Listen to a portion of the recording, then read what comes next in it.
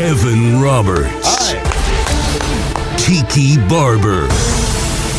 It's Evan and Tiki on WFAN, The Fan, 101.9 FM, and always live on the free Odyssey app. Welcome to Wednesday. Welcome to 8.5. Oh, wait, my math is wrong. 10.5 hours until Game 4 of the NBA Finals. And welcome to Evan and Tiki. Tiki is filming a very popular TV show today, so he'll be back tomorrow. We got a lot to talk about. I'm going to tell you right off the top two things we need to address in the first 10 minutes. Number one, the NBA not upgrading or calling a technical on Victor Wembanyama 24 hours later is great news for the New York Knicks. I'll explain that in a few minutes.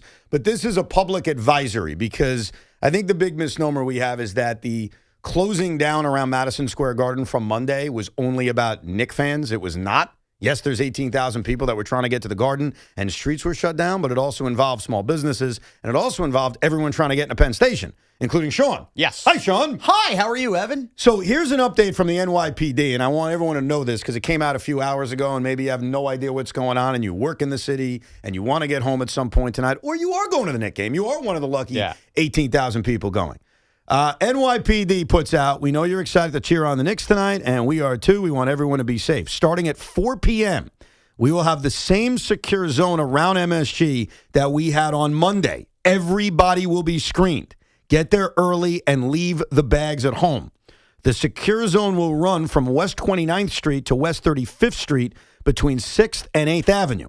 Unless you're going to the game, restaurant, or bar, or traveling through the train station, you should avoid this area. Screening sites open at 4:30, so you still have about 6.5 hours. We encourage everyone to get there early. The entry points are west side of 6th Avenue at West 33rd, west side of 6th Avenue at West 32nd, west side of 8th Avenue at West 33rd, and the northeast corner of 8th Avenue and West 30th. Now, as far as the MSG parties outside are concerned, we'll talk about that later. To me, it was important to discuss this, or at least put it out there, for those that are just affected by it. I know it's a lot more people than the 18,000 that head off to the Knicks game tonight. So I don't know what to tell you other than giving you the information. Now act accordingly. Yes, including people maybe trying to get to Penn Station to get to Citi Field tonight. There's other events in town tonight. What? The Mets are playing? That's right. Oh, Plenty I'm just kidding. Yes. Actually, I watched them last night. They're not playing. I didn't see a game last night at Citi Field. So that's the info regarding tonight's game. So if you're going to the game, I would advise you do what I did the other day, and most people did, which is you just got to get there early. I ended up getting to one of those entry zones at around 5:30, and yeah, it was annoying. They took you pod to pod. They were checking you. They were making sure you're okay. And then eventually I got in by like 6:45, which was plenty of time to see opening tip. And once the game started, everybody was in. So if you're going to the game, I would just say leave early. If you're going home and you're taking Penn Station, it's a great excuse to tell your boss that you need to leave early. Right. See you later. It's the summer anyway. So there's your positive. Now let me get to this Wemby thing. First of all, a flagrant one, and nothing was called on Wemby and Brunson the other day when Jalen was grabbing his shirt and then Wemby threw him to the ground and did contact his neck while he was throwing him to the ground. I've watched this video 150 times. A flagrant one is an unnecessary but not excessively violent contact. That's a flagrant one. A flagrant two is more severe. In my opinion, that was a flagrant one. Okay. They missed it on the floor. They had the opportunity to call it yesterday, and they didn't. Now, Knicks fans, I want you to think about this. The fact that they did not upgrade it, and upgrade is probably not the right term since nothing was ever called. Right. So I don't even know what the right word would be. The fact they didn't just retroactively give them a flagrant one. That's the word. It's the best thing that happened to you. Now, hear me out on this. This is very important, and I don't like being a host or a caller who says, no one has said this. I haven't listened to the radio station every second, so I can't be arrogant enough to say no one has said this. Maybe someone did. But I know I thought this yesterday and brought it up briefly yesterday. If they had upgraded or put a flagrant one on Victor Wembanyama yesterday, as we all know, he would have been one more flagrant away from an automatic suspension. Are you trying to tell me that the officiating, who would know he's one flagrant away from an automatic suspension, are you trying to tell me they would have called anything on him tomorrow or 3 days from now? The answer is no. They don't want this man suspended. So you should be happy that he's still 2 points away from an automatic suspension, because tonight at Madison Square Garden, if Wemby does something like this, if he throws Jalen Brunson to the ground like a rag dog, there's a real chance they will call a flagrant. They wouldn't have called it if he was a point away from an automatic suspension. So I get the hand-wringing and the anger and the conspiracy theorists who are mad that something that should have been a flagrant wasn't called a flagrant. I am with you on that, ladies and gentlemen, but you got to look at the bigger picture, especially if you actually believe that officials look at star players and the decision-making on if a flagrant or a technical or any kind of foul is called. They were never going to call a flagrant one on Wemby that was going to give him an automatic suspension. And if they called it yesterday from a boardroom in New York City, that was going to make Wemby even more bulletproof than you already think he is. Spot the lie. Yeah, so this was something that you and Tiki had debated. I slept on this last night, Evan, and I think that you're even more right today than you were yesterday, now that that's gotten through. Now, look, I'm not going to relitigate. I disagreed with you that I thought it should have been a flagrant run, but the point is, this has gotten so much media attention and so much attention in general on the league as, put it this way, when Shams has to even send out a tweet last night that there won't be a flagrant one, that tells me that the league knows the attention was on this player. The league also looked at it. The league looked at that. And reportedly, they also looked at another thing we talked about yesterday, which was the very underreported Knicks coming off the bench during the Josh Hart incident. And they looked at both, and they deemed both not to be worthy of any kind of suspension. Okay, so connect the breadcrumbs on what kind of game we can expect tonight. You have Mike Brown in the post-game the other night talking about, the foul discrepancy in the eloquent way he put it, that he's never seen that happen in the finals. Mm-hmm. And now think about the groundswell that happened with this Wemby play. Tonight, I expect this to be one of those games where maybe it does feel a bit 90s-ish with the physicality and the tenacity. And if Wembanyama can get baited tonight into one of those situations, like you said, they're never blowing that whistle tonight. And I think he does get baited in a spot like that. A young man like this in Madison Square Garden, the crowd rocking, knowing the crowd is basically giving him FU chants all night long, even more so tonight. Oh, definitely. I think that this is a night for the Knicks where they can absolutely torment Victor Wembanyama's head, and they will now at least have, in theory, the backing of a whistle that otherwise wouldn't be there had he been retroactively gotten the flagrant one. Yeah, because they would have been tentative, would be the word I would use, to ever call something that would lead to an automatic suspension. And we got to take our fandom out for a second. I know it's very difficult. If we were watching this series without any fandom, we would probably say, look, we don't want best players suspended. No. We don't want Jalen Brunson suspended. We don't want Wemby suspended. Well, we don't want that being the story of the series either way. Whatever team wins, go, well, how could you count that? This guy was out. And by the way, I don't think the league wants great players suspended. No. Now, sometimes they have to do it. We all remember Draymond Green. It's probably one of the most famous suspensions in NBA history, especially because of what happened next with Cleveland coming back from 3-1 down. But they don't want to do that. And so this is one of those arguments and discussions that if you just pause for 1 second and you think about it, every single person listening knows I'm right. You know I'm right. Because if in one breath you're saying, hey, I don't trust the officials. Hey, they're giving Wemby way too much. If you believe that, and that is the majority of Knicks fans as we sit here on this Wednesday morning, then how could you possibly disagree that Wemby being one flagrant and 1 point away from an automatic suspension, how could you possibly think that would not impact the whistle tonight or the whistle over the weekend? Of course it would. Of course it would. And so I sat there patiently yesterday, and I was very curious how the league would go about this and how they would decide. And again, I'll raise my hand perfectly clear. There was a flagrant on Wemby, and they missed it. Now, is it a flagrant 2, which I've heard some people say? No, I wouldn't have gone that far. I don't think it's an unnecessary and excessive contact that often risks injury that should automatically give you an ejection, like we saw Wemby do, by the way, a few weeks ago. I think this was different. I think it was dirty. I think it was a flagrant. I think the officials missed it. No doubt about it.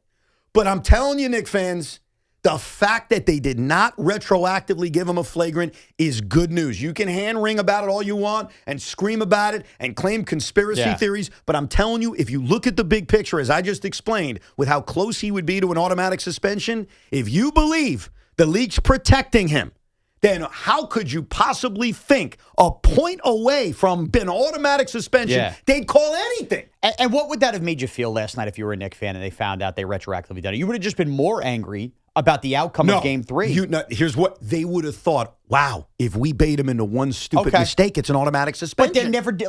But that's my point. Yes. I don't think people realize that. No, I think you're 1,000% right. I think we're emotional right now. And I get why we're emotional right now. That's why I'm trying to be like a semblance of a voice of reason when I'm like, all right, it is a flagrant. Like, I'm not arguing with you. I argued with you yesterday about this, and I'll defend you in this regard. I don't think you're trolling. I think you're just looking at a perspective that most people don't have.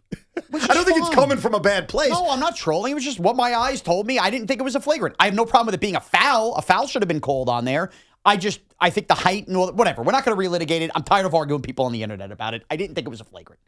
Bottom line. All right. And the only thing I'll defend you on is I don't think you're a troll. Thank you. I even said that yesterday on social media. I said, you're not a troll, you're just wrong. Tell Craig Carton that. Well, the troll takes a troll to know a troll. Yeah, exactly. I mean, no offense. I love both of you guys. Both of you are like dear friends to me. Yeah. You're like a brother. He's like an uncle, okay? Uh-huh. I love both of you. Both bald-headed lovers. Yeah. That's weird. Bald-headed. I love you guys. Yeah. I think you two are the two biggest trolls at this radio station, besides Dog, if you're looking at the annals of New York sports history. And WFAN, Dog's probably number one. He was king troll. He was amazing at it. Hey, Tiki! Yeah. But you and Craig are the kings of it. So whenever you two call each other trolls, I laugh. I'm like, those Mud wrestling. Those are my guys. Yes. But I disagree. That's it fine. was a flagrant. I just think the league not upgrading it is a good thing. Yeah. But it leads me to a question, and it's a very important question. Okay. And I go all the way back to 2021. All right. In fact, Connor Green, who is filling in, do me a favor. I should have done this before the show, but I do a lot of stuff and I forgot. Can you find me one of my favorite clips? It's definitely in the system. It's a quick clip of Clint Capella. Because Clint Capella once asked a question to the New York Knicks back in 2021 during that hard-fought series. Yep. Clint Capella looked into the camera and he looked into the souls of the New York Knicks, the team that he was going to beat, and they would go on and beat them. And he said, what are you going to do about it? Mm-hmm. And so as we sit here getting ready for Game 4 of the NBA Finals, and yes, we can continue to talk about Wemby and what he gets away with and what wasn't called and what was called, and we can do it all day till the cows come home. But the most important question is that same question Clint Capella asked you guys 5 years ago. Unfortunately, the answer 5 years ago was nothing. What are you going to do about it? The answer was nothing. And the Knicks went down meekly. A very different Knicks team, by the way. Yeah, that's what I was going to say. This Knicks team is going to do something about it. Well, what are you going to do about it? Because that's the most important question as we sit here 10 and a half hours before tip-off. We get it. The Spurs have been physical. They have pushed the envelope of tough, rugged, 90s-style basketball to dirty. And based on the lenses that you're wearing, and I understand it, you understand it, we're surrounded by Knick lenses. And I get why that happens. Your interpretation is it's dirty. Some will just say it's good, hard-fought basketball. It doesn't matter what the truth is. The only thing that matters is what are you going to do about it? And that's why when Clint Capella asked that question 5 years ago, I knew it would live in history because it makes so much sense. It's so smart. It's so quick. It's so to the point. It's so, okay, great. You've said what you've said. You've done what you've done. Now what are you going to do about it? And one of the big questions the New York Knicks are going to have to answer tonight, not you guys as fans. I know what you're going to do about it. You're going to chant at the top of your lungs obscenities at Victor Wembanyama. Yep. And you know what? Go ahead. Yeah, you pay thousands of dollars. You want to drop an F-bomb. I highly doubt there's that many kids in the crowd. Go do it all night long. I'm not telling you not to, all right? I am certainly not going to be the crowd police. Obviously, don't be stupid and violent to fans wearing jerseys after games. Yes. We shouldn't have to waste our time saying that. We know that. Yeah, vulgar, not violent. No, very different. Yeah. Very different. We know what the fans are going to do. We know when he's announced tonight, the chants are going to be loud, the boos are going to be loud. Donald Trump from afar is going to be like, see, that's a boo. Yeah. Unless he's tweeting at Stephen A. Smith, in which case maybe he's not watching it. That's the feud I just can't get enough of, by the way. So we know how the people are going to react. The question is how the Knicks are going to react. And what are they going to do about it? And I'm going to tell you something right now because it's me saying it, but I got a NBA player, an active NBA player, who I think laid it out best on what the Knicks have to do about it and what they should do about it. I'll play that for you in a couple of minutes because it's important. Learn from the guys that are doing it. And by the way, the answer to that question, I don't think it's going to determine if the Knicks win the series or not. I think there's a lot of other basketball factors that we will get into over the next 4 hours that will determine if the Knicks win tonight and they take a 3-1 series lead.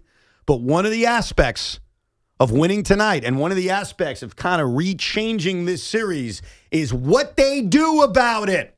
Jose Alvarado, I haven't seen the audio of it, but I read the quote courtesy of Zach Brazil when Jose Alvarado said, that's going to be the last time he does that. Okay, what are you going to do about it? Right. I like Jose. We all like Jose. Well, what are you going to do about it? And what can you do about it? You're like my height. Play out one more time. Here it is. Clint Capella from 5 years ago. Going to do about it. And we can get a win with it. So what you going to do about it?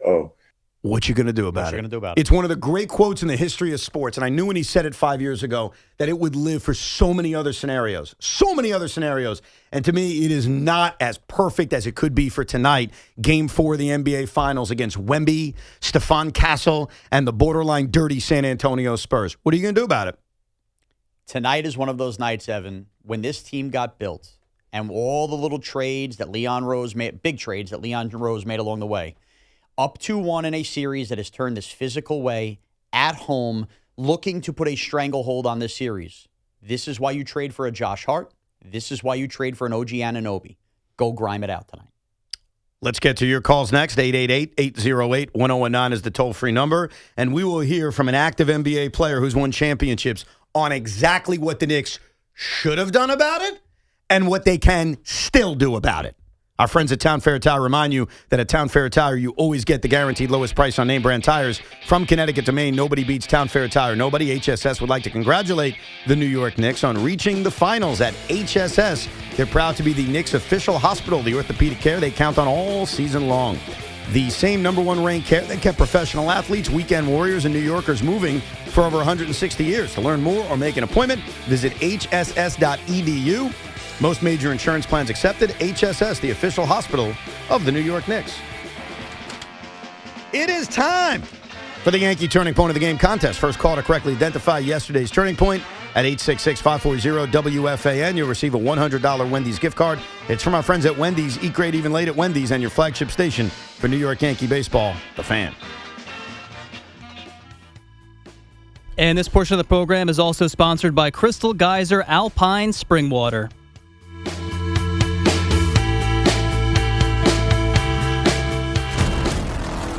The world's most famous arena hosted NBA Finals action for the first time in over 2 decades. And it wasn't the homecoming New York was hoping for. The Spurs pulled one out in the hostile environment and will look to even the series tonight in a huge Game 4 on the Garden floor. But Captain Clutch and crew will look to quiet that noise. The latest breaking Knicks news, the biggest Knicks opinions, and the most trusted voices delivering them all live here. Your home for New York sports is 101.9 FM WFAN. What makes Crystal Geyser Alpine Spring Water different? We always bottle our Alpine Spring Water less than 1.5 miles from the spring source, and all our bottles are made with 50% recycled plastic from our own recycling plants. Crystal Geyser, bottled at the spring source. The big soccer tournament is here. Extreme gridlock, also here. Skip the traffic, take public transit, sit back, relax, and arrive on time. In a showdown of transit versus traffic, transit wins every time. Brought to you by the NYC. Hi, it's Chris Riccobono, founder of Untuckit. 15 years, 15 million shirts sold, and we're still the best in the game, which means Untuckit also has the best gifts for Father's Day, now on sale. He'll love to unwrap wrinkle-free cotton to save him time in the morning, performance stretch styles he never has to iron, polos for golf, and more, all perfect for the summer. Shop our Father's Day sale going on now at untuckit.com or at one of our 80-plus stores nationwide. Untuckit, shirts designed to be worn untucked. Hey, it's Tiki Barber. Looking for a great deal to stay connected? Now, for a limited time, new Verizon mobile and home customers can get Fios and a line of mobile for just $69.99 a month with AutoPay. Get Fios 300 megabit per second rent for $20 a month and unlimited welcome for $50 a month plus taxes and fees when you bring your own phone. Visit a Verizon store today to learn more and switch. For new Fios, internet, and mobile customers, discounts applied over 36 months. Mobile and home discount enrollment required. Additional terms apply. In times of congestion, unlimited 5G and 4G LTE may be temporarily slower than other traffic. Domestic data roaming at 2G speeds. The savings are coming! Wow! He showed up just in time. It's America's 250th birthday. We're celebrating a month early at Nielsen Dodge. By giving you freedom of choice. Save up to $250 off service. Save up to $250 off accessories. With leases for $250 or under. Lease a new 2026 Jeep Wrangler Sport S 4-door 4x4, just $249 a month. Leased with loyalty for just $229 a month. There's always zero down payment. The credit help you need. More savings with your trade-in. And of course, great deals. For leases $250 or under, hurry to Route 10 in East Hanover. Online at nielsendodge.com. At Nielsen Dodge. In the driver's seat. Make this the summer event. With approval, term 36-24 months, due at sign, every month $58.44 with loyalty $58.24. Add tax tag $498 doc and DMV fees. See dealer for details. If you're still using a sports book to bet on the finals, you're getting robbed. It's time to delete the app and join the millions using Polymarket. Polymarket is a prediction market, not a sports book. You trade against other fans, not the house. That means more money for you and less for those greedy sports books. It's available in all 50 states. Polymarket is your go-to prediction market for basketball's biggest stage. Download Polymarket in the App Store and use promo code BLAZE to unlock $50 free for your first trade. That's promo code BLAZE. Trade not available in all jurisdictions. Check local regulations before trading. Restrictions and eligibility requirements apply. At NYU Langone Health, we know there really is no place like home. That's why we get our surgery patients home faster and have fewer readmissions than any other health system. That means once you're home, you won't need to go back for the same procedure. Instead, you can get back to the things you love. And the next time you need something else, we're here. Better health starts with a better health system. Learn more at nyulangonehealth.org. This is the story of the one who keeps multiple buildings running smoothly day after day. Plumbing that flows, HVAC that hums, cleaning supplies that keep surfaces sparkling. That's why she counts on Grainger. With easy reordering online and 24/7 support, Grainger helps her keep the products she needs on hand. So shelves stay stocked and buildings stay ready. Call 1-800-GRAINGER, click Grainger.com, or just stop by. Grainger, for the ones who get it done. This summer, the Honey Pepper Pimento Chicken Sandwich and Pineapple Dragon Fruit and Sprite are back at Chick-fil-A.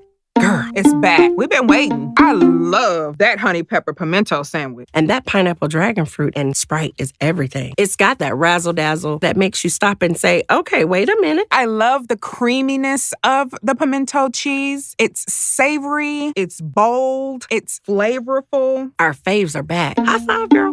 Which fan favorite will you choose? Real customers paid for their testimonials. So, who do you think will be wearing the ring at the end of the NBA Finals? Take your shot with FanDuel, and you might just be celebrating a victory of your very own. Right now, new customers can hit the court with $350 in bonus bets guaranteed after betting $5 for 7 straight days. FanDuel is the best place to bet all of your favorite players during the NBA's biggest event, so why not play your game any way you want? Seek out individual player markets for baskets and rebounds, or build an epic same-game parlay. It's up to you. And best of all, with FanDuel, you get paid instantly when you do win. Just visit FanDuel.com/New York to join now to get $350 in bonus bets guaranteed after betting $5 for 7 days. FanDuel, an official partner of the NBA. 21 and older, physically present in New York. First online real money wager only. Minimum $5 wager for 7 consecutive days. $5 first deposit is required. Bonus issued as non-withdrawable bonus bets that do expire 7 days after receipt. For help with a gambling problem, you can call 877-8-HOPE-NY or text HOPE-NY 467-369.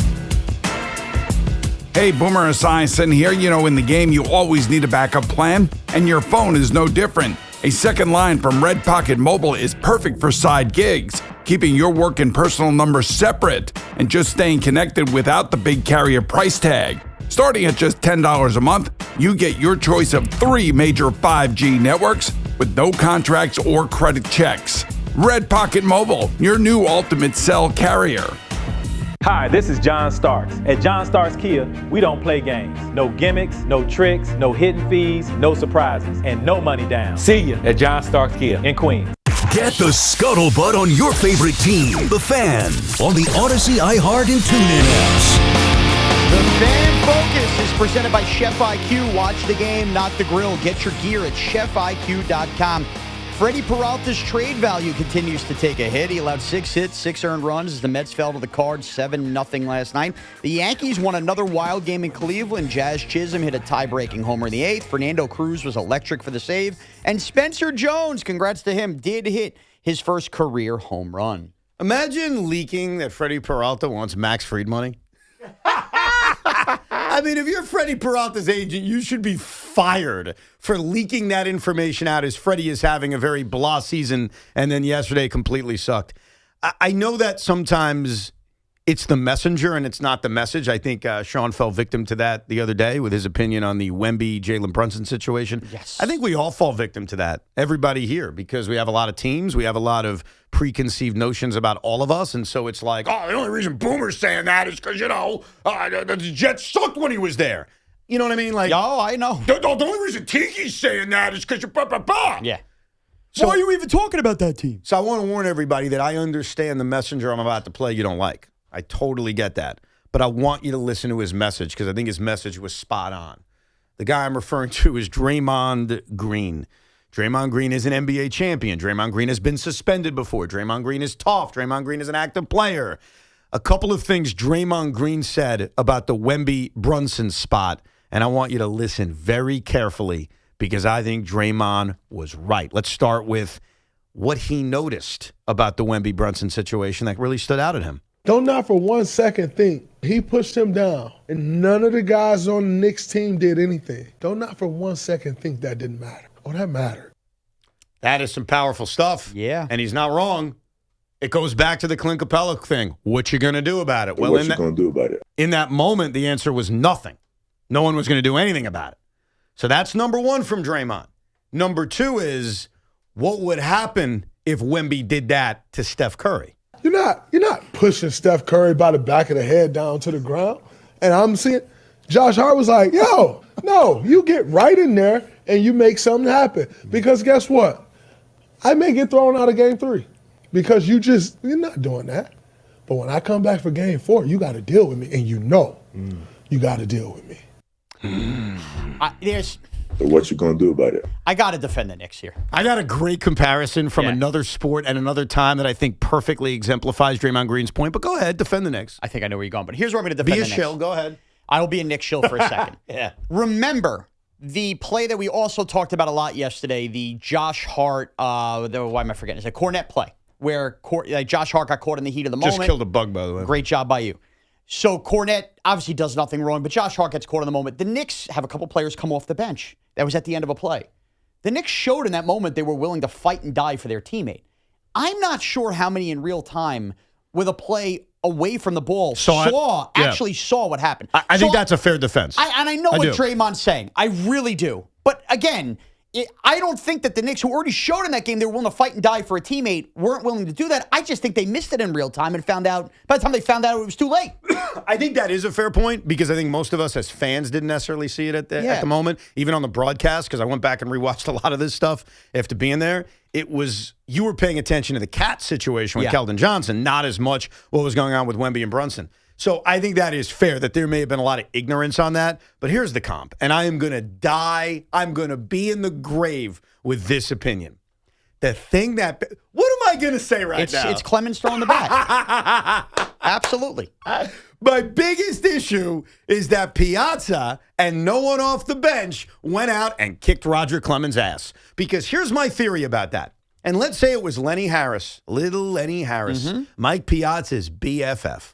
Let's say Lenny Harris stormed out of the dugout and tried to fight Roger Clemens. It wouldn't have gone well for him. He's a tinier guy. Roger's big and strong and roided up, allegedly. Don't you think Roger Clemens may get ejected from that game? Don't you think it changes what ends up happening? So here's the point, and Draymond didn't say it, but I'll say it. If someone noticed what Wemby did, if a Knick player then responds in turn by going right after Wemby, they're going to stop and review that play. And in that moment, the player who started the fight, yes, he'll get ejected, like Draymond talked about, but you don't think that it's possible They view the Wemby push as something different now that they're looking straight at it, and it caused a kerfuffle? Yeah. I think it would have changed the Clemens thing if someone went out. I will say this to the day I die, and it was 26 years ago, and I'll say it about this. Sometimes your reaction will determine what happens next. You're right. If it caused the melee, you're looking at everything going, well, what started this whole thing? You're right. But again, I don't think anybody saw it, and that's the problem. That being said, it's well known now and seen now, which is why I think bodies are going to – I don't think Wembanyama is going to get elbowed to the head tonight, but I think they are going to be a pain in the ass in his hip pocket tonight trying to bait Wembanyama to something stupid. All right, let's get to your calls, 888-808-1019. Ben is in Brooklyn. Hey, Ben. Hey, thanks so much for having me on. Yeah. Listen, I think it's twofold over here. Number one, I just find it so funny how – and I was by the draft in 2023 when Wemby got drafted, and everyone was, like, fawning over him. The guy is just a tall punk is what he is, because to hit a guy in the back of the head and then to smile about it shows he's a punk. But I think the biggest point that I took out of watching the game, the Spurs are scared. There's blood in the water. Now, we could say, oh, these games have been close, but let's be honest. The Spurs are resorting to this very let's get under the skin, Lance Stevenson blowing in LeBron's ear type of tactics, because ultimately if the Knicks play their A game and the Spurs play their A game, it's Knicks in 5, and you could take that to the bank. The only reason I wouldn't say it's them knowing the Knicks are better or they're scared is I think in life, not just in sports, you push the envelope until someone really forces you to stop. Yeah. It's like speeding. I mean, I would almost say it's like a similar comp where, yeah, it says 35, but you're going 45. I haven't had an issue. And then before you know it, you're going 50. Like, you're not a bad guy necessarily. You're not afraid of anything. But sometimes in life, you just push. And I would actually argue in the NBA, if they're going to let you get away with things, why wouldn't you take it? If they're allowing you to do things that are pushing the envelope, why would you say, oh, I'm not going to go across that line? So I don't think it's about being scared. I think it's just the nature of sports and life that you're always going to push it a little bit too far until someone, whether it's the police in the case of speeding or the officials in the case of this, does something about it. Again, goes back to the Clint Capella line. Yeah, I'll keep pushing the envelope. What are you going to do about it? Yeah, you have to physically stop me. That's it. The aforementioned punch in the face, but not a literal one. So what you going to do about it? What you going to do about it? Police stopping you is a punch in the face. Yes. Metaphorically. I got stopped 2 weeks ago, believe it or not. First time I was stopped in years. What'd you do? I was speeding. What'd I do? Be honest. I was speeding. Ticket or no ticket? I have to answer that? Yeah. You already answered it then. No ticket. I knew you did. Maybe I explained things well. Did you tell me email it at thericob@gmail.com? I'm not going to get into what happened. Maybe the guy understood that, the Met game was about to start. Okay. Yeah, I didn't want to start the game too late on DVR. Let's go to Ryan in Riverhead. Hey, Ryan. Hey, morning, boys. What's up? Morning, So when I first read that Wemby wasn't getting the flagrant this morning, I thought Adam Silver was a coward. But then the more I started thinking about it, the more I realized we don't want him suspended. Because say the Knicks win a closeout game with Wemby suspended, what's the only thing the media is going to be talking about? Well, they won, but they beat him without Wemby. But who cares? This will just validate their Knicks victory. But who cares? You took a 2-0 series lead with Wemby on the road to even put the footprint on this series. And in the end, if it's my team winning a championship and none of the stars playing the opposite team, I don't care. The parade tastes the same anyway. I think what we need to do, and our last caller is not the only one, because I've heard a lot of hosts do this as well. They get very upset by what the national media says. You got to stop caring. Yeah. It doesn't matter. Yes, he's right. The hater, the troll, they will say, well, Wemby was out. Of course. There's always going to be an excuse when they don't like you. Knicks could win this championship with Wemby on the floor. There'll be an excuse. Well, they were young. They weren't ready. Right. There's always a stupid excuse. What you need to do is stop hearing it or caring about it, because once there's a championship hanging from the rafters at Madison Square Garden, no one in their right mind is going to question how it happened. Yeah. So that's not to say that trolls won't say that. I mean, with all due respect, Shaun, and I've defended you for saying you're not a troll. You are the person that argued with me that the Celtics series last year, Tatum was hurt. Meanwhile, the Knicks were about to go up 3-1. Sure. Okay. So you are what the last caller's referring to. But my point would be... He can't get out of this one. No, this is a good one. My point would be, I would tell you, who cares what I'm saying? But I agree. That's me being sour grapes. Who cares? Yes. And also, you know what my fight back would be? Ironically enough, you'll bring up Tatum. I'll bring up 2 years ago. The Knicks was so banged up in that series they lost to Indiana. What if they were completely healthy? Maybe they already have a championship. We don't know what the hell happens in their back pocket. And in fairness, anybody bring that up? When the Knicks did lose and they were ravaged by injuries and our buddy Tommy would make excuses, we said, dude, there's no excuses in sports. Exactly. So it's a part of life. So I think you always want to win a championship no matter how it happens. And also remember this. You guys got to stop being pawns. The reason things are said that are so anti-New York is because you eat it up.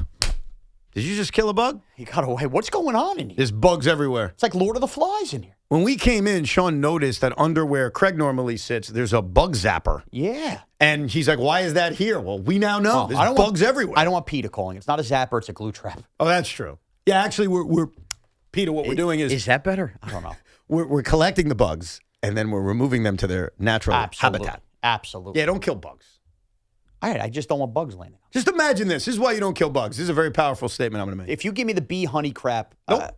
You definitely don't kill spiders because then the spiders will catch the other bugs. So you can't kill spiders. Ah, that's a good one. I wasn't even going to use that. I was going to say, what if in the distant future, galaxies exist and there are aliens that come to us and we are bugs to them? Like they are so big and monstrous. Like they're all Wemby, right? They're all Wemby and we're all tiny Jalen Brunson. Do you want to live in a society in which we're the bugs? And the answer is no. So why kill the bugs of our society? There you go. Because I might as well enjoy not being the bug. Yeah, but what if you become the bug? You would want them to show remorse on you. But they're not going to anyway, so at least I know I did my part. You don't know that. I happen to think that aliens, if they ever get here, will be very nice and noble creatures. That's something you pulled off today, by the way. What did I pull off today? Connor, you noticed his shirt today? What? Could you have worn bigger Spurs colors today? How about that? That's not. I mean, it's almost like you took off the Spurs color on your right chest. It looks like a Spurs polo. Hold on, I'm going to defend myself. Kaplan, zoom in on this on YouTube. He's wearing a Spurs shirt today. Now, while the colors may be Spur-like, here is where I'm going to win this. You know I like clothes that's nice, and you know that the only nice clothes I get is given to me. Yeah, it's actually a very nice shirt. Flag and anthem. Well, this was given to me by, what's this logo? Major League Baseball. What's on the back of my shirt? Major League Baseball. We're just wearing MLB apparel. By the way, to show how easily Shaun Morash is bought and sold, Shaun really wants there to be a salary cap, and the players are a bunch of selfish pigs. Give us a salary cap, please. Rob Manfred, you're the greatest commissioner of all time. I'm just kidding. I wouldn't say that, but Shaun is, because he got a free shirt from MLB. I do. Please give me a salary cap. And you do nothing wrong, baseball. Yeah, Rob, I love your T-shirt. Yeah. You're one of the worst commissioners of all time. Put more games on Apple TV, please. And I want to run her on second starting in the 9th inning. By the way, Mets, Apple TV Friday night. Get ready for that. Let's go to Jake in Bayonne. Hey, Jake. Hey, Evan. Thanks for taking the call. I got an answer for you as how the Knicks should respond. I think they got to get in Wemby's face. They got to play physical. He doesn't do well when strong guys are defending him. If he's going to get in the paint and you're going to foul him hard. Obviously not saying we should injure him. Like, that's ridiculous. We shouldn't try to hurt him. But get in his face, get him frustrated, foul him hard. And maybe that'll draw him to do something stupid where they don't have a choice but to actually give him a flagrant or technical foul. We know he gets frustrated. He elbowed, who was it, Nas Reed? Like, get in this guy's face. Yeah, and it's a great point, Jake. The last thing you said is so important. We have a track record of Wemby getting frustrated because of the physicality he played with. I remember when we briefly talked about the Wemby situation because we were so focused on the Knicks and everything else. But the point I made was if you watched the game that night, you saw that they were really going after him. And that very dirty play by Wemby was the culmination of him just being frustrated. And so, again, you watch the tape, you see the history, and if you're the New York Knicks, the answer to what you're going to do about it is exactly that. You got to go to the Nas Reed school of piss this guy off. In his head from the moment the game starts. And it doesn't have to be one guy. It could be 9 guys tonight for the Knicks. Yeah, all at different times. And it could be Jose Alvarado, because we even saw this earlier in the series. Run into him. Run into him. And force the officials to do something about it. Yes. The only guy I don't want running into him early, though, is Mikal Bridges. He can't get into foul trouble early. I think that threw the whole equilibrium of the Knicks off. Definitely changed that game number 3. Mikal being in foul trouble changed the rotation. He was invisible the rest of the game. Yeah, and look, I think that goes in general with the rest of the team. We'll get into all the other aspects of what they need to do to win game 4. But obviously the dumb fouls is one of it. Also, Ian Begley will join us at 1 o'clock, so we'll talk to an insider as we get closer and closer to Game 4 of the NBA Finals. Connor is in Hoboken. Hey, Connor. Hey, guys. How's it going? Thanks for taking my call. Thank you, man. So, first and foremost, I just want to shout out the Yankees who pulled off a pretty gutsy win last night against an opponent they want to likely see in the playoffs. Great win. They did it with the bullpen, which gives me a lot of confidence with the team going forward without Judge. But personally, I just wanted to react to the NBA's decision last night. I think that I'm in a camp of a lot of people who anticipated the NBA doing nothing about it. I'm sort of a newer NBA fan, and on the outside looking in, I'm more and more convinced that the NBA knows who they want to win this championship, and they're willing to sort of bend the rules to get there. Why would they want them to win a championship, though? Like, why would you think that they would go out of their way to want that result? Just because I think that they want Wemby to be the face of the league going forward, and I think they view this Knicks team, even if they win the finals, to be a one-off. Yeah, but the reason I don't buy that kind of stuff, and I respect you, and I appreciate your call. The whole conspiracy, the league wants this talk, really pisses me off. Because it's like helicopter is that what it's called? Helicopter theories? It's another word of conspiracy theories. Yeah. It's just so out of whack. Like when we don't get what we want or we're pissed off at a decision, and you have every right to be pissed at the decision, we always look for the reasons. And sometimes in life, there isn't a good reason for why this is happening. I don't think Adam Silver wants the San Antonio Spurs to win an NBA championship. Would he want the series to go 7? Sure, I buy that more. I buy the fact that you want to extend the series as long as it can go. But wanting the Spurs to win an NBA title over the New York Knicks, what's that based on? You don't think they want the biggest city in the world with the most eyeballs on the NBA here buying championship merchandise and flooding the league's finances like that? Yeah, but your response now, here's the problem with your response. You're now implying that they want the Knicks to win. Okay, I'm sorry. I don't think they want anybody to win. You're right. I should rephrase that. I guess my point would be, if you think they want the Spurs to win, I would ask, based on everything we know financially, why wouldn't they want the Knicks to win? And I don't think they want either to win. I guess my point is there's more evidence they'd rather the Knicks win if you went down that rabbit hole. Dan is in Manhattan. What's up, Dan? Yeah, thanks for taking my call, guys. So, Evan, I'm curious about your take on Wemby and not upgrading to flagrant one, because what you're saying is that he'll get the call tonight, and if he gets a flagrant one tonight, then it's the same thing's going to happen in Game 5.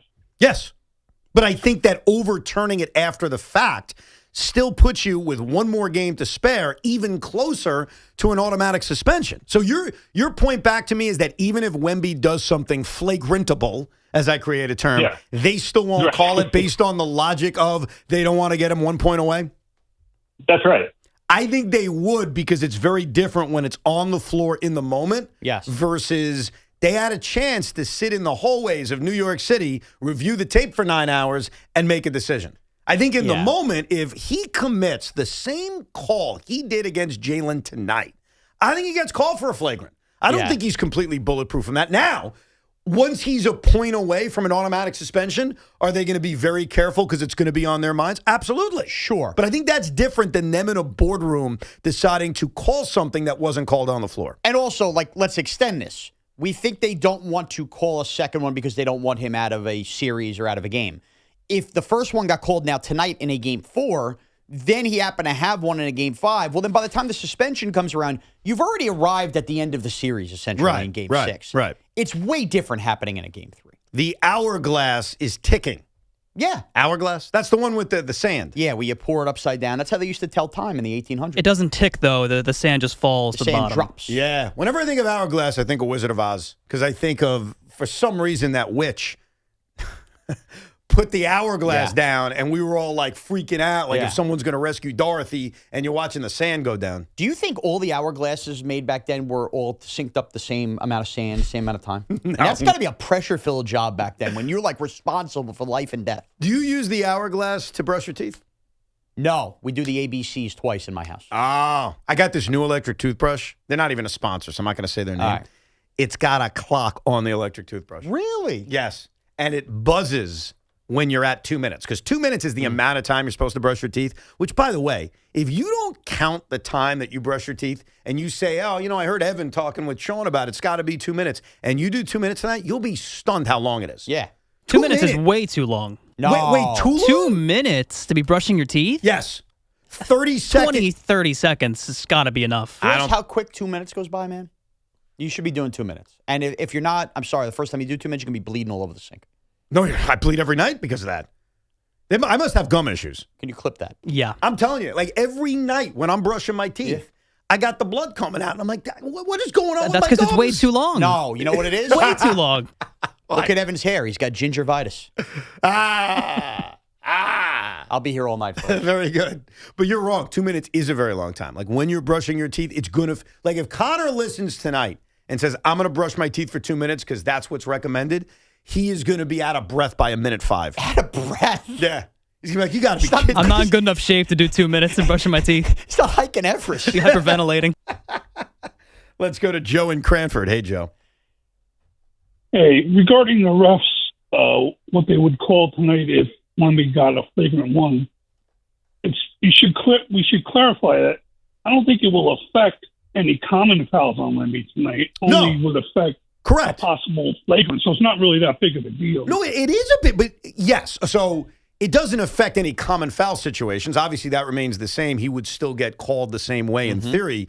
But if he does something borderline, if he does something dirty, like a flagrant, A, if he was 1 point away, would be an automatic suspension. But B, flagrants change the tone of a game sometimes. It changes the momentum of a game sometimes. You're talking about shots on the ball. Like they could turn into 5-point possessions. So that's where it's significant, even if you're not worried about a suspension or the automatic suspension. But calling a flagrant, whether it's on a reckless closeout on a three, whether it's being pushed to the ground, hammering somebody on a dunk attempt, right? I think those are always significant moments. Now, it's a 48-minute game. There's a lot of moments in a basketball game, but I can't lower the impact of that.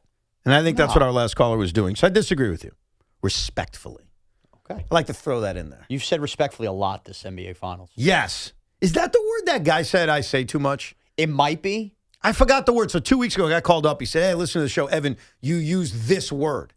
And then, I went on the podcast to, search how many times I used the word. It wasn't that much, but it was significant. But not as much as he had said. He claimed I used it 30 times in a show. I think the answer was 8.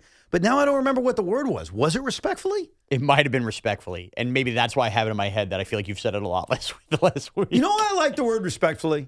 Because it's a nice way of saying I'm not respectful, but I'm going to say it anyway. No, sometimes we fight. It's like saying, don't take this the wrong way, and then you say something offensive. Yeah. You know we love you, but you're a fat, right. Yeah, I think you're right. I think it's just a way to have a nice discourse without hating each other. I think sometimes we don't do that anymore. Or hear in me out. society, we just yell at each other and we're like, you're stupid, then you hate each other. And I'm here to say we can respectfully disagree. Totally. I can say, hey, respectfully, ba ba ba ba ba. Or I could just call you a moron and know that's how I talk, and I really don't mean you're a moron, but I meant it in the moment. That's true. I'm used to you calling me a moron. I'm okay with that. By the way, what about Wemby yesterday? When asked about being a villain, and his answer was, I'm nowhere near Trae Young. What kind of line is that? You know why I love that answer? Because he's not having his head in the sand on the recent history of Knicks, MSG, and everything. He did his homework. I like that.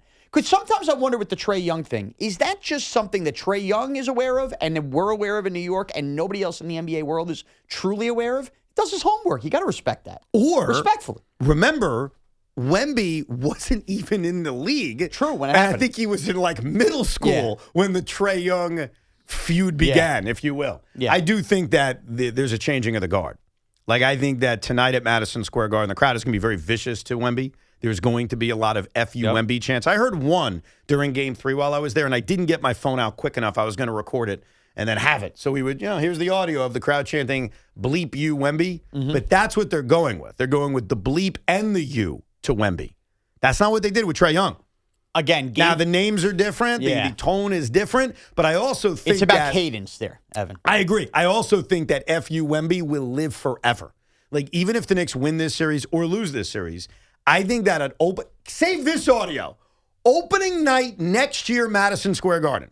Okay? Okay. Whether they have raised the banner for an NBA title or raised the banner for an Eastern Conference championship, whatever it is, the crowd will chant F.U. Wemby. That has now replaced bleep Trae Young. Is it the new Potvin sucks? Yeah, I think it's going to last a very long time. Wow. Win or lose. I don't think the winning or the losing is going to change that. I don't think. See, if you lose the series, they lost the Trae Young series.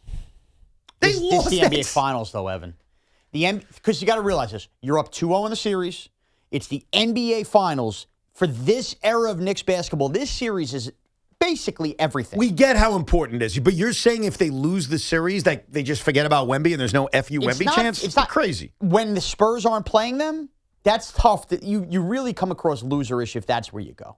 You do. I don't think so. I think you do because he's the enemy. Because it's like, I don't know, Yankee fans chanting, F.U. Poppy, and you have to relive 2004 all over. Well, they probably do. You chant F. Altuve. All he did was kick your ass. I beat you with this argument. Evan, this argument is open and shut, man. Evan, you're going to hear something out of my mouth you've never heard before. Touche. That was the one. Checkmate. You got me into a corner. I can't even punch my way out of it. You're right. My fan base does that. 1,000%. Hey, shake my hand, bro. Great job. Yeah, you know what? I even when I lose debates, I win them. I can't win that one. You're right. See, that was a respectful debate. That me and I can't believe you got me like that. I couldn't. Wow. Yeah, Altuve. Wow. Altuve is the definition of that. It's going to bother me all day that you just pulled that card out. Well, I'm glad I pulled it out because if we had this argument and I never brought up Altuve and the amount of angry DMs and tweets I would have gotten and text messages, that would have been rough. That if I missed that one. Damn, you got me so bad. I'm glad I had that. That sucks. We'll get back to your phone calls coming up, 888-808-1019, plus the watch party. I don't fully understand it. Maybe Knicks fans can explain the appeal of it to me coming up as the show rolls on. But let's check in on the Yankee turning point. Let's guess. I think this is going to be another open and shut case. Ooh. It was another. You don't think so? I think there's two big candidates. I'm curious yours. Oh, come on. There's only one. No, there's not. There's only one turning point. For those that watch and you know exactly what is that supposed to mean? You don't think I watched the Yankee game last night? I don't know about you, man. Come on. I don't know It's about one guy. Jazz Chisholm's game winner. No. That's not the and with all due respectfully, Emmanuel, you know the turning point of the game.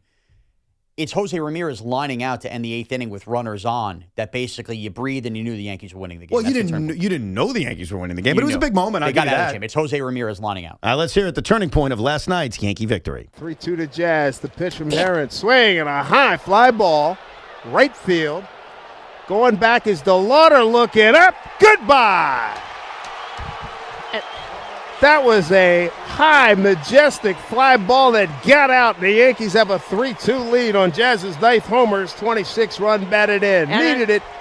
Yeah. With Judge's bat. I know. I mean, he's locked in, Jazz. He's hit 3 home runs since Aaron Judge went down. Yeah. Think about that for a second. Crazy. And they needed him to do it. Absolutely. Because they need guys to step up. You're going to be without Aaron Judge, you need guys to pick up their game. And Now, Jazz Chisholm's done it. If I was doing the go get him, I would have brought up Jack Curry's comments about Judge's bat, but we're doing Knicks today. We'll talk about that later. What was Jack Curry's comment? I thought it was missed really that one. interesting. He said by using the heavier bat, Jazz now is not swinging out of control. And it's not just a magical, oh my God, using Aaron Judge. It's actually controlling Jazz Chisholm's swing. And he's got a sweeter swing because of the bat. Jazz Chisholm. That's impressive. Yeah. I didn't even hear that one. Jazz Chisholm. You got to watch the post games, get all the sound. Evan, this is the things I do.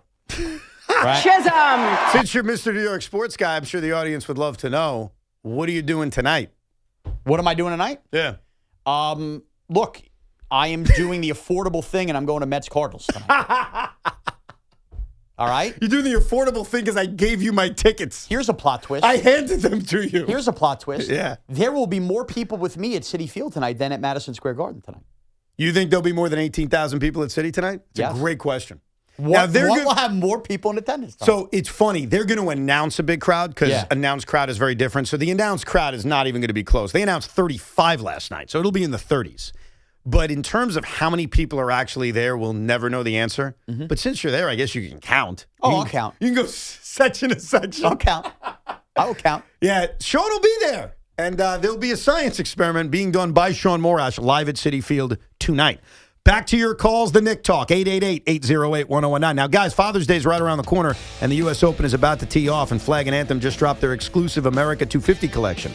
Premium, ultra-comfortable, patriotic gear celebrating America's 250th birthday. Perfect for you or dad. Plus, they just dropped their licensed 126th U.S. Open at Shinnecock Hills collection. Do not wait until the last minute and get dad another boring tie. Head on over to flagandanthem.com right now and check out the America 250 collection. Use code WFAN25 and get 25% off. Flag and Anthem premium clothes without the premium price tag. There's no better time than now to upgrade your home. With Windorama's summer savings event, save up to 40% off when you install with Windorama. Choose from top brands like Anderson Windows and Doors and Master Shield Gutter Guards. Book your free in-home consultation, shop from home, and let their local certified experts handle it all. A stress-free process from measurement to installation. And when you shop in-stock inventory, they'll install in just 14 days. Visit Windorama.com and book now. This is an Odyssey Sports Minute. Give Carolina Hurricanes coach Rod Brind'Amour a ton of credit for his decision to start backup Brandon Bussey last night as the Hurricanes beat the Golden Knights and tied the Stanley Cup final at 2 games apiece. Now, Brind'Amour has a huge decision to make. Does he stick with Bussey in Game 5 at home, or does he go back to Freddie Anderson? If it were me, I'd stick with Bussey. He got the job done in Game 4. I'm Nick Costos.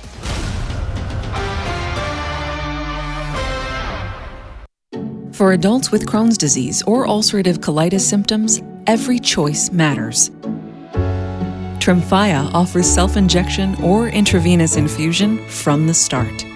Tremfya is administered as injections under the skin or infusions through a vein every 4 weeks, followed by injections under the skin every 4 or 8 weeks. If your doctor decides that you can self-inject Tremfya, proper training is required. Tremfya is a prescription medicine used to treat adults with moderately to severely active Crohn's disease and adults with moderately to severely active ulcerative colitis. Serious allergic reactions, increased risk of infections or lower ability to fight them, and liver problems may occur. Before treatment, get checked for infections and tuberculosis. Tell your doctor if you have an infection, flu-like symptoms, or need a vaccine. Explore what's possible. Ask your doctor about Tremfya today. Call 1-800-526-7736 to learn more or visit tremfyaradio.com. This is the story of the one. As a maintenance engineer at a beverage manufacturing plant, he starts his day knowing every line is ready to run because Grainger delivers the industrial-grade products he needs to keep mixers, conveyors, and packaging equipment moving. With Grainger's vast selection of bearings, belts, and motors, he keeps operations running smoothly, so nothing grinds to a halt. Call 1-800-GRAINGER, click Grainger.com, or just stop by. Grainger, for the ones who get it done. Living with a chronic illness that requires IV medication? Say hello to state-of-the-art private suites for all of your infusion needs at ThriveWell Infusion, providing exceptional care, comfort, compassion, and convenience. Visit ThriveWellInfusion.com. Saving lives, drip by drip. Looking for the lowest price on name brand tires? Get to Town Fair Tire and get the guaranteed lowest price on any name brand tire. Nobody beats a Town Fair Tire deal. Nobody. Name brands at discount prices. Town Fair Tire. Long Island is more exciting than ever at Jake's 58 Casino Hotel. This June, don't miss our midweek Money Rush drawing and your chance to win your share of $50,000. Be here on Wednesday, June 10th and 24th from 3 till 6 p.m. when one lucky winner will be drawn every hour to win $5,000 cash. Then at 7 p.m., one winner will take home $5,000 cash plus any unclaimed cash from the previous drawings. Come to where Long Island wins at Jake's 58 Casino Hotel. If gambling is a problem for you or someone you care about, please call the 24-hour toll-free helpline at 1-877-8-HOPE-NY or text HOPE-NY. I'm Piera Palazzolo, VP of Digital Marketing for the American Management Association, a company focused on the management training skills needed to enhance the careers of business professionals. We did our research when it came to the best companies for website development and chose AmericanEagle.com. And we couldn't be happier. AmericanEagle.com worked closely with us to understand the front and back-end requirements needed to launch an e-commerce website that could handle the complexities of running thousands of seminars nationwide. Our robust new website and improved SEO saw immediate increases in site traffic and web revenue. If you're in need of managerial effectiveness and success, visit our website at amanet.org. If you're in need of a website that provides an unparalleled consumer experience, I highly recommend AmericanEagle.com. Transform your business today. Dial 877-WEBNOW1 for a free digital consultation with AmericanEagle.com. Surfside iced tea and lemonade plus vodka is your go-to drink this golf season. It's light, refreshing, made with real vodka and zero bubbles. That's right, no carbonation, no bubbles, no troubles. Look for the new half and half variety pack featuring flavors like raspberry half and half, in stores right now. Cheers to hitting the fairway and cheers to Surfside. Must be 21. Please drink responsibly. The World's Game at BetMGM is here. Bet on the soccer showdowns with 2-up early payout so that if you're up 2, BetMGM will pay you. That's right. Place a pregame straight match result bet on any tournament game. If at any point your team is up by 2 goals, you'll instantly win your bet. Then enjoy BetMGM's same-game parlays, daily promotions, player props, and so much more for the World's Game. Don't miss your shot at an early win with 2-up early payout to get paid out if at any point your team is up by 2 goals, regardless of the final outcome of the match. Make it a tournament to remember with BetMGM. BetMGM and GameSense remind you to play responsibly. Gambling problem? Call 877-8-HOPE-NY or text HOPE-NY 467-369. For New Jersey, call 1-800-GAMBLER. See BetMGM.com for terms. 21 plus years of age or older to wager and physically present in New York and New Jersey only. New and existing customer offer. Subject to eligibility requirements. Additional terms and restrictions may apply. Summer's a gift. The gift of days that last a little longer. A brighter state of mind. So gift yourself a new Kia at the Kia Summer Sticker Sales Event. With specially tagged vehicles including the Sorrento, Sportage, Carnival, as well as the Niro Hybrid. All backed by a 10-year, 100,000-mile limited powertrain warranty. So the gift of summer can keep on giving for summers to come. Kia, movement that inspires. Call 800-333-4KIA for details. Always drive safely. Event ends 7/6/26. See dealer for warranty details. Want to stay cool for the next 2 summers without spending a penny? Well, Sloman's has the AC offer of the century. Get 18 months with 0 payments and 0 interest. They're now offering cutting-edge 18-SEER 2026 refrigerant-compliant systems expertly installed by their certified technicians, all at the lowest prices of the year. That's right. Get started with 0 down, 0 payments, and 0 interest for 18 months. Plus, they're including a comprehensive 5-year service plan. This includes annual system checks, filter replacement, and refrigerant to keep your AC running smoothly all summer long. Servicing all of Long Island and Queens, call the team at Sloman's today at 516-932-7000 for your free estimate. But hurry, these cool savings won't last. Don't miss out. Call 516-932-7000 or visit ac.slomans.com. That's ac.slomans.com. Terms and conditions do apply. Hey, if you have a small business, you might not know you could be wasting money on your business mobile plan, paying for stuff you don't actually need. But with my Biz Plan from Verizon Business, you can choose exactly what you want and only pay for what you need for your business. When you're in control of your mobile plan, you can make every dollar count.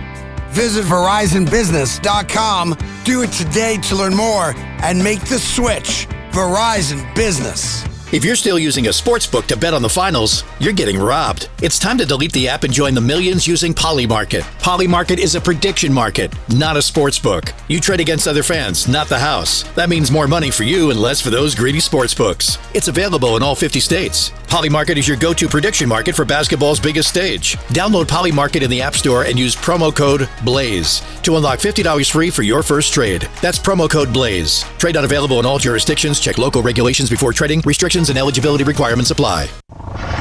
Talk sports after hours with Tommy Lugauer, 7 to midnight. WFAN, WFAN FM, WFAN FM HD1 New York, an Odyssey sports station. I have a pet peeve I'd like to address. I think I mention this at least once a year. I've had this argument before with many, and that is the term must win. I hate the term must win because there is only one must win. And that is when your season is on the line, when it is literally a must-win. So tonight at Madison Square Garden, is it really, really, really, really, really important? Yes. Is it a must-win for either the Knicks or Spurs? No! You know what a must-win is? When your backs are against the wall, and if you lose, you go home. No. The New York Knicks have not played a must-win game yet in this NBA postseason, and they may never play a must-win game in this postseason. So it's a term I've always hated. I usually get more upset when it's used in the regular season, because obviously that's kind of crazy. But even in the playoffs, it's a must-win for San Antonio, Ev, because 3-1. Only one team has ever come back from 3-1. Well, hold the phone here. One team's done it in the finals. I think 9 other teams have done it in other rounds. Yeah. It also can be done. I'm not going to bet on it. I'm not going to bank on it. but it can be done. So the term must win, when you hear someone bring up that discussion, either curse them out or just shut off the TV. We've also advanced as a or society. radio. So let's not say it because I don't want you to shut off the radio. When you say regular season, it's more of a football term, Yeah. I think, in the regular season because of the nature of those games. I've heard it in baseball. But there are 3 tiers now. We've evolved as a society. I'm surprised you're not on this. There is the must win. And the can't lose. But I said 3. The can't lose. Yes. Which I think the Spurs are in a can't lose spot more than they're in a must win spot. What the hell's going on? And the third is a gotta have it, which is where I think the Knicks fall tonight. Tonight's a gotta have it. You're at home. You don't want to give everything that you got earned in those first 2 games. It's a gotta have it game for the Knicks, a can't lose game for the Spurs, and not a must win game for either team. Wake up and stop being an ass. That for me? This is as close to a must-win as a game can be. How about that? You guys could laugh all I want at the stupidity. That is what it is in modern-day culture and ranking the games. A gotta have it and a can't lose. It's not a must-win for either. I don't know what that means. I just tried to explain it to you. You just used a lot of words and said nothing. No, I didn't. You're like a politician. I'm a young man that understands the hip terms. Gotta have it, can't lose. Not a must-win for all the reasons you stated it's not a must-win. Do you know what just happened, Connor? I agree with Shaun. It's one of those games for the Spurs. You just got to get it. You got to have it. No. It's a gotta have it for the Knicks. Oh, you're saying for the Knicks, it's a gotta have it. it. It's a can't lose for the Spurs. But wouldn't it be a gotta have it for both teams? Every can't lose is a gotta have it, but not every gotta have it's a can't lose. Okay. There's no failure in sports. Thank you, Giannis. I appreciate that. By the way, I am not going to spend any time on this other than laughing at a story I saw yesterday. Okay. So this is not a topic. This is not me bringing it up. I am laughing at the report. There's a report out of Milwaukee that the Bucks are monitoring the NBA Finals closely because they really want the Knicks to lose so they could circle back on Giannis. Are you serious? I think even with a loss, There's no failure in sports. We've turned the page on that. I agree, but I'm not bringing the subject up, all right? Maybe when the season is over. Though I will predict to you, and I'm not sure who the caller is going to be. I don't think it'll be a host. I don't think any host would actually do this.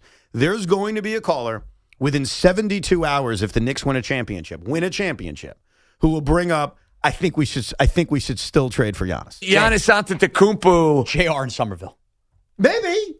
There's going to be somebody, though. They're going to bring it up and say, yeah, listen, I know the confetti's falling. I understand this. We can't stay content. Well, the best example of it, and I know the Yankees tend not to be a great example because they've won a lot, and I cannot find this audio. I have searched for it. It's the holy grail of WFAN hidden audio. But Jerome from Manhattan, who's a legendary caller to this station, apparently called up Beningo in the overnight after the Yankees won the World Series in 96. 96. So they broke a drought when they won that World Series. It wasn't like the middle of the dynasty, and was screaming at the top of his lungs how important it was to sign Jimmy Key. So I'm just telling you right now, I'm putting a bounty on someone who could find that audio. Like, if you find that audio, what can I give you? Knicks tickets. That's what I. Knicks tickets. All right. Yeah, Knicks tickets. Some of my seasons, I don't think I can officially do that. So I will give you a thank you, and then I'll take you somewhere. Yeah, how about that? I'll take you to dinner. That's what I'll do. Because that audio is the holy grail of WFAN history. Jerome from Manhattan calling up the day the Yankees won the World Series to scream and yell about the importance of keeping Jimmy Key. My belief is that if the Knicks win an NBA title, if they don't win an NBA title, this discussion doesn't matter because I think then, of course, someone will do that. Everything's up for debate. Everything's up to debate. If they win a title, there will be at least multiple callers who will call up this radio station saying, hey, I know this is unpopular, but I still think we should trade for Giannis. There's no failure in sports. Jeez. Let's go to Jake in Rhode Island. What's up, Jake? Hey, how you guys doing today? Good, man. What's on your mind? So, you know, I love listening to you guys, but I have a problem with what you said earlier about Shaun not being biased about his take yesterday when he got very angry at Josh Hart, called him certain words, and then he acknowledging the Brunson pull on the jersey. Where was this energy in 2019 when Embiid elbowed one of the nets under the basket on a spin move? I know that you guys still hate him for that. Jared Allen. I hate him. Yeah. I hate him. I wasn't doing a show with Evan where I could yell and scream about it. Plus, if we were talking about the Nets in that series, you might tune out.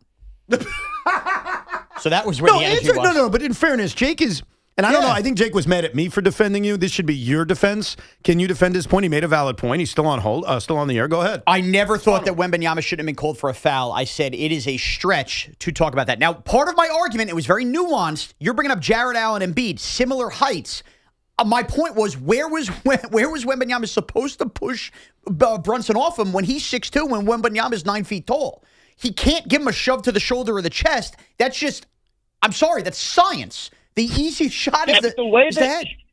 The way the Nets were playing Embiid that series, if you remember, was extremely physical. It was extremely physical. They were, and I hate Embiid. By the way, I'm not telling you not to hate Wembanyama. All I'm saying is I didn't think it was a flagrant. He is pulling out the call. I respect that, Jake. Thank you for the call. Oh, respect. I love that because he's whipping out the card to show that you're trolling and not giving a fair opinion. We all want consistency. It's all we're looking for. Just be consistent. It's a tough thing to do. It is 11:10. We have another game tonight. I'm going to close the book on this Wembanyama argument. I'm sorry that I didn't come on here and do Homer radio like Craig Carton all day yesterday, all right? Wow. Here is the point. Well, you two got something going on. I love Craig. You guys should just sleep together already. But Craig's starting the show yesterday with, we're on watch. When are they going to call the flagrant? I mean, Craig, come back to earth, please. Wembanyama fouled Brunson as Brunson was pulling on his shirt. I don't think it's a flagrant, and punishing Wembanyama with a flagrant because he's 2 feet taller than Brunson, and that's the strike zone to get him off him, I found patently absurd. I thought that narrative was absurd. You guys are allowed to disagree. You're emotional. I've been there. I'm sure if you went to my Twitter account, I have bitched and moaned plenty about officiating when my teams have gone down. And guess what? 2 months later, I probably take a deep breath and go, I think I was caught up in the moment. And I promise you will too. Just remember this. And you should not forget this, even in a time like right now in the middle of June. Never forget this truth about Joel Embiid. Tiki called Embiid a bitch. Yes. That should not be forgotten. Oh, by the way. His name got brought up. I'm sorry. Okay to do that and laugh at that, but when Josh Hart overreacts, can't do that to Josh Hart. He walks on water here. So sorry I was mean to Josh Hart yesterday. What are you talking about? Josh got called for a tee. He should have. I know he should have. But I can't say that about Josh Hart. I can't possibly say he acted that way. Let's go to Dave in Basking Ridge. Good morning, Dave. Good morning, Evan. How are you? I'm doing well. What's on your mind, pal? All right. So I appreciate the depth and breadth and all the angles that you look at things. I actually do. I listen all the time. But listen to you talk about how this is a good thing this morning about the flagrant. Here's why it's not. Go ahead. Okay? So the Knicks are guarding Wemby that way. Like, this has happened. That isn't a one-off. He's done that to Brunson twice. He's done it in some form to Bridges multiple times, and he clocked Alvarado the same way. Mm-hmm. So they're guarding him. They're trying to bracket him and have someone from behind. So by endorsing that, what the NBA is doing is setting precedent. So when that happens again, he's not getting a flagrant. So what you're talking about is a one-off. If things go wild in the arena and he throws an elbow like he did against Naz Reid, sure, like they'll get a flagrant, right? But what they've done is they've endorsed the way that he is dispatching that defense. And that is going to change the way the Knicks have to guard him. There's now precedent. They can go look at a replay and they're going to say, regular foul. Yeah. They're going to miss multiple fouls that way. That's the issue I have. So just real quick, and I'm going to let you respond real quick. But yes. The last thing I want to say, though, is I do agree with you. We are absolutely at what are you going to do about it time. Because that ship has sailed. Yep. But that's my issue with the ruling. But we got to do something about it. No question. So the reason I'll disagree with you is that every game there's a new official. And in today's case, it's Zach Zarba. Now, Zach Zarba has a sterling reputation. Like, if you read, because I did do the research on this, not what I think of Zach Zarba or what fans think of Zach Zarba, but what do the players think of him? Like, what is his reputation around the league? He is widely considered to be the best official in this sport, the fairest, the most down the middle. I can't make the assumption that based on the way things were called over the first 3 games, that Zach Zarba and his crew are going to follow suit. Right. And so where I disagree with your point is I don't think precedent has been set at all. Because I think part of the problem we have at times with officiating is the inconsistency of it. And if I had to make one prediction about tonight's game, and I'm going to admit this, I'm going to raise my hand. I know we love predictions. We save the predictions. We check the predictions. I'm at the point in this series where I have no idea what's going to happen. Like, I am looking at this like, dude, you tell me Knicks win in 5, okay, I believe it. You tell me the Spurs win in 7 or 6, okay, I believe it. So I am the first to tell you, and I think most of us probably deep down feel this way, like, I don't know, man. It's sports, and it's why it's awesome, right? Yep. But the one thing I'll predict is they're going to call this tight tonight.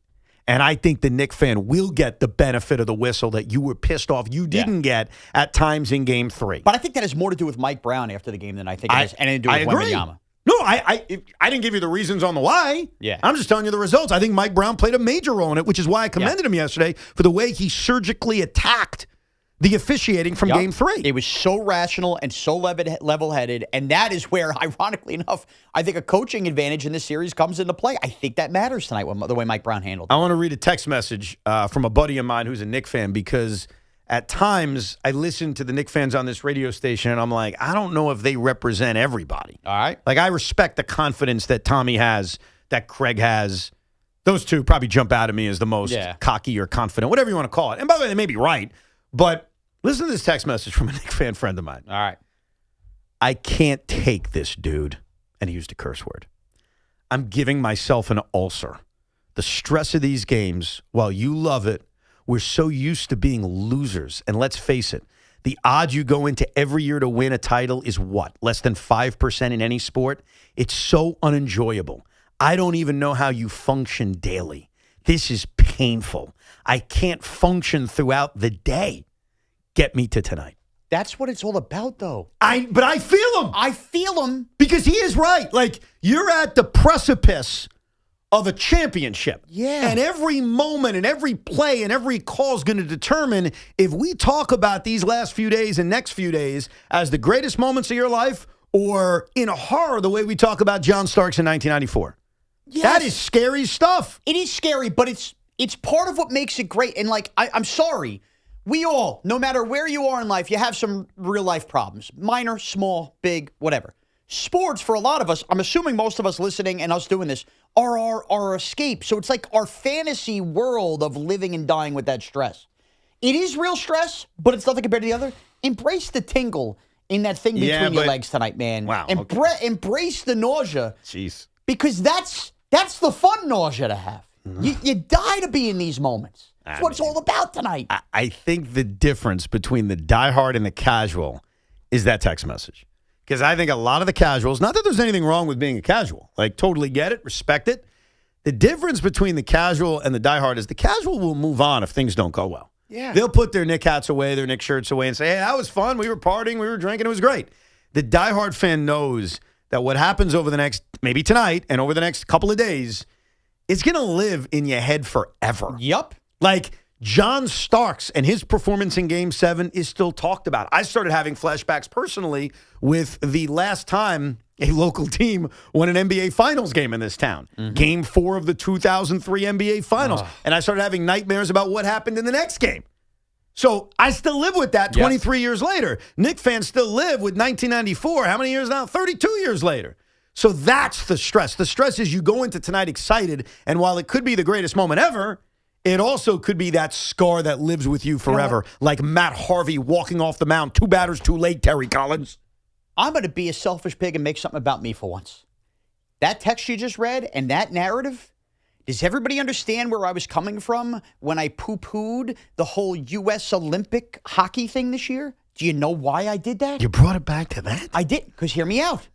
Because this is how I felt in 2024 when they tapped on that conference finals door and had the lead with the Florida Panthers, second time in 3 years. And then Chris Drury completely ripped down and ruined the team. And I realized that we may never get back to that. That's what that fan's feeling now. So when I say, ooh, the country means more, champions, oh, Chris Drury.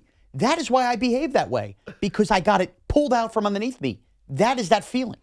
That's that feeling. Wow. What is your vendetta against the U.S. national hockey team? I'm rooting for the soccer team. We move on. I didn't see that one coming. I didn't see June 10th talking Knicks-Spurs. Still bothers me. We're celebrating a guy who tore out a team that was on the verge of a Stanley Cup. Let me reference my opinion from February about the U.S. Olympic team. See, I'm right. Because that you care about this more. That text exemplifies how I felt in that moment 2 years ago. Let's go to John in Garden City. What's up, John? What's up, guys? Yo. Shaun, I feel your pain. I was sitting there in Panthers Arena when that corpse Blake Wheeler pulled the guy down, and then we go to overtime and we lose. We're going to go up 3-0. And keep in mind, I saw Aaron Judge drop the ball in the World Series. Yep. That was the most painful loss I ever felt because I thought the Rangers were going to the Cup. Yep. But let me get to what the task is at hand for the Knicks. You know, I'm a little older than you guys, and I remember when I was graduating high school in 1987, watching the Eastern Conference Finals, and Bill Laimbeer hammered Larry Bird in Game 3. And 2 games later, if you want to talk about precedent not being the same game, 2 games later, we all know what Robert Parrish did to Bill Laimbeer. Now, I was thinking you put Hawk 40 in the game to take care of business with Wembayama after Wembayama hard fouls somebody. But this just popped into my mind. You know how Cat is always being called soft? Yeah. Whether the Knicks win the series or not, if he takes down Wembayama with a hard foul, he will be beloved forever in this series as a hard-nosed, tough player forever in this town if he does this. So I feel it's more important to stick a sub in the game and rough up Wembayama, but I can see Cat doing it too. What do you guys think? I love that. First of all, the sub coming into a game to attack a star, like it feels like everyone has always suggested that. The reliever coming in to bean somebody. Bring the crappy reliever to. Yep. It just doesn't happen. As far as Cat's concerned, Towns is fantastic. Like, I think the soft moniker has not been fair and isn't fair. I think the phrase I would use to describe Karl Anthony Towns, especially with his disappearing acts in fourth quarters, is tentative. That would be the word I would use. He's very tentative. I haven't seen a soft player. I haven't seen a guy who isn't tough. Now, saying he flops a lot doesn't mean he's soft. Like, everybody flops. Who doesn't flop? You could be 8 feet tall, you're going to flop. So I think with Cat, even though it is a reputation, our last caller's right, I don't really buy that reputation. I think that, especially offensively over the last couple of games, but really in Game 3, it was more the tentative nature of Karl Anthony Towns. And you know what will make him a legend in this town? Winning an NBA championship. Yeah. Walk on water forever. That is the thing that ends all narratives about every single person on this roster. They will be beloved forever if they win an NBA championship. That's it. That's it. Changes everything. So we've had some players that we've questioned along the road on different teams win championships, and they live forever after that. Yeah. Well, this team especially, like the comparison this Knick team has is the 94 Rangers. This is the 94 Rangers of our time. Yeah, 1 year off on the drought. Right, and also the amount, exactly. The drought's essentially the same. And I think that final call that Marv had in 1994, something you didn't think you'd see in your lifetime. Did I phrase that correctly? Well, Sam Rosen said this one will last a lifetime. Yeah, that's not what I'm talking about. I'm talking about the Marv one. Who remembers the Marv one? Well, didn't Marv say something you never thought you'd I'm sure see? he did, but Evan. That's not the one you remember? Sam Rosen saying this one will last a lifetime. What was the Marv line then? Who cares? What do you mean? Oh, excuse me? And I love Marv. Who cares? Can you Google this real quick? This one will last a lifetime is what you remember from that Ranger Cup. What's the more, like, living forever quote from the Rangers winning the Cup? Was it Marv or Sam Rosen? Sam Rosen. And this one will last a lifetime. That's the line? It's the one played in every video montage you ever see of that moment. People forget more of Albert was on calls. Maybe I'm getting confused then. Is that possible that I'm confusing the two calls? Wouldn't be the first time, Evan. I'm a confused guy. I was only 11, and I was very bitter about the whole thing. There are two Ranger calls. It's Matteau to get there. I'm aware of that This one will last a lifetime when they win. Huh. I thought it was Marv, like something you never thought you would see in your life. He didn't say that? Marv had a radio. It looks like he said, and it's all over. The New York Rangers have won the Stanley Cup. Oh, so I guess I'm thinking of the same call. My bad. That's terrible. What's... I mean, it's one of the more iconic calls in the last 40 years in New York sports. Here's the thing about your Ranger knowledge versus my Ranger knowledge. You said the Rangers were down 2-1 to the L.A. Kings in the Cup final. Meanwhile, they were down 3-0. I know. I think that is a mistake more egregious Game 3 than me confusing the voices and the you know. Oh, because I flip-flopped what happened in Game 3 and 4. God. That's a bigger deal. Oh, my God. I still knew they won and lost one. I screwed up which game it was. My point is that quote is very apropos for the Knicks. It really is. This one will last a lifetime. Yeah. Even my made-up quote of something you never thought you'd see, whatever it is. Yeah. Like, that is the Knicks. Yes. And I think when you think of the 94 Rangers, everybody's lionized. Every single person. And I think that would be the case for the Knicks. So more than Cat committing a dirty foul or running over Wemby, I don't think that's the thing that makes him an icon. Now, if that turns into the difference in this series, and that's the turning point or the returning point, fine. Different story. The watch parties. They may be canceled to a degree. We'll get into why people find them appealing coming up. Plus, the Yankees have a game this afternoon we'll get you set for. And, of course, more of your calls at 888-808-1019. Our friends at Town Fair Tire remind you that at Town Fair Tire, you always get the guaranteed lowest price on name brand tires from Connecticut to Maine. Nobody beats Town Fair Tire. Nobody. Hey, New York! Your Knicks are in the NBA Finals, and this July, some of your favorite Knicks stars are heading to Fanatics Fest NYC. See Jalen, Brunson, Josh Hart, Karl Anthony Towns, and more live at the world's #1 sports fan festival. Returning to the Javits Center July 16th through the 19th with 500-plus athletes, celebrities, and sports legends all under one roof. Fanatics Fest brings fans closer than ever with autographs, photo ops, live panels and podcasts, exclusive merch drops, rare collectibles, and unforgettable fan experiences. Tickets are selling quickly. Grab yours now at fanaticsfest.com, and let's go Knicks!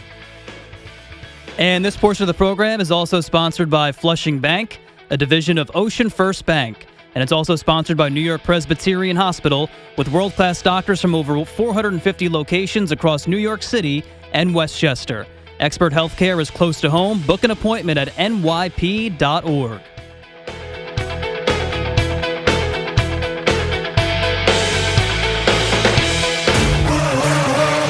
The Yankees play ball with the Guardians. 1:10 today. First pitch swung on, deep drive. Susan Waldman and Dave Sims call all the action. The home of Yankees baseball is The Fan. 101.9 FM, 660 AM, and always available en Espanol with Ricky Ricardo on the Odyssey app. It's game day. Are your moderate to severe Crohn's disease or ulcerative colitis symptoms keeping you from the action? Skyrizi, risankizumab Riza, could help you get back to the game. Skyrizi is proven to help people feel significant symptom relief, achieve remission, and visibly improve damage of the intestinal lining. Skyrizi is a prescription injection medicine for adults. Don't use if allergic to Skyrizi. Serious allergic reactions, increased infections, or lower ability to fight them may occur. Before treatment, get checked for infections and tuberculosis. Tell your doctor about any flu-like symptoms or vaccines. Liver problems leading to hospitalization may occur when treated for Crohn's or ulcerative colitis. Ask your doctor about Skyrizi, the #1 prescribed biologic in Crohn's and ulcerative colitis combined. Learn more at skyrizi.com or 1-866-SKYRIZI. Save smarter and enjoy more with the great CD rates offered by Flushing Bank, a division of Ocean First Bank. Whether you're planning ahead or growing your savings, now is a great time to lock in a competitive rate. Visit flushingbank.com today. Member FDIC. Hey, this is Sal Licata. You know that when your AC fails, it's the worst. Make sure that doesn't happen by contacting my friends at Edison Heating and Cooling, New Jersey's air conditioning experts for decades. They're my go-to techs. They've done plenty of work on my house. I trust these guys to do a great job. And by the way, if your AC unit is over 15 years old, you're wasting your money. Get a new high-efficiency AC system right now. You'll save money and stay cooler. Go to EdisonHVAC.com. That's EdisonHVAC.com. Rutgers football is just around the corner. Your Scarlet Knights return to Piscataway this fall. Don't miss a moment. Rutgers Nation, this is Coach Shiano. Keep chopping. Plus, the return of the Rutgers Boardwalk. Join the fun before all Rutgers home football games. Free rides, games, prizes, and more. Plus, New Jersey's best local food trucks. It's free family fun. That's all at the Rutgers Boardwalk. Join the fun. Rutgers football's back in Piscataway this fall. Don't miss a moment.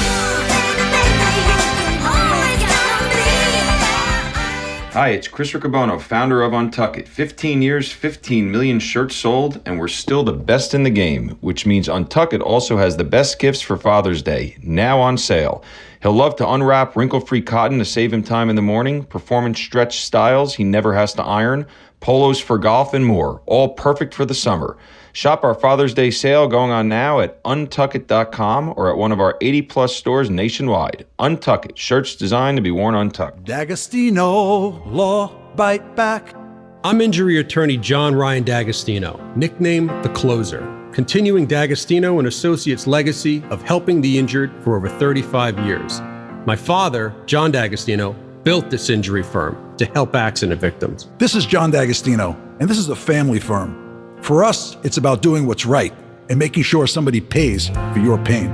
Call us first at 1-800-BITE-BACK. That's 1-800-BITE-BACK. They call me The Closer because big or small, in court or out, I'm fighting to get the job done, to win, to get you every dollar you deserve. D'Agostino and Associates has offices throughout New York and New Jersey and will come to you. I've been there and I'll be there for you. Call us first at 1-800-BITE-BACK. 1-800-BITE-BACK. That's 1-800-248-3222. Living with a chronic illness that requires IV medication? Say hello to state-of-the-art private suites for all of your infusion needs at ThriveWell Infusion, providing exceptional care, comfort, compassion, and convenience. Visit ThriveWellInfusion.com. Saving lives, drip by drip. If you're still using a sportsbook to bet on the finals, you're getting robbed. It's time to delete the app and join the millions using Polymarket. Polymarket is a prediction market, not a sportsbook. You trade against other fans, not the house. That means more money for you and less for those greedy sportsbooks. It's available in all 50 states. Polymarket is your go-to prediction market for basketball's biggest stage. Download Polymarket in the App Store and use promo code BLAZE to unlock $50 free for your first trade. That's promo code BLAZE. Trade not available in all jurisdictions. Check local regulations before trading. Restrictions and eligibility requirements apply. While the world watches the stars at the FIFA World Cup this summer, Hyundai has its eyes on the next generation of talent. The future stars who are already turning heads at age 14. Because next doesn't wait for an invitation. And neither do we. Hyundai has always moved the future within reach. We did it when we made advanced safety standard on every vehicle and engineered EVs with ultra-fast charging capability. Because the future isn't some far-off concept. It's already here. Next starts now. Hyundai, an official partner of FIFA. Finding great candidates to hire can be like, well, trying to find a needle in a haystack, but not with ZipRecruiter. Its powerful technology actively finds and invites qualified candidates to apply to your job. So while other companies might deliver a lot of hay, ZipRecruiter finds you the needle in the haystack. See why 4 out of 5 employers who post a job on ZipRecruiter get a quality candidate within the first day.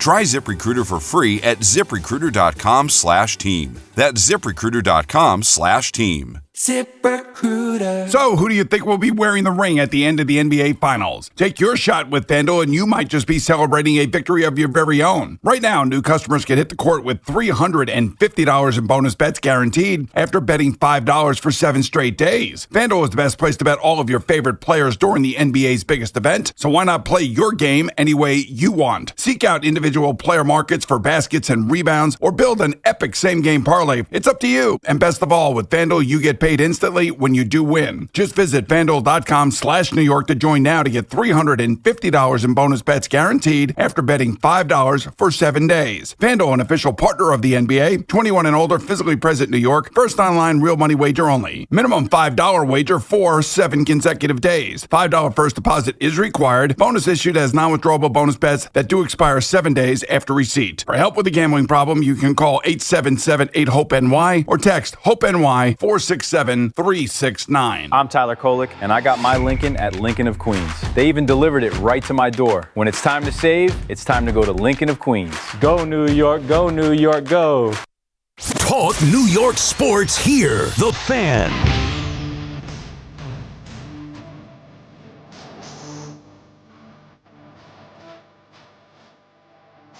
The Fan Focus is presented by Chef IQ. Watch the game, not the grill. Get your gear at chefiq.com. The Stanley Cup Final did get evened up 2 games apiece. Carolina won 5-3 in Vegas. Jordan Staal turned back the clock with 2 goals last night. How about the Giants? After getting some Odell buzz, he caught a couple deep passes from Jackson Dart in practice. Joe Shane told Yahoo Sports he thinks Malik Neighbors will, quote, be fine for week 1. How about that? Keep an eye on that. I'd be very, very surprised. Yeah. But fingers crossed that Joe Shane is right. And this Fan Focus was sponsored by Town Fair Tire. Nobody beats Town Fair Tire. Nobody. Get back to your calls in a minute. Everything in life now is around politics. So we, as a New York community, are surrounded behind or in between the politics of Madison Square Garden and then the police department and Mayor Mamdani. Because here are 2 tweets that were put out last night.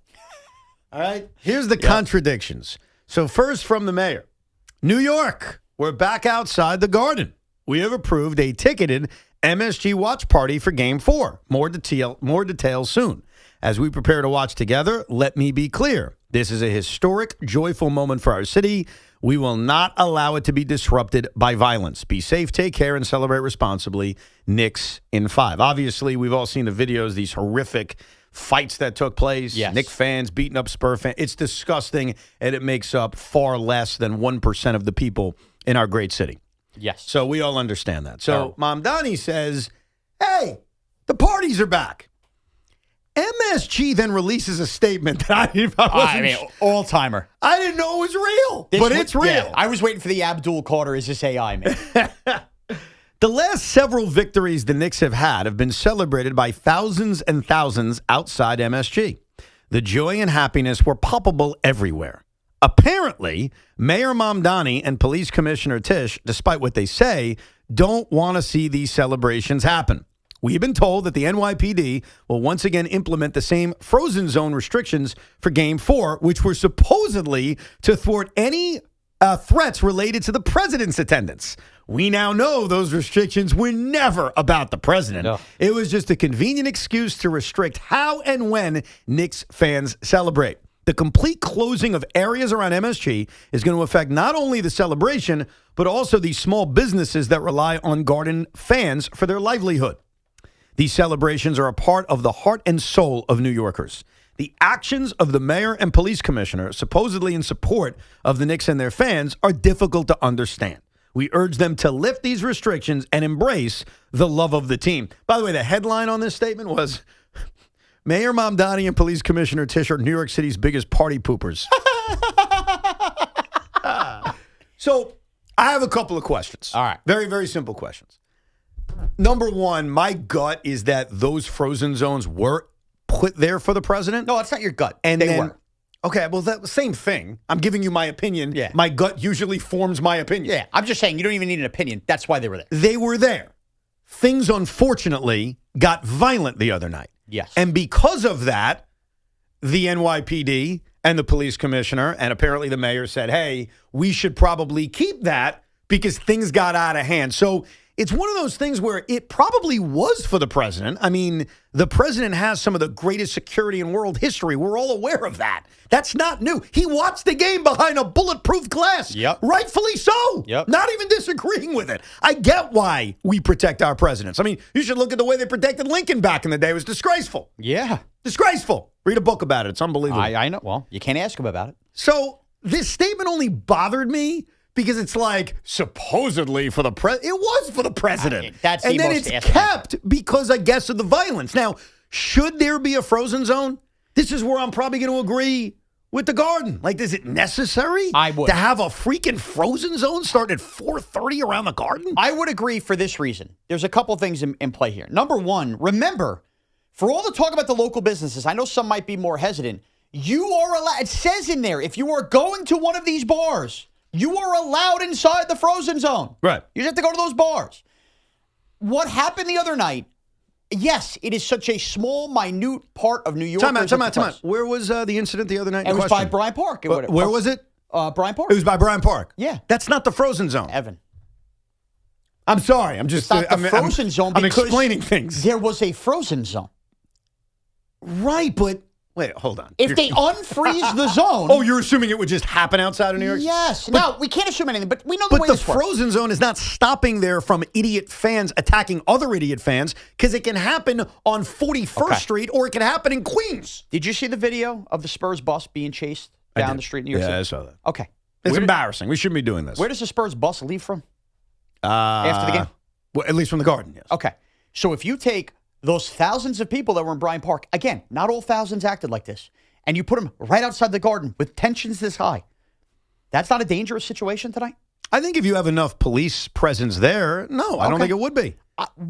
Err on the side of caution. Oh, yeah. So you're on the side of the frozen zone. I am. I commend you. You know, I commend Shaun because I think, and we all do this, and I very much try not to.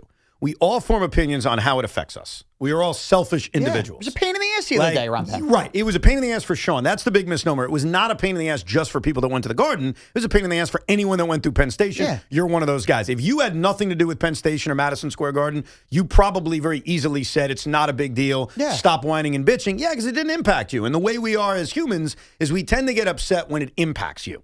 Okay, yeah. I tried to avoid that as someone that was going there. I've always said the president shouldn't be allowed to travel. That wasn't a new opinion I created 2 days ago. I've had that opinion since 2012. Right. I think that's when it came up, 2012, because I was clearly anti-Obama. And I said, he's not allowed to travel. Can't do this. And I've stuck with that view for 13, 14 years, whatever it is. I actually commend you. Listen, that you are agreeing with something that causes your commute to be a pain in the ass. Man, most New Yorkers are really good people and know how to behave in these situations. Unfortunately, you had bad apples ruin it for the whole lot. And I'm not convinced that bad apples won't pop up again if this event was either Garden. And I'm proud to be a New Yorker. I'm proud to be a New York sports fan, even if I'm not a Knicks fan. The whole sports world is descending on our city with eyeballs on our city. Is it really worth even chancing that there's not more ugly events on social media tonight? For the world to see, only to bash us as a city. Why do we want that? Put up the frozen zone. We live with it for another night. Go have the ticketed events wherever they may be. And let's just live to fight another day here, man, for lack of a better term. I get you. On a lighter note, what I don't understand, and I respect the individual's decision, right? I'm a very weird guy. I'm the first to admit it. I'm a loser, as the famous drop says. I don't understand the appeal of standing outside and watching a game on TV. I don't get it. Yeah. I know a lot of people do it. I respect it. I am not trying to infringe on your ability to do it. I am merely asking a question at 11:40 a.m. as people are formulating their plans for tonight. Why not just go home or go to a bar? I don't understand. What am I missing? Teach me. Like I'm a 2-year-old. What is appealing about standing in Bryant Park or outside of Madison Square Garden and your head staring at the sky, watching some TV in which you can't hear anything? All right, so I've pivoted on this a little bit. Go ahead. Because I've been anti-watch party for a long time. I myself I am not anti-watch party. Yeah. I am saying I don't understand around the that appeal. many people, right? Okay.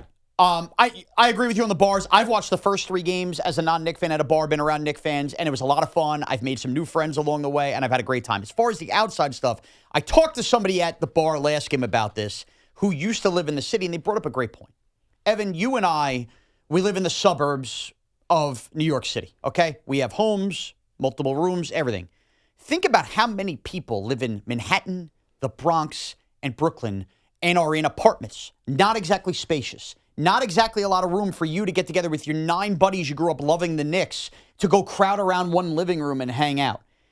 Bars can get overly crowded as well. This is your chance to be outside, nice weather, because nobody wants to be crammed inside, but also just simply have the space to watch games, big games of importance with maybe people you shared the love, blood, sweat, and tears of Knicks basketball for years with. So those fans, I think, are fans that live in the city that just simply don't have the space to get together with 9 of their buddies or family members, and this is their way to do it. You know what? Great answer. I get that. I think you described the scenario where I would say that makes a lot of sense. Yeah. Like I say, it's not for me, and it's not for you. That's the thing. It's always very tough. Like, you think about yourself. Like, I have this argument, or not even an argument, discussion with people who are like, I don't understand, Evan, how you like going to games. I'd rather be at home. I'd rather be able to see the replays and hear the announcers. And I get it. I totally get it. I love being at a game. I love it. I mean, do you lose stuff when you're at a game? Yeah, I had to rewatch the Knicks game yesterday. Yeah. Rewatch all the stuff I missed because you guys couldn't correct me when I asked, hey, did they mention Michael Bloomberg? I was at a bar with Gamestown. I didn't realize that Bloomberg got mentioned, but I knew he got here. You lose that experience a little bit. Whenever I see it, and it's a great visual. It is a really cool visual whenever they show on TV, people going crazy outside. I just never understood it, but that's a good explanation. That's all. I would just rather be at home. And again, I had the same take as you, but I've gotten it now. I get it. I was wrong. I'm teaching you the ways. By the way, so tonight I'm going to my son's concert. They're doing orchestra, they're doing chorus, they're doing a band. Not the string instruments, right? All of them. They're doing the string instruments, and they're doing the band instruments, and then they're doing the singing. And it's a 7 o'clock event. And I was asking Jen out of curiosity, because I'm a DVR guy. I'm good. I'm DVRing the Mets clearly, the Knicks if I have to. And you got to support your kid, first and foremost. It's not even a question for me. I was more smirking, saying, hey, Jet, how long do you think this thing is? He's like, I'm not too sure. I said, can you imagine these Knicks fans? They're going to lose their freaking minds. Yeah. Hearing hot cross buns on the recorder. 8:15, they're playing hot cross buns. I got guys looking at their watch how the hell do I get out of here? Meanwhile, I'll calm them down and say, dude, just DVR it. You're 15 minutes late. You catch up. You're good to go. Let's go Knicks. That's, by the way, if you are a school district anywhere in this area and you have your spring fling concert or whatever, and it's 7 o'clock, that's got to be moved to 6:30. Yeah, okay, so here's the whole thing about the moving guy. What's the guy's name from 7 Line? Nice guy. Darren. No issue with Darren. I've grown to love Darren, by the way. No, I'm not. This isn't even a negative thing. We've had our wars. I like him. You've had wars with this guy? On Twitter, but I respect good businessman. He's a fine guy. I got nothing wrong with him. But for some reason, I got annoyed, in my own way, at Darren yesterday or 2 days ago. Because I very rarely tweet. I don't tweet as much as I used to. And he talked about, they should move the Met game up to 5 o'clock because, the Knicks play at 8:30. And as a guy who represents the 1%, I wrote him, I was like, no. Other cities do, though. Okay, other one-team cities can do that. Yeah. As much as you want it to be, it's not. So I got pissed off at him. I'm over it now. Like he probably doesn't care. But I was like, what? Move the start of the Met game? Why? So you can get home? Screw that. Well, then don't go to the game. How about this idea? If you want to watch the Knicks, don't go to the Met game. If you want to watch the Mets because at 8 games under 500, you think it could turn around at any moment, then go to the Met game. Don't give me this, we're going to move the start time. And by the way, great job by Steve Cohen, because I heard that he was asked, and he's like, no. And that's a Knicks season ticket holder. I disagree. Good job, Steve. You my guy. Remember, Darren, let's move the start time. Come on, man. I'm going to the Met game tonight, remember. That's right, you are. And there's more people that will be in Citi Field tonight, remember. That being said, here's where Steve Cohen's wrong. The moment it might be a 38-degree night with freezing winds, he has no problem moving the game up. That's very different. For New Yorkers to watch the Knicks tonight, come on, Evan. That's very different. He's already set a precedent this year alone. He should have moved it up. No, they shouldn't move it up. And here's the beauty. Either don't go to the game or go to the game and watch it on your phone or go to one of the bars at Citi Field. They got 100 bars. I'm sure the game will be on. But the game, this is the other issue with Citi Field, and that's why Steve Cohen's doing a good job. Leave the place open? That's fine. You want to do that? Leave the place open after the game. The Met game ends at 9:30. They only have, the one outside brewery that closed, I think, an hour after the game. That Knick game is ending when everything at Citi Field is closed. All right, here's what the Mets should do tonight. I got to compromise. I'm a compromisable guy. Obviously, you got a lot of workers, so you can't make everybody stay late. You keep one of the clubs open after the game, so you cut down on the amount of workers that have to stay late. You pay those guys and gals double and a half, and you say, hey, if you want to stay, you have to move to this section of the ballpark, and we'll put it on the big screen. Less security has to be there. Less people are there. Actually, less people. Everyone could stay. And then you could have like a watch party. The other issue. Will the NYPD allow that? The other issue. Montani allow that? The other issue, as we all know, though, is what? You're up 2-1 in the NBA Finals. Mets tickets not exactly going to be expensive the rest of the year. I think we could assume. You can't call yourself a Knicks fan and go to Mets Cardinals tonight. Well, that's part of our science experiment tonight. More on that in the next couple of days. Just saying. Throwing that out there, Evan. That's fine. Listen, I'm not going to Mets Cardinals tonight. You can't be walking around the Shea Bridge in a John Starks jersey. That's what I'm saying. Oh, you will see a lot of that, though. Oh, I know. And Shaun's going to talk to them. That's where he's going tonight. Sorry to reveal the details. You think I want to go to Mets Cardinals on a Wednesday? Man on the street at Citi Field tonight. It's going down. Can't wait. Let's go to Eric in Rivervale, New Jersey. What's going on, Eric? Evan, Shaun, how are we doing, guys? What's up, Eric? What's up, man? Great show. And, I love all this talk about Wemby and the flagrant and all that. And to me, I don't particularly care so much that they didn't upgrade it. I didn't think that they would. But what I think is the frustration, at least for this Knicks fan, is just the inconsistency, right? It's like the fact that they called a flagrant on Jalen later in the game for his closeout was ridiculous. And then on top of it, you've got a second half where it's 24-8 in free throws. I mean, it's absurd. So I think, consistency is what we're looking for tonight, and I couldn't agree with you more. They got to get somebody on the court to take it to Wemby and take it to him all game long. I don't care even if you put Diawara on the floor for a couple of minutes. There we go. We all love this. The second person that's brought up. Put someone on the floor who's barely played to be the bad guy. Bring in Paul Blackburn to throw it Altuve. Let's go to Richie in East Islip. Hey, Richie. Hey, before you brought up Starks, and, I can tell you right now, you're damn right. I've never gotten over it. I still didn't. Every time I see him on the TV set when they're coming on a run or whatever else is going on during the game, it makes me crazy because, you never let go of those moments no matter what it is. And, obviously, Jet and Met fan, we have them with them also. And I watching these games and, you get reminded a lot of times because you got these guys who never won it before, including Ewing and the rest of these great players who just never brought it home. And, I'm sitting there and it's like, I don't know. I want to see if you could do like an X post to see the four guys, put it up, see who they hate the most. Ben Stiller, Shamale, Tracy Morgan, or Spike Lee. I mean, I want to see, because I can't stand Ben Stiller out there, too. On top of it, I can't stand him. Hey, With Richie, you can't bash Ben Stiller because you know who I was with on Tuesday night. You were at the same bar I was at, pal, and you left with 4 minutes left in the third quarter, and Ben Stiller stayed the whole game. Where were you? No, who cares? I went home and watched it, Shaun. You left with 4 minutes left in the third quarter. You were in transit. Yeah, I went there to hang out with my son and his Richie and East friends. Islip walked out of the bar. Big Knick fan. No, look, if Evan could ever do that and put that post up on there, I would love to see. Hold on. You're changing the subject. Shaun has called out this last caller, Richie and East Islip. I guess you were at a bar with him this weekend? Yeah. We were at a local bar. I saw him for game one. He popped in, he's a super nice guy. Came over, introduced himself. We hung out a little bit. He came over to my table. We hung out. All of a sudden, 4 minutes left in the third quarter the other night. He puts his arm around me. Hey, getting out of here, Shaun. Have a good night. I looked up I said, what? Yeah. And he goes, I got to get home. Got to wake up early or whatever. Remember Tommy did that with Mets-Dodgers game 2 NLCS? Yes. Yeah. He left American Dream. Bar. And I turned around, and the table he was at, I go, and they're like, you can't even talk to him. You can't. Halftime would have been one thing, Evan. 4 minutes left in the third quarter. Yeah, that's a bad job by him. And wants to call bash fans? Well, he's bashing the celebrities. Look, I get that maybe they're shown too much. And if that's your critique, that is not Ben Stiller's fault.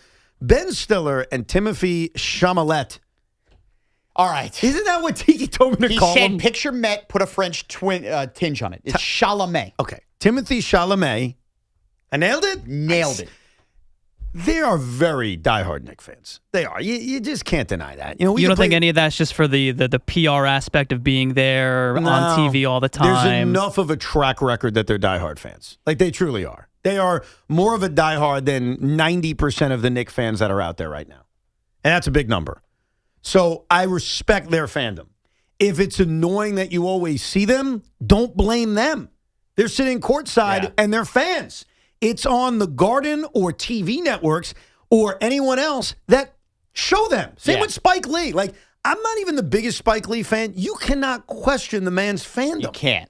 And so, is he putting on a show? I don't even think he's putting on a show. No. I think he's just into the game. And he screams at the officials because he disagrees with them. And he wears that clothing because that's what fans do when they go to games. So, I don't think, look, do some people hate celebrities? Sure. I don't know why. I don't know if it's jealousy or they think they're all left-wingers. Or I don't know what the reason is. I don't even care. But those three guys in particular, they're real fans. So what would you be angry at? No, I think you nailed it. Because I brought this up with the Jeter and Eli stuff yesterday, which was, you showed them. I think that's cool. First quarter, scene setter, show all the celebrity. I think that's great.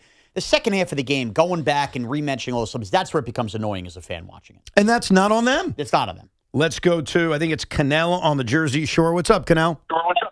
Hey, what's going on, guys? Thanks for taking the call here. So I want to approach this a little bit differently from a coach's perspective, only because that's what I do. I've done that in the last decade plus of my life on the hockey side of things. You have one possession, in my opinion, to go after Wemby, and it's the first one. Crowd's out of his mind, going crazy, and you got to give Cat the ball and let him lower his shoulder. That's the only way to do this, in my opinion, and then you have to move on because Mike Brown moved on, thought he handled his business the other day, but if you want the crowd involved, if you want to do it the right way, get Cat the ball. If Wemby's going to post up there, you got to do it the right way. You can't be throwing elbows and things like that. But then you got to move on because this is the point where we saw the emotion, in my opinion, take over the other day, and it has to be calmer than that. It's going to be a wild atmosphere. Let Cat go, do his thing. If you don't do it there, then, hey, you guys got to move on and play a basketball game and play it hard. But force the refs to make the call right there.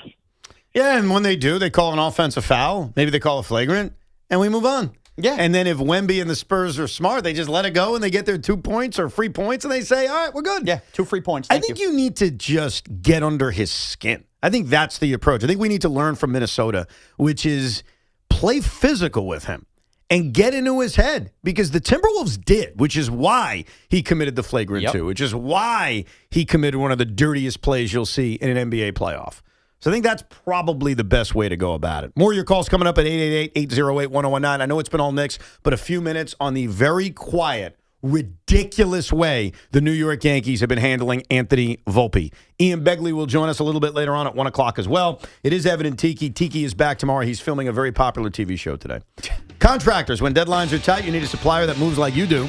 Windorama keeps the Northeast's largest in-stock selection of Andersen windows, patio doors, and storm doors ready for same-day pickup or next-day delivery. Need custom assemblies? They build them in-house to keep your jobs on track. And with Rama rewards for pros earn up to 2% back, plus perks like free delivery.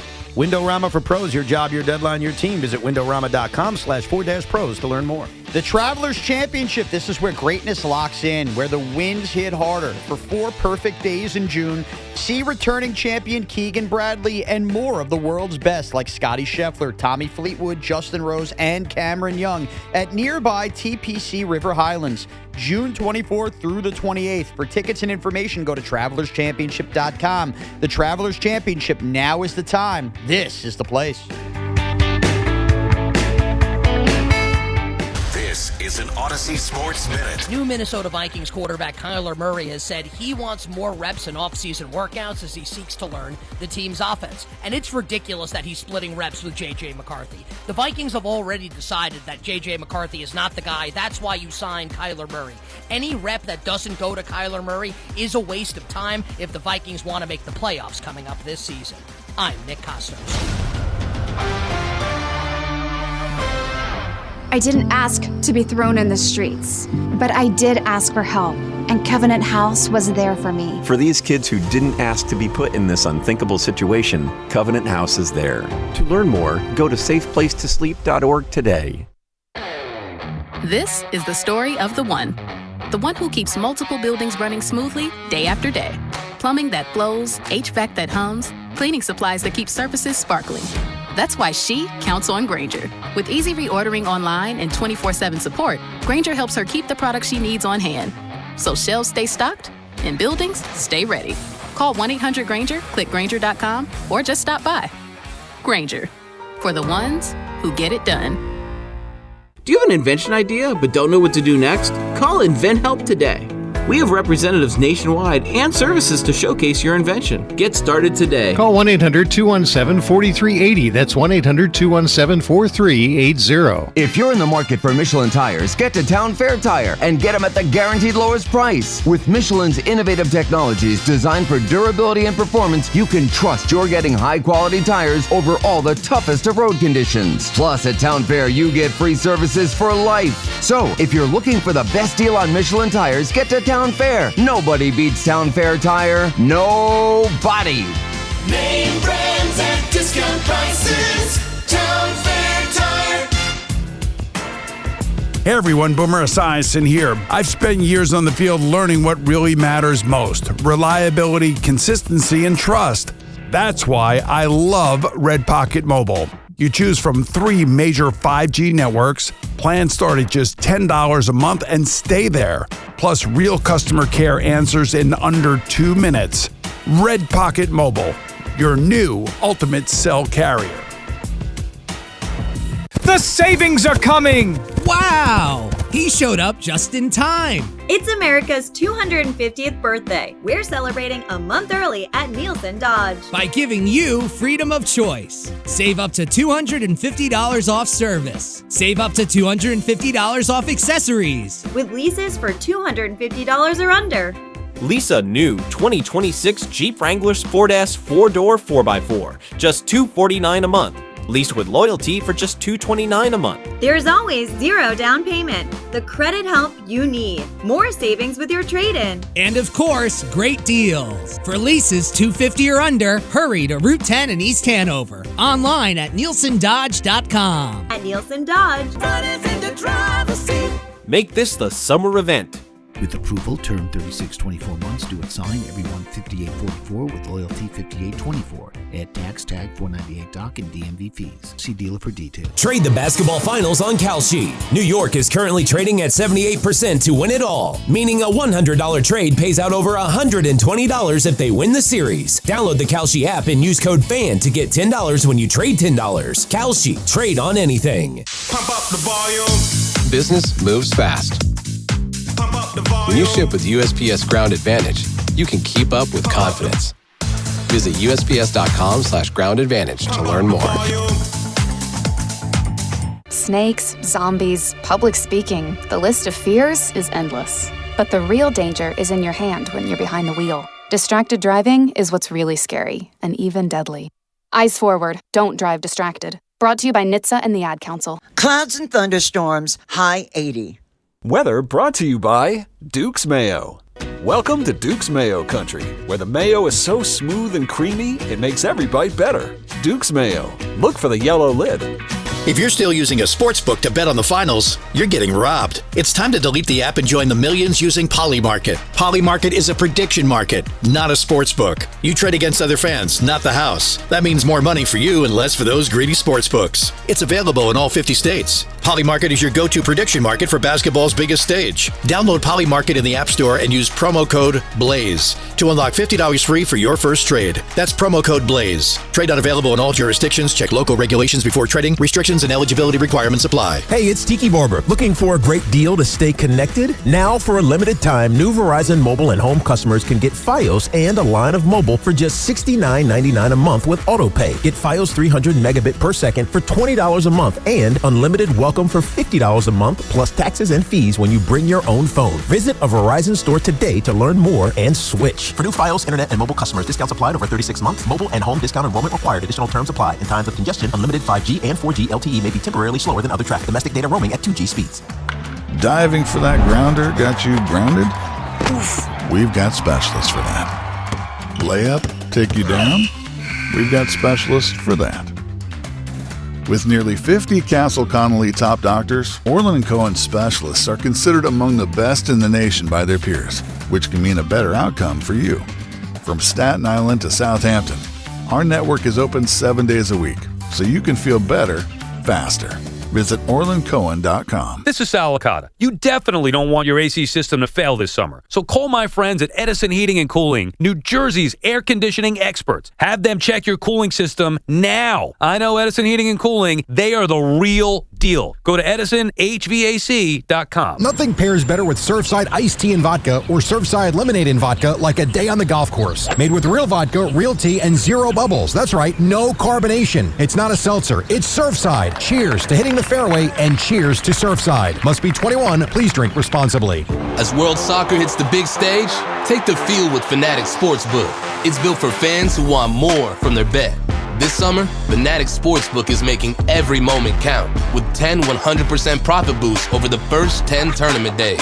That's one profit boost per game day. So every time the world's best hits the pitch, you've got a chance to double your winnings. And every goal, every save, every result means more. Plus, new customers get up to $1,000 in fan cash.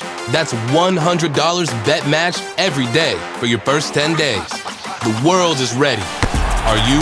Fanatics Sportsbook. Winning hits different here. Must be 21 plus. Gambling problem? Call 1-800-GAMBLER or 1-800-MY-RESET. CT, call 888-789-7777. MA, call 800-327-5050. NY, call 877-8-HOPE-NY. MD, visit mdgamblinghelp.org. Not available in all states. Terms apply. See Fanatics Sportsbook app. Talk sports with Craig Carton and Chris McMonagle on The Carton Show. Afternoons from 2 to 7 on WFAN, WFAN FM, WFAN FM HD1 New York, and Odyssey Sports Station. A little after 12 noon here on The Fan. Evan and Tiki. Tiki is filming a very popular television program, and he will be back tomorrow at 10 a.m. Keep it here all day. We do have a Yankee game coming up on the AM side. The New York Yankees and the Cleveland Guardians. Yanks going for the sweep against an above 500 team. How about that? Against a first-place team for now. Does it count? Have you reread the record? Yeah, of course it counts. Why would it not count? It's a team above 500. They're beating them. Winning close games, beating them. Getting the job done, getting big hits late, beating them. Why'd you say it like that? What? I'm complimenting them. Winning close games, beating them. Well, they've won close games. I think that's impressive.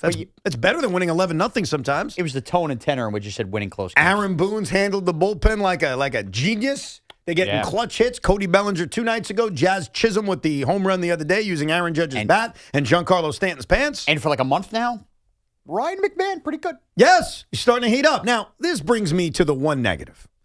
And it is being buried in the Knicks hoopla. And don't worry, we will get back to the Knicks hoopla in, I would say, 5 minutes, okay? So just set the clock. A little Yankee talk for you. And, and I do want to make clear, the Yankee game is on the AM side. So the pregame show is going to begin in about 20 minutes. You'll get more Yankee stuff if that's what you want. Or you can keep it right here.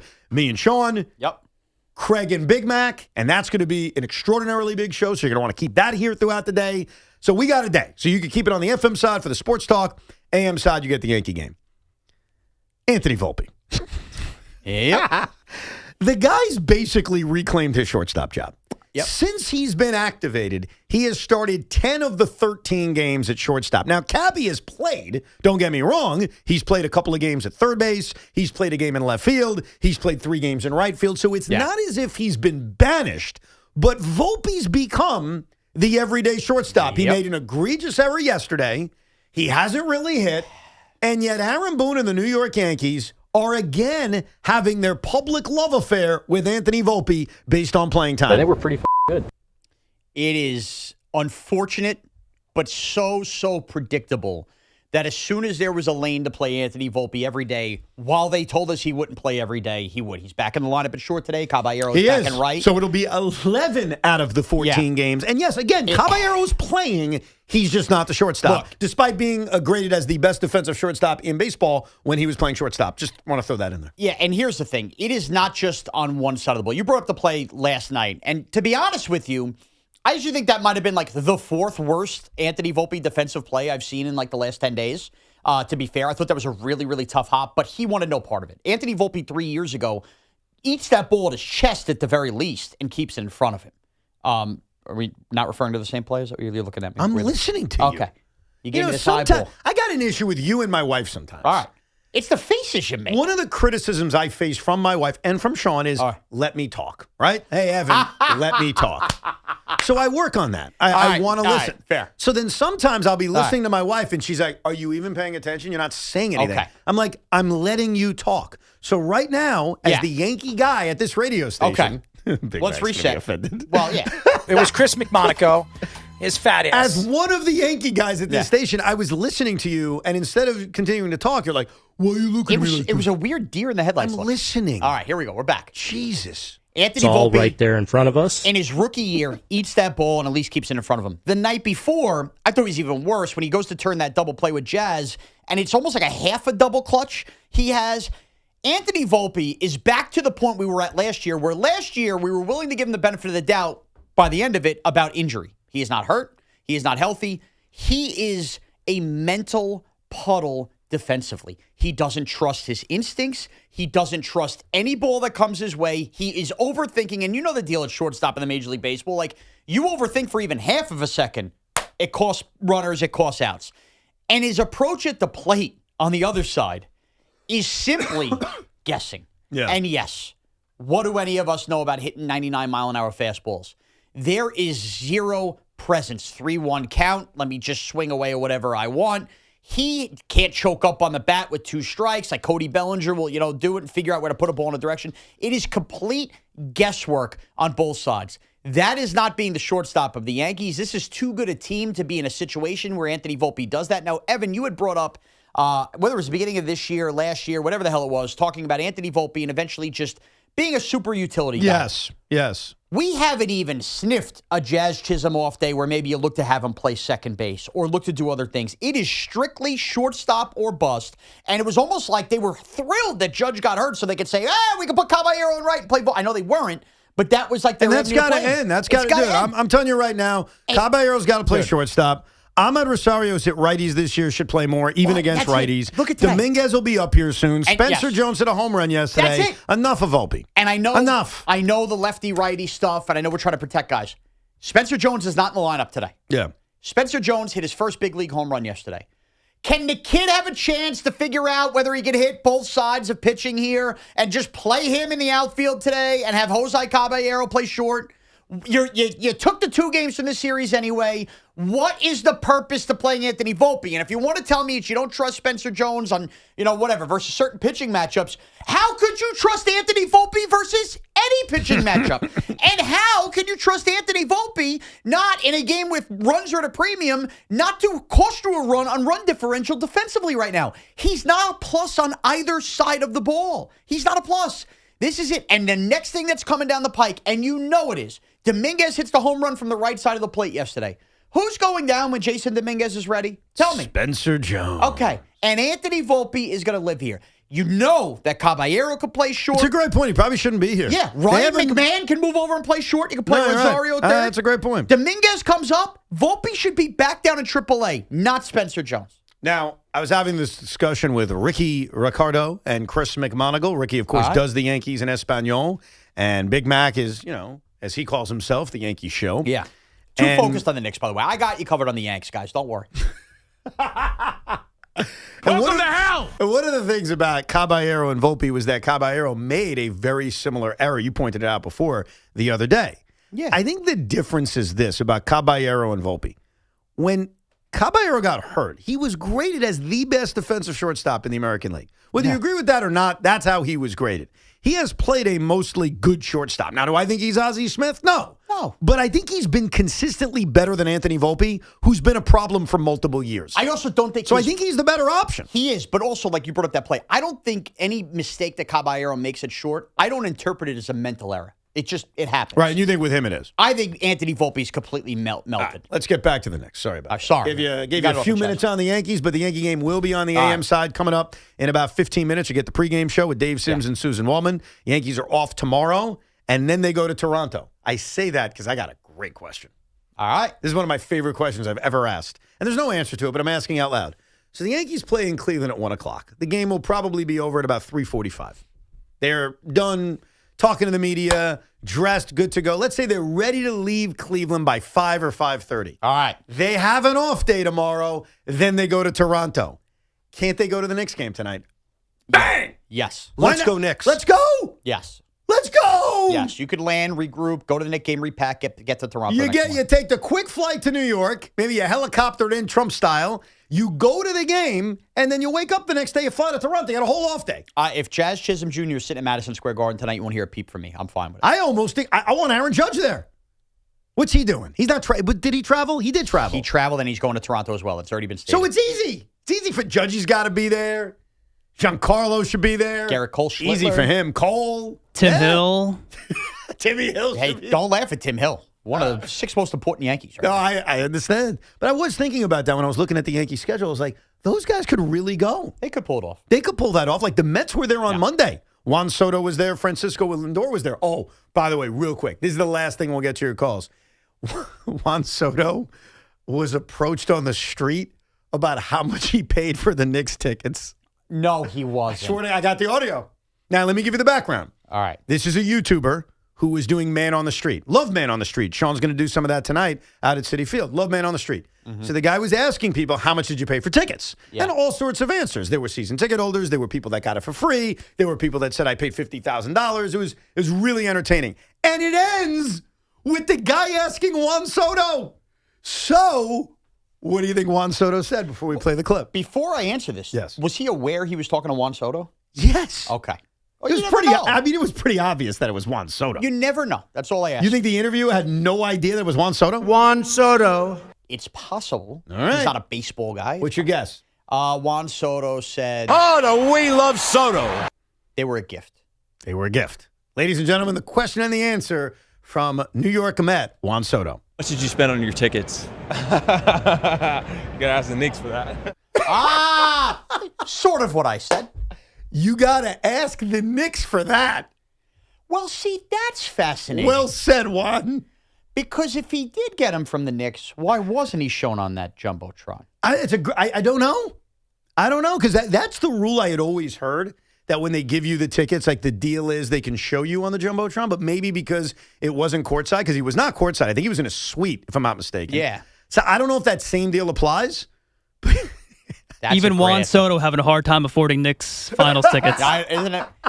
And for the record, that is where people get upset. When you talk about people sitting there waiting online to buy these tickets, and Juan Soto asked the Knicks, all the celebrities, it's the people that can afford to buy the tickets, of course, are never the people that buy the tickets. I get it, man. But that's life, right? That's life. That's life. I'll tell you how also people lost tickets. I noticed this. So I sit on the bridge.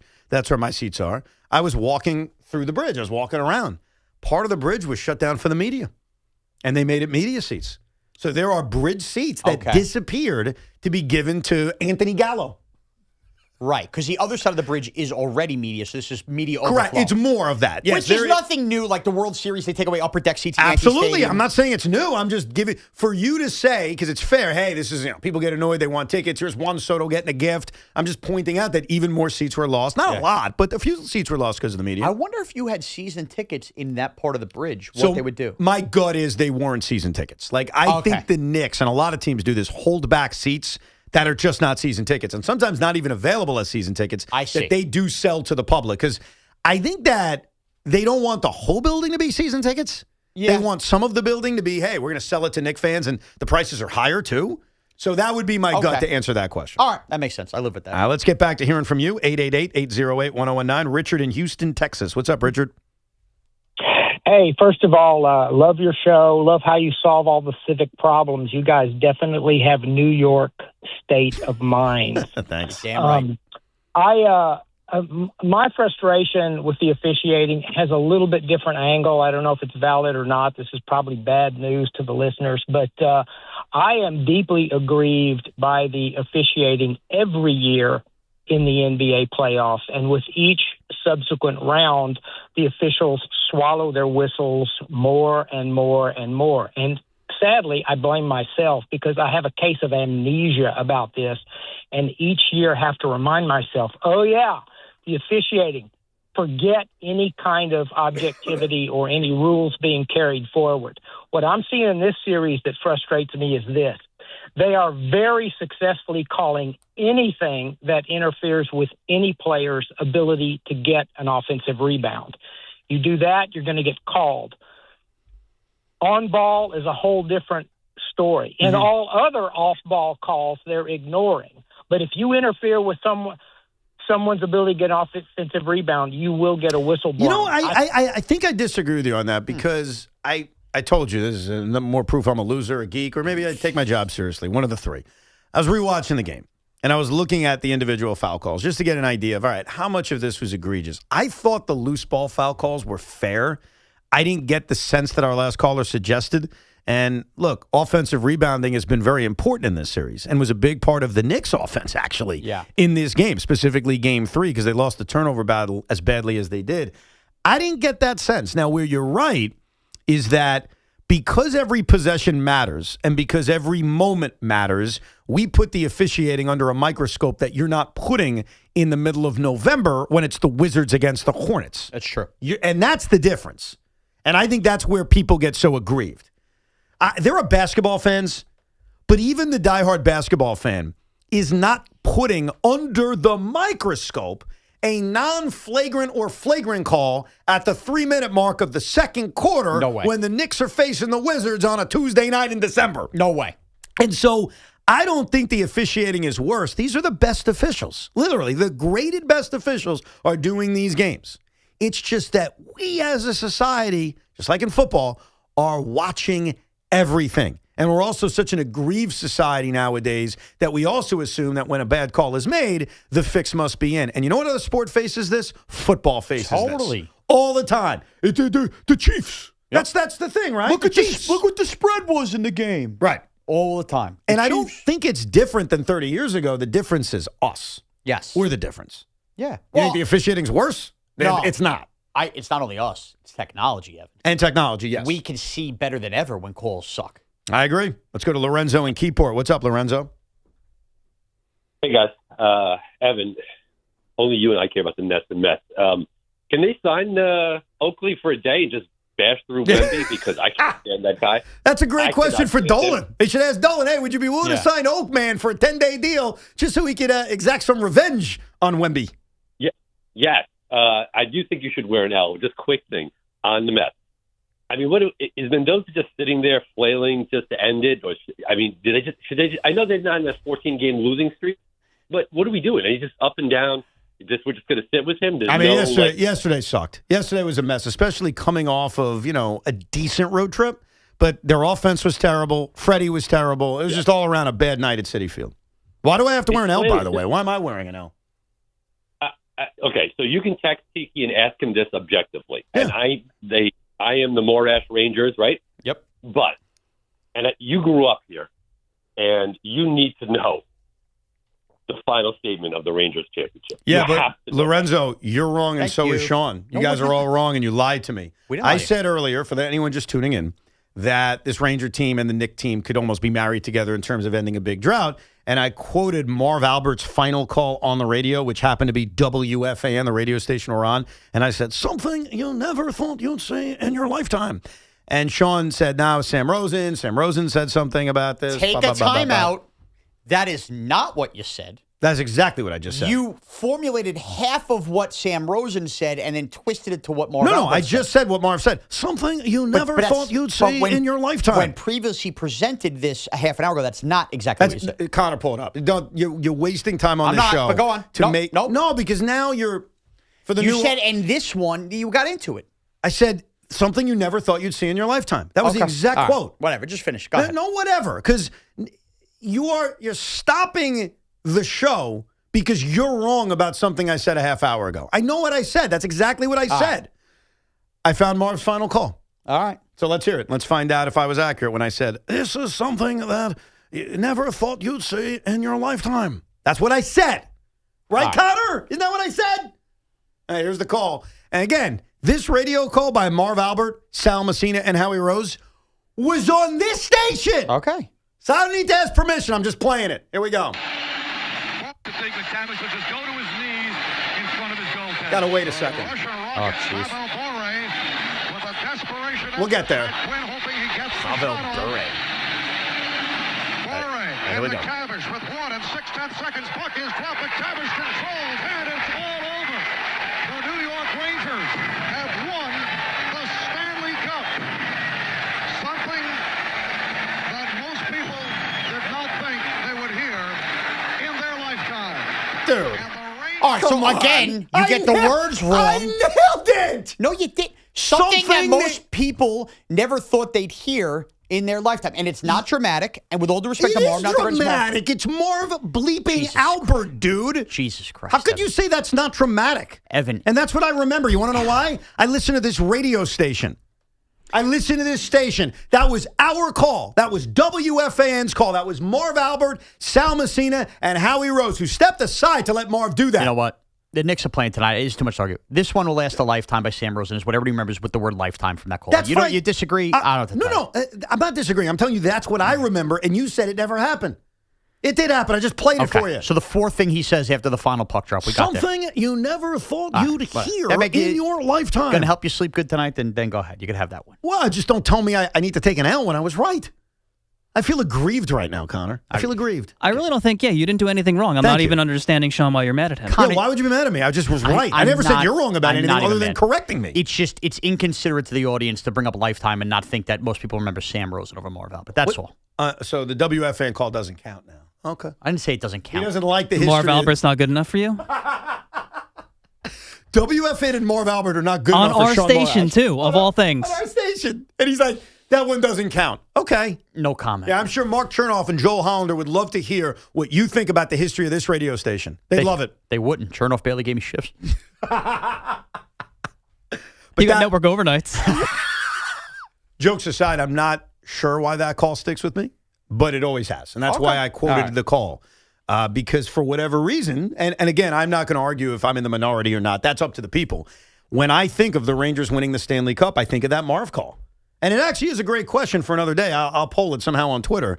Do you think more of Sam or do you think more of Marv? For me, it's Marv. And I don't know the reason. Maybe it's listening to the radio station. Maybe it's hearing that clip over and over again on this radio station. I don't know, but that's what I think of. And my quote of Marv was about 75% accurate, to be fair. It was not 100%, but it was pretty close.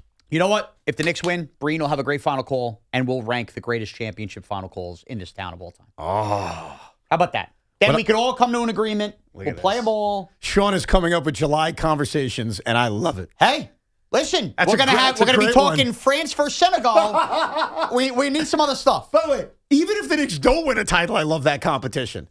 Taking all the final calls of championships and ranking our favorite, and we do radio and TV? Yeah, why not? Throw them all in the hopper. Yeah, that's true because like the Bob Murphy final call versus the Vin Scully final call, the Joe Buck final call versus the John Sterling final. Because I'll tell you this. You want me to tell you something crazy? 1996, your world championship, your first one. I think of Joe Buck more than I think of John. And I love John. All the others, I think of John. Pop up. Yeah. Yes. The Yankees are champions of baseball. Nailed it. I don't even need to say anymore. I know Evan thinks that's the best idea I've had in 3 years, so we'll leave it at that. Unbelievable idea. Unbelievable. I can't wait to do it. All right. Wait, I want to say July. You want to go with July 25th? Yeah, about there. Is that what week is Tiki off in July? I don't think he's off in July. Oh, all right. We'll figure that out. The beauty of Tiki is that even though, yes, he's not here today and it's like these random off days, he doesn't take the summer off. He doesn't take full weeks ever. So he ends up taking, even if it feels like he takes a lot of time off because it's spread out, he never takes the full weeks that the rest of us Amazing. do. Yeah. Let's go to Anthony in Eastchester. What's up, Anthony? Hey, guys. I'm calling in because of that text message you read earlier, and I think it is a perfect sentiment for us real Knicks fans. I got in trouble when I called in and basically said I'm miserable watching these games. And it was said that maybe that's because you're a Jet fan, so you think the worst is going to happen. It's actually because I think the best is going to happen, and this could be a perfect season, and now we're so close. You don't want this ruined. I mean, we're almost there. And I think that terrifies us as Knicks fans to say everything went right and we could talk about this 30 years from now. Yeah, I think it's similar, and it's oddly similar to the opinion I gave a week ago that many Knicks fans did not like, which was I can't see it happening. I'm so used to the Knicks losing or the other teams in this town losing that ultimately as I'm sitting here, I just can't picture it, so I'm not picking it to happen. And I think deep down we have a lot of that fear. A lot of that nervousness and fear is this is so perfect, this is so amazing, can it actually continue? And I get that fear. I totally get that, even if all the basketball sense tells you otherwise. Jerry Recco just texted me. Does not agree with me. That's Sam Rosen. You did not nail that, was his Thank comment. you. Anybody listen? That's why I'm not even I arguing. mean, I nailed it by 70%. Like you got the word. Marv saying the word lifetime is the only way you nailed it. Here's what I'll do, all right? And we'll do it very quickly because I don't want to spend that much time on it. The only people that care are you and Jerry. We will pull the audio very quickly of what I said an hour ago versus what Marv said. It'll take 30 seconds. We'll do it, and then we'll all move on because there's a lot to get to, including a Cinco de Luncho. The great Ian Begley will join us coming up at 1 o'clock, and what the Knicks need to do differently right from jump that can change the result of this game. 888-808-1019 is the number. There's no better way no better time than now to upgrade your home with Windorama Summer Savings Event. Save up to 40% off when you install with Windorama. Choose from top brands like Anderson Windows and Doors and Master Shield Gutter Guards. Book your free in-home consultation. Shop from home and let their local certified experts handle it.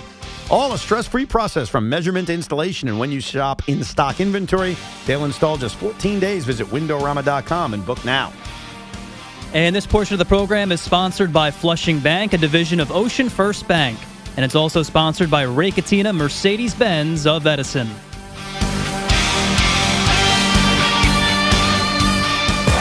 During each halftime and after the final horn sounds, head right to WFAN's YouTube page for a special live stream of The Carton Show with Chris McMonagle. There's no other halftime and postgame show for the real New York Hoops fan during this championship run. Craig Carton and Chris McMonagle, live during every halftime and after every game, exclusively on WFAN's YouTube page. Brought to you by Premio, the way sausage should be. Corona, La Playa awaits. C4, the official energy drink of the New York Knicks. And Sloman's. Visit ac.slomans.com for the best pricing on Central AC. Your home for New York sports. 1019 FM and 660 AM. WFAN. Summer's a gift. The gift of days that last a little longer. A brighter state of mind. So gift yourself a new Kia at the Kia Summer Sticker Sales Event. With specially tagged vehicles including the Sorrento, Sportage, Carnival, as well as the Niro Hybrid. All backed by a 10-year, 100,000-mile limited powertrain warranty. So the gift of summer can keep on giving for summers to come. Kia, movement that inspires. Call 800-333-4KIA for details. Always drive safely. Event ends 7/6/26. See dealer for warranty details. This is the story of the one. As a maintenance engineer at a beverage manufacturing plant, he starts his day knowing every line is ready to run because Grainger delivers the industrial-grade products he needs to keep mixers, conveyors, and packaging equipment moving. With Grainger's vast selection of bearings, belts, and motors, he keeps operations running smoothly, so nothing grinds to a halt. Call 1-800-GRAINGER, click Grainger.com, or just stop by. Grainger, for the ones who get it done. I built this business the old-fashioned way. Hard work and a whole lot of spreadsheets. Yeah, about that, I upgraded us to Odoo. Odoo puts everything we need, sales, inventory, accounting, on one connected platform. No more juggling systems, no more headaches. So it all works together? Exactly. Odoo is the all-in-one business software that makes running and passing on a business easier than ever. Take your business into the next generation. Try Odoo free at odoo.com. That's ODOO.com. Save smarter and enjoy more with the great CD rates offered by Flushing Bank, a division of Ocean First Bank. Whether you're planning ahead or growing your savings, now is a great time to lock in a competitive rate. Visit flushingbank.com today. Member FDIC. Make this your summer of unforgettable drives in a Mercedes-Benz from Mercedes-Benz of Edison. Their expert team makes shopping easy and stress-free. One reason they were named the 2026 Mercedes-Benz Dealer of the Year by Cars.com. Visit Mercedes-Benz of Edison for luxury driving all summer long. If you're still using a sportsbook to bet on the finals, you're getting robbed. It's time to delete the app and join the millions using Polymarket. Polymarket is a prediction market, not a sportsbook. You trade against other fans, not the house. That means more money for you and less for those greedy sportsbooks. It's available in all 50 states. Polymarket is your go-to prediction market for basketball's biggest stage. Download Polymarket in the App Store and use promo code BLAZE to unlock $50 free for your first trade. That's promo code BLAZE. Trade not available in all jurisdictions. Check local regulations before trading. Restrictions and eligibility requirements apply. The savings are coming! Wow! He showed up just in time. It's America's 250th birthday. We're celebrating a month early at Nielsen Dodge. By giving you freedom of choice. Save up to $250 off service. Save up to $250 off accessories. With leases for $250 or under. Lease a new 2026 Jeep Wrangler Sport S 4-door 4x4, just $249 a month. Leased with loyalty for just $229 a month. There's always zero down payment. The credit help you need. More savings with your trade-in. And of course, great deals. For leases $250 or under, hurry to Route 10 in East Hanover. Online at NielsenDodge.com. At Nielsen Dodge. Make this the summer event. With approval, term 36, 24 months, due at sign, everyone 5844 with loyalty 5824. Add tax tag 498 doc and DMV fees. See dealer for details. When you own your own business, you own every decision. Catch the red eye or take the 6 a.m. Make a new hire or promote internally. Celebrate a win with a toast at the gate or unwind at the lounge. Big props to this team. Some decisions are a win-win, like earning 8 times points on Chase Travel. Chase Sapphire Reserve for Business, the business card that gives back all you put in. Visit chase.com/reserve business to learn more. Cards issued by JPMorgan Chase Bank, N.A. member FDIC, subject to credit approval. Terms apply. Who sells Michelin tires at the guaranteed lowest price? Town Fair Tire. Who gives you the most free services for the life of your Michelin tires? Town Fair Tire. So when you put it all together, who gives you the absolute best deal on a new set of Michelin tires? The answer couldn't be more obvious. For the absolute best deal on a new set of Michelin tires, nobody beats Town Fair Tire. Nobody. Name brands at discount prices. Town Fair Tire. BetMGM Sportsbook invites you to watch the World's Game in Hoboken. Head to the Pig and Parrot on Friday, June 12th, 2 hours before the USA takes the field against Paraguay for a special BetMGM watch party. Spin the wheel for a chance to win BetMGM swag and lock in your picks on the game with special promotions like 2-up early payout and a chance to win a share of $500,000 in bonus bets every time the USA scores a goal. Head over early to join the BetMGM watch party and be sure to stick around to watch an exciting game between the USA and Paraguay. Enjoy great food, great drinks, and great fun at BetMGM's USA Watch Party at the Pig and Parrot in Hoboken on Friday, June 12th. BetMGM and GameSense remind you to play responsibly. Gambling problem? Call 877-8-HOPE-NY or text HOPE-NY 467-369. For New Jersey, call 1-800-GAMBLER. See BetMGM.com for terms. 21 plus years of age or older to wager and physically present in New York and New Jersey only. Subject to eligibility requirements. Rewards and non-withdrawable bonus bets that expire in 7 days. Hey, Metro New York. Ready for real savings? Switch to Allstate today. Because drivers who switched saved an average of $713 on their auto insurance. So, what are you waiting for? Check Allstate first for an auto insurance quote today. You're in good hands with Allstate. They based on the national average annual savings for new customers surveyed in 2024. Savings vary, subject to terms and availability. Finding great candidates to hire can be like, well, trying to find a needle in a haystack, but not with ZipRecruiter. Its powerful technology actively finds and invites qualified candidates to apply to your job. So while other companies might deliver a lot of hay, ZipRecruiter finds you the needle in the haystack. See why 4 out of 5 employers who post a job on ZipRecruiter get a quality candidate within the first day.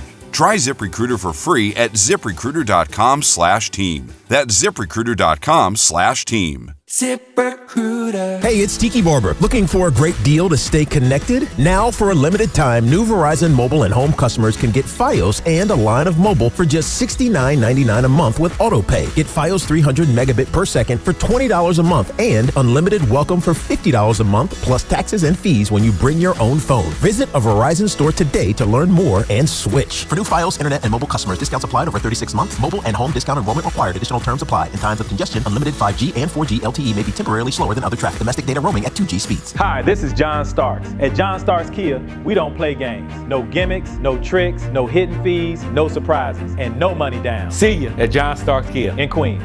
Get connected with WFAN to talk about your favorite teams. The Fan on the Odyssey, iHeart, and TuneIn apps. The Fan Focus is presented by Chef IQ. Watch the game, not the grill. Get your gear at chefiq.com.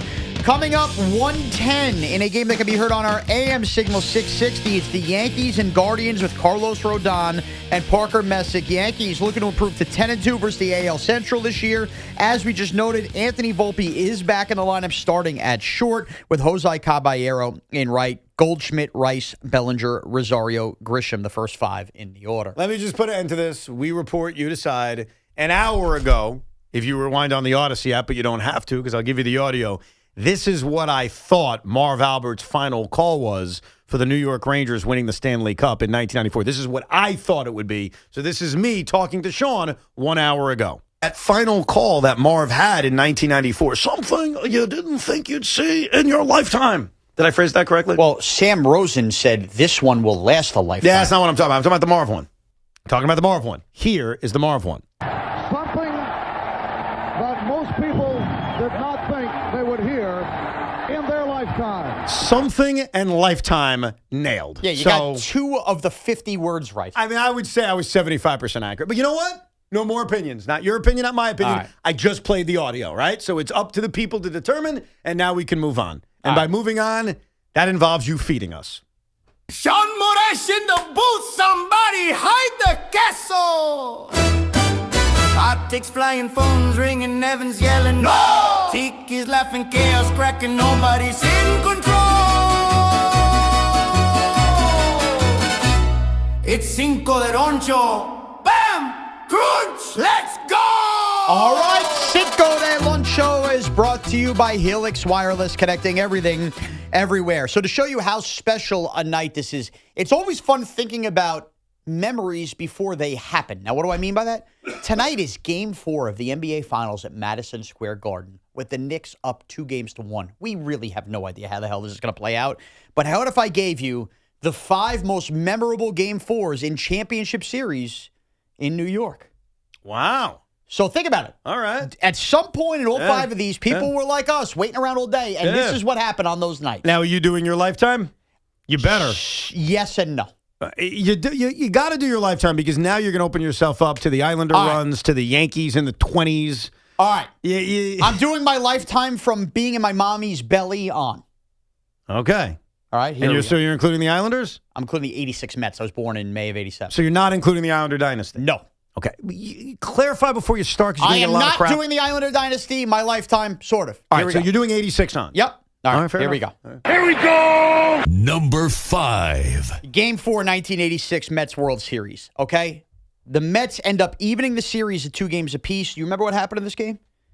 Game 4. I know Game 3 was the Lenny Dykstra Oil Can Boyd game. I don't really know much about Game 4. So Game 4, Lenny Dykstra does hit 2 homers. Gary Carter hits 2 homers, but one of them is the... Was that Game 4, not Game 3? Game 4. Dwight Evans thinking he robbed it at the wall. Oh, he falls out of his glove. Falls out of his glove. Mets obviously don't win that World Series without that moment and what happened there in Game 4. I've done an 86 strike over the last couple of years. Like, I've done some rewatches on the Rico, but I'm like So sick of hearing about it now because we haven't won since. But again, it's about the Game 4s, and that was a memorable night for You know what? You just gave me an inspiration. During the lockout, we're going to rewatch every World Series game from '86. There you go. All right, here we go. Number 4. Number 4 is Game 4 of the 1994 NBA Finals. We know the Knicks didn't win the series, but the Knicks were trailing 2-1. It's the night after the Rangers win the Stanley Cup at Madison Square Garden. Right. The very next night, it's 91-82, and the night is remembered after Oakley grabs 20 rebounds for Anthony Mason drilling Robert Horry in the third quarter, injuring Horry to the point he had to eventually leave the game. He dealt with injuries the rest of the series. That foul was only a standard foul, and no Knick fan complained. Here we go. Number 3. Don't do that. It's a different era, bro. Doesn't you can't matter. compare Doesn't it matter. to... It's just Doesn't matter. stupid. You can't long for it and then complain about it. We're not getting into it. Okay? Game 4. He gets into it, but then doesn't allow us to get Can't get into it. Game 4, 1994 Stanley Cup Final. Another memorable call, saved by Richter. The Pavel Bure penalty shot game in Vancouver that sent the Rangers up 3-1. Again, similar spot as the Knicks. Had they lost that, then it's 2-2. Who knows what happens? Right. But Mike Richter remembered forever that game. Here we go. Number 2. Game 4, 2001 World Series. Derek Jeter becomes Mr. November. Could you forget that? Yes. That's a big one. Part of the miracles. That was the first of the back-to-back miracles. Yep. That was the Tino home run. Brocious hit the game tire the next night. Yep. Here we go. Number 1. And number 1 for me is Game 4, 1996 World Series. Yankees win in 10 innings. That game's remembered, of course, for Jim Leyritz with the memorable 8th-inning home run. Wade Boggs with a bases-loaded walk in the 10th. Yankees even the series at 2 games apiece. I mean, there's a lot of Game 4s you missed, bro. There's a lot of great Game 4s. The Yankees swept a World Series in 1998 and 1999, so they won the World Series in Game 4. And then the one I cannot believe you didn't include, and I'm stupefied for it, is Derek Jeter's first pitch against Bobby Jones in the 2000 Subway World Series. That was one of the most haunting moments in the history of my fandom. Evan, I'm going to a little respect you. That game hurts half the people here and loves it. I tried to stay away from the Subway Series. Because of the didn't imbalanced nature of it? Again, maybe this is my own scars. I gave an opinion on Wembanyama. I didn't want to look at this troll again, bringing up 2000 World Series. I didn't want to do that. All right. So I was respectful. I'll give you another one. Game 4 Mets-Royals, 2015. They blew that game.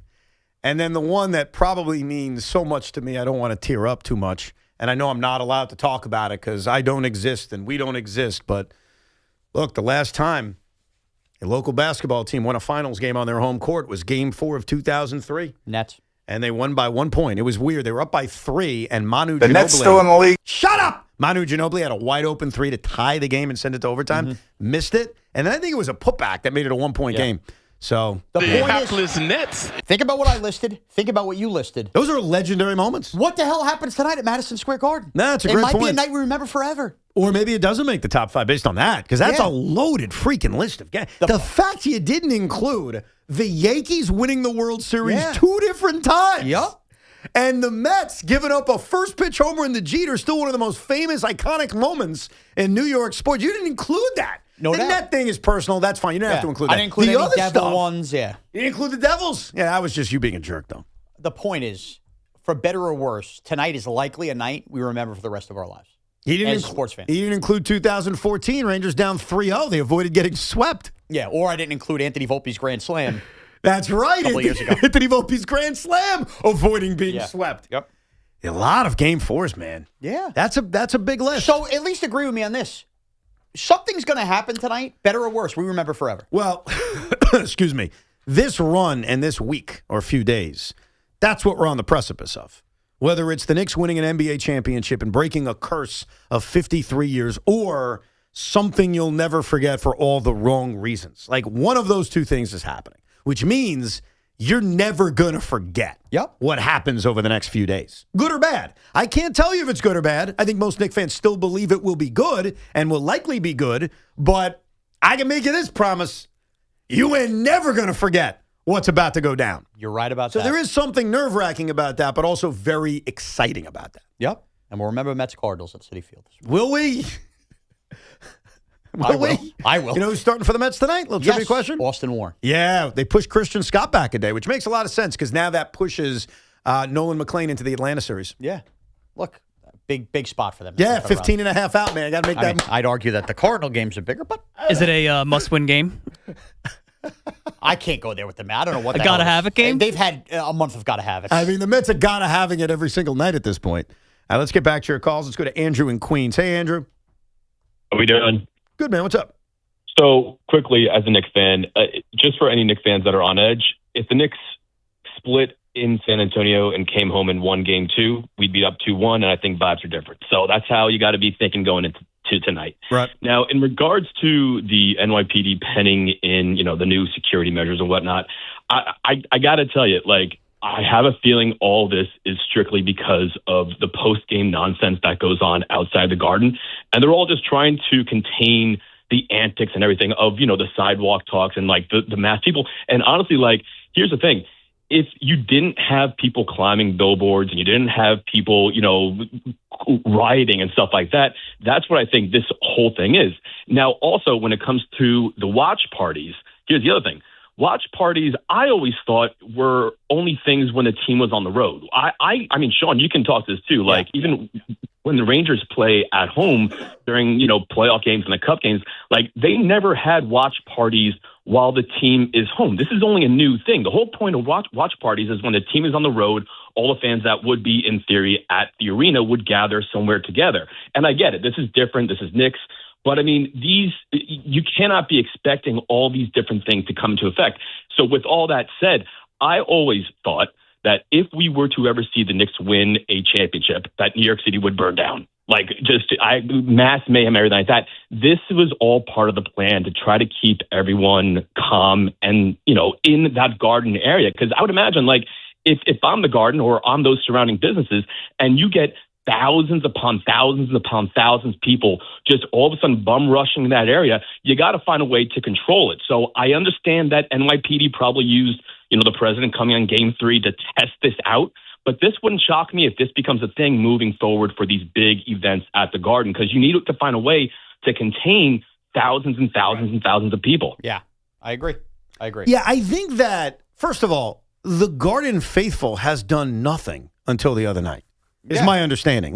Maybe there are small incidences that we're not aware of, but the Knicks have played a lot of playoff games. They've won most of them, and there hasn't been an issue. And there was an issue after a loss. So this assumption that if the Knicks win a championship, the city is going to burn down, that's not the case. I don't think we're the kind of people, for the most part, that's going to burn the city down because we won. In fact, the first major incident occurred in a loss. Yes. Now. And it also occurred blocks away from Madison Square Garden. Yes. Wasn't in the vicinity. What we have to remember, though, is we are in the NBA Finals now, and the videos and stuff of these viewing parties are attracting more people to come.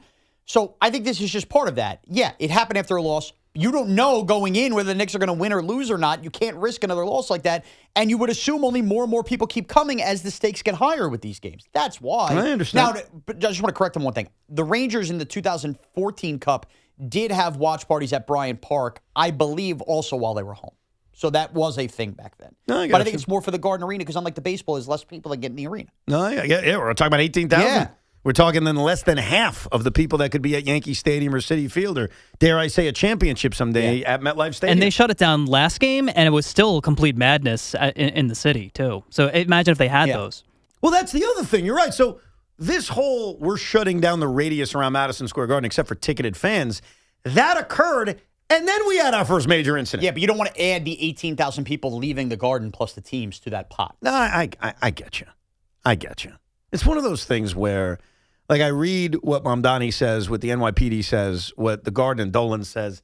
I kind of understand everybody. I get it. It's one of those issues I have to admit, I'm not on one side or not. I see certain things that I laugh at, like the Garden claiming this had nothing to do with the president. Well, it probably did on Monday.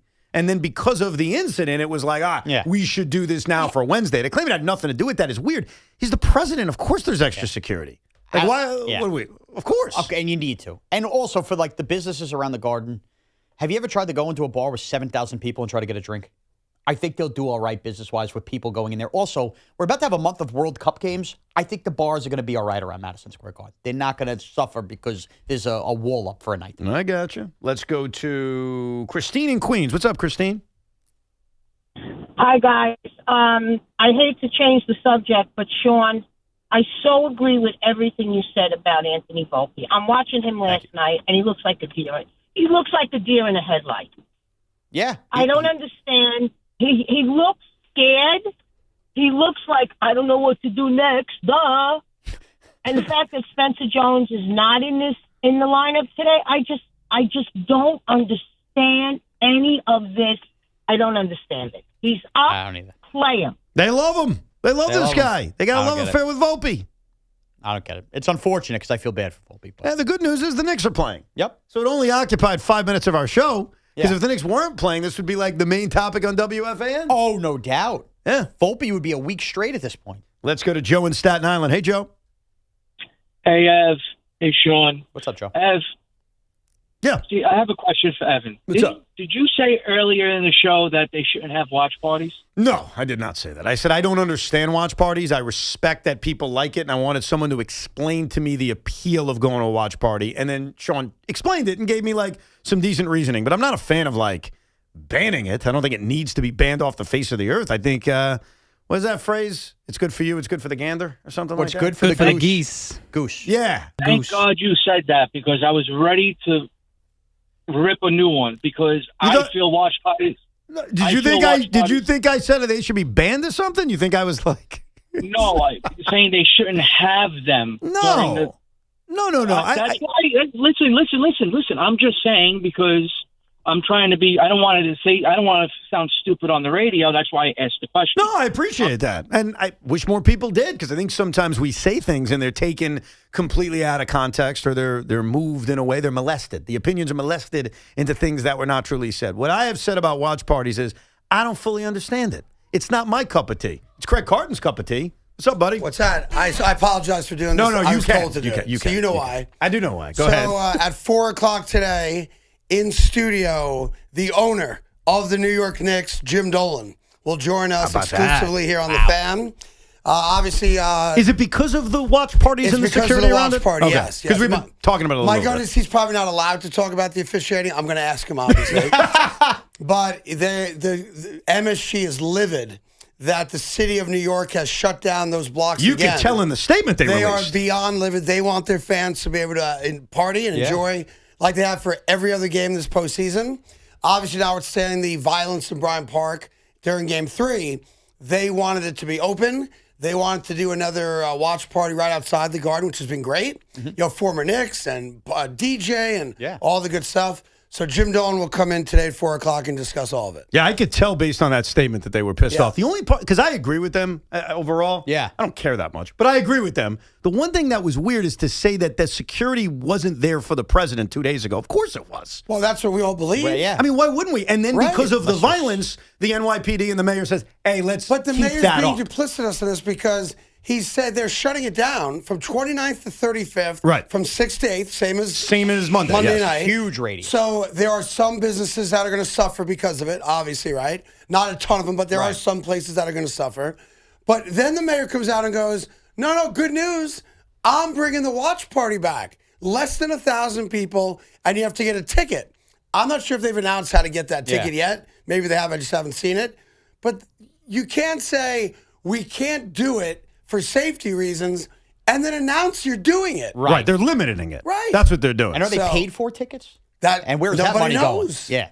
I don't know. And the great question is, how do you get the tickets? Right. Because the game's in 7.5 hours. Right. Now, the two of my sons went to Mustang. I always want to say Sally, but it's not Sally because that's the song. Whatever it's called. Mustang Harry's. Oh, Mustang Harry's. Which is a block and a half from the Garden. And they were stopped at a street corner by NYPD. You cannot go there. You have to prove to us you have a reservation. Right. And my one son said, I assume you've made a reservation at a restaurant before. How could I possibly prove that to you? You can't. Like, no joke. And that is how they would get by when they said if you're using a business, you have to make reservations. So if you're making a reservation at all those awesome bars, within 3 or 4 blocks near the Garden, either get it on email, get a text from the bar, or try to figure out a way to get there early enough where it's before the blockade. Right. Now, my people all got in, but only because there was a sergeant there who, and they were like a block away, so it wasn't a long walk, who confirmed that Sonny Carton had a reservation.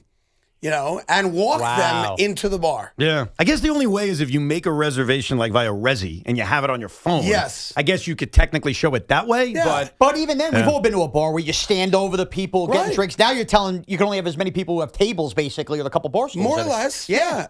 Unless you get there early enough. It's like one of their friends was there at like 4 o'clock. So he was able to, take a picture of the menu, text it to Sonny. He could show the officer. And again, the officers in uniform are doing what they're told to do. Don't take out your anger on them. No, of course. They're being told to do it, and they're doing their jobs. Do you think your dear friend James Dolan will confirm that the president fell asleep on Monday? Oh, by the way, great question. Because I don't know. He would be the one to know. He was sitting right next to him. I'll ask him. All right. Were you concerned that he fell asleep? No, not at all. Could not care less. Means nothing to me. I'll ask Jim that. Exactly. Just out of curiosity, when you looked to your right and he was snoring, were you like, really? Yeah, I gave you my seat, bro. You're right next to me. All right, 4 o'clock. 4 o'clock in studio, Jim Dolan to talk about the watch parties. Obviously, we'll do more of the basketball talk with him after the series. Yes. I will ask him, obviously, about the non-flagrant call on Wemby. We'll let him say what he has to say on it. But he, and I don't want to speak on their behalf, they are livid that the city has not just shut down the watch party, but has the blockades up again. Because remember, Jim and the Garden took heat for the fact that they had the president there. Yes, yeah. And look at the snafu it caused for New Yorkers. And that was the biggest rip of it, the security issues. We're only doing this because for the safety of the president. Right. So the Garden took a hit on that. Well, now you can't tell us it was for the safety of the president. Yeah, now it works for you all of a sudden. Right. Wow. So it'll be very interesting. 4 o'clock today, exclusive on the Fan. I'll just say this real quick to you. Real quick. It's a basketball thing. Because I believe this, and I don't know if anyone else has said it. Them not calling a flagrant on Wemby is the best thing that could happen to you, because they would have choked on that whistle knowing he's a point away from a suspension. There's a better chance they call a flagrant tonight on Wemby than if they upgraded it yesterday. There's probably some truth to that. And in reality, they could have called 2 flagrants on They him. could have. They weren't to never close gonna out do on that. Hart. Yeah. Because that's the same Brunson thing, although Brunson turns his back on him. But the fact that you can manhandle one of the biggest stars in the league and throw him down to the ground, not only was there no common foul called, if that's not a flagrant, it's a flagrant. Yeah. He's not a troll. It ain't a flagrant. He's an idiot. There's There's the a difference. It ain't a flagrant. Yeah. The guy's 8 feet tall. Where's he supposed to put his hand to get off his shirt? How about keep it to yourself? Come on. You learned that in Brunson's kindergarten. bugging him. In kindergarten, you learned that. Stop it. Is that an MLB quarter zip? It is. Me too. It is. It is. He's wearing. Me too. Me too. I won yesterday. Digital's going to love those videos back to back. All right, 4 o'clock today. 4 o'clock. Thank you, I'm man. sorry to interrupt. No, appreciate it. Maybe he'll call Mondani a party pooper on microphone today. He may. All right, 4 o'clock today, the owner of the New York Knicks and the New York Rangers. Don't expect any Chris Drury questions today. I was going to say, can we get one of those? No, not today. James Dolan coming up at 4 o'clock. Ian Begley will join us in a few minutes. His thoughts on the state of this series and what to look forward to for tonight's Game 4, plus ton more of your phone calls. So if you're hanging out, we will get to you. 888-808-1019.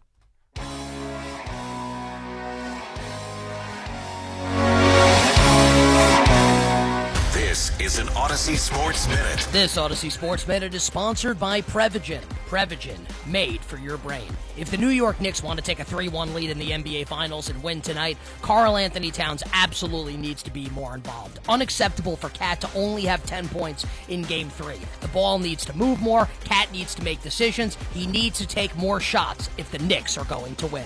I'm Nick Costa. This is the story of the one. As a maintenance engineer at a beverage manufacturing plant, he starts his day knowing every line is ready to run, because Grainger delivers the industrial-grade products he needs to keep mixers, conveyors, and packaging equipment moving. With Grainger's vast selection of bearings, belts, and motors, he keeps operations running smoothly, so nothing grinds to a halt. Call 1-800-GRAINGER, click Grainger.com, or just stop by. Grainger, for the ones who get it done. The U.S. Treasury just released its official financial report for 2025. Buried in it is a startling admission. By its own numbers, it appears the U.S. government is insolvent. When governments go this deep in debt, they print money, raise taxes, or cut benefits, none of which can help protect you. That's why people move part of their savings into physical gold and silver. Call Monetary Gold at 877-NOW-GOLD for their complimentary gold and silver guide. That's 877-NOW-GOLD. Call Monetary Gold now at 877-NOW-GOLD. Do it before the next headline. not after. Performance may vary. You should always consult your financial and tax professional. So, who do you think will be wearing the ring at the end of the NBA Finals? Take your shot with FanDuel, and you might just be celebrating a victory of your very own. Right now, new customers can hit the court with $350 in bonus bets guaranteed after betting $5 for 7 straight days. FanDuel is the best place to bet all of your favorite players during the NBA's biggest event, so why not play your game any way you want? Seek out individual player markets for baskets and rebounds, or build an epic same-game parlay. It's up to you. And best of all, with FanDuel, you get paid instantly when you do win. Just visit FanDuel.com/New York to join now to get $350 in bonus bets guaranteed after betting $5 for 7 days. FanDuel, an official partner of the NBA. 21 and older, physically present in New York. First online real money wager only. Minimum $5 wager for 7 consecutive days. $5 first deposit is required. Bonus issued as non-withdrawable bonus bets that do expire 7 days after receipt. For help with a gambling problem, you can call 877-8-HOPE-NY or text HOPE-NY 467-369.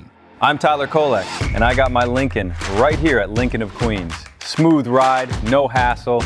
They even delivered it right to my door. When it's time to save, it's time to go to Lincoln of Queens. It's our employee pricing sale. You pay what we pay. Lease a 26 Nautilus for $563 a month. 36-month lease requires $58.20 due at signing. Excludes tax, title, and MV fees. See dealer for details. Expires July 6th. Lincoln of Queens, where Queens goes.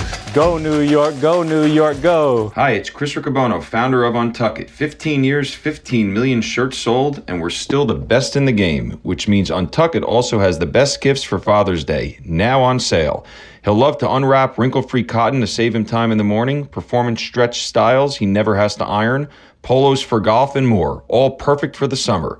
Shop our Father's Day sale going on now at untuckit.com or at one of our 80-plus stores nationwide. Untuckit, shirts designed to be worn untucked. Spring is winding down, but pest season is just getting started. Mosquitoes, ticks, ants, and wildlife are becoming more active across the greater New York area as summer temperatures rise. Enjoy your summer, not the pests. J.P. McHale Pest Management helps protect your home, family, pets, employees, and customers all season long. With local offices in the New York metropolitan area, their local experts are ready with seasonal residential savings and free commercial inspections. Visit nopests.com. That's NOPESTS.com. J.P. McHale Pest Management, not just good, guaranteed. Living with a chronic illness that requires IV medication? Say hello to state-of-the-art private suites for all of your infusion needs at Thrivewell Infusion, providing exceptional care, comfort, compassion, and convenience. Visit ThriveWellInfusion.com. Saving lives, drip by drip.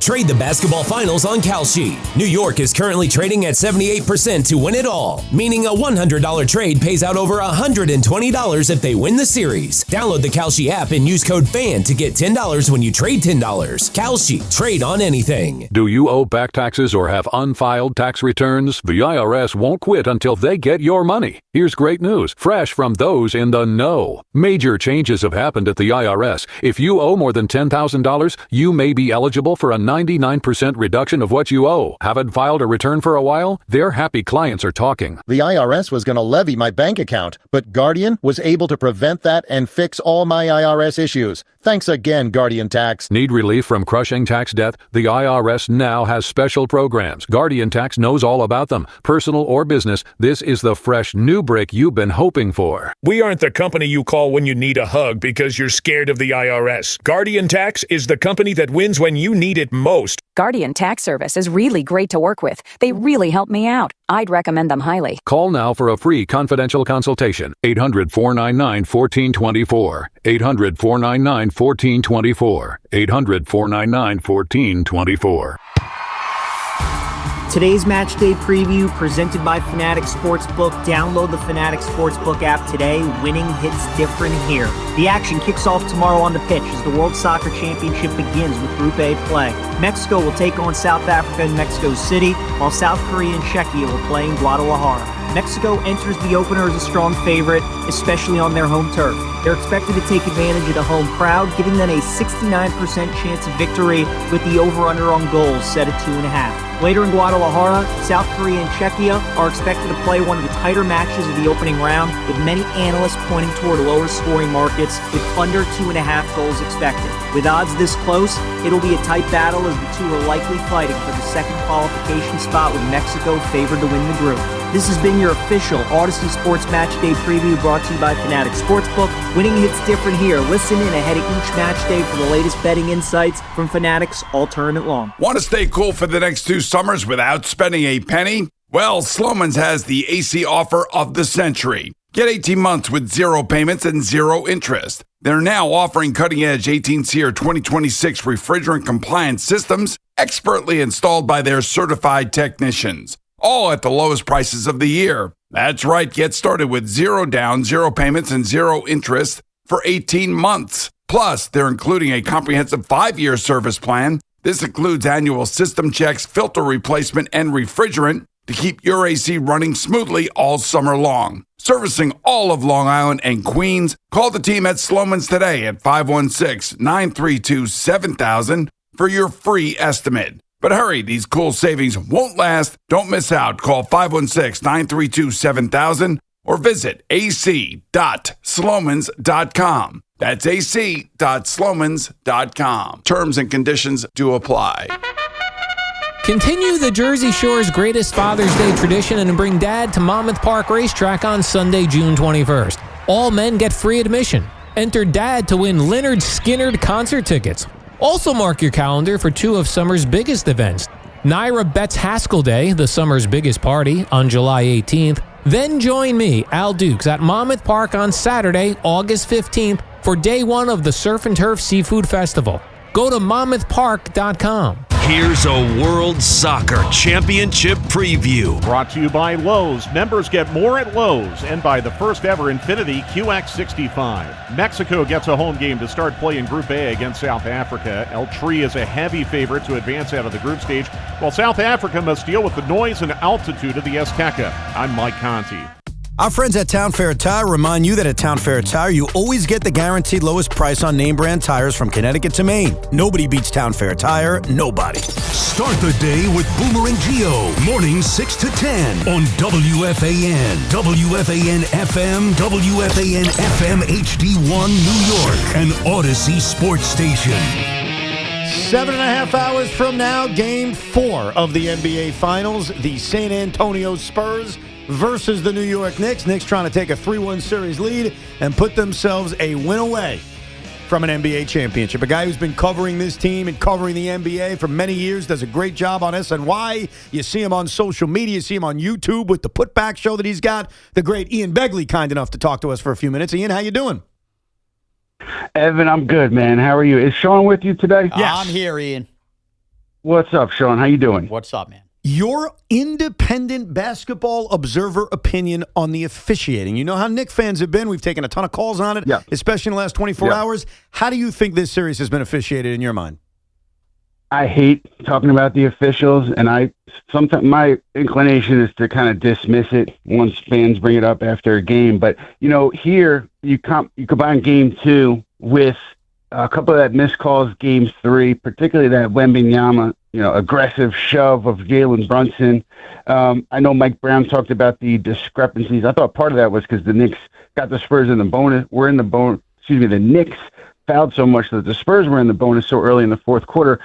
But with all that said, it does seem like the whistle is inconsistent and favoring San Antonio. And I'm the last person to say it, but it looked obvious Game 2, and then there were some instances Game 3 where you scratched your head. So in this series, I kind of have to side with the fans, and no conspiracy theory. It's just kind of how it's played out so far. Especially when you looked at that Game 2, it was Tony Brothers. It was a wild performance from Tony Brothers. Now, officiating and physicality, I think, go hand in hand in this series, and a lot has been made, obviously, since that Wembanyama played about the Knicks' physicality in the series.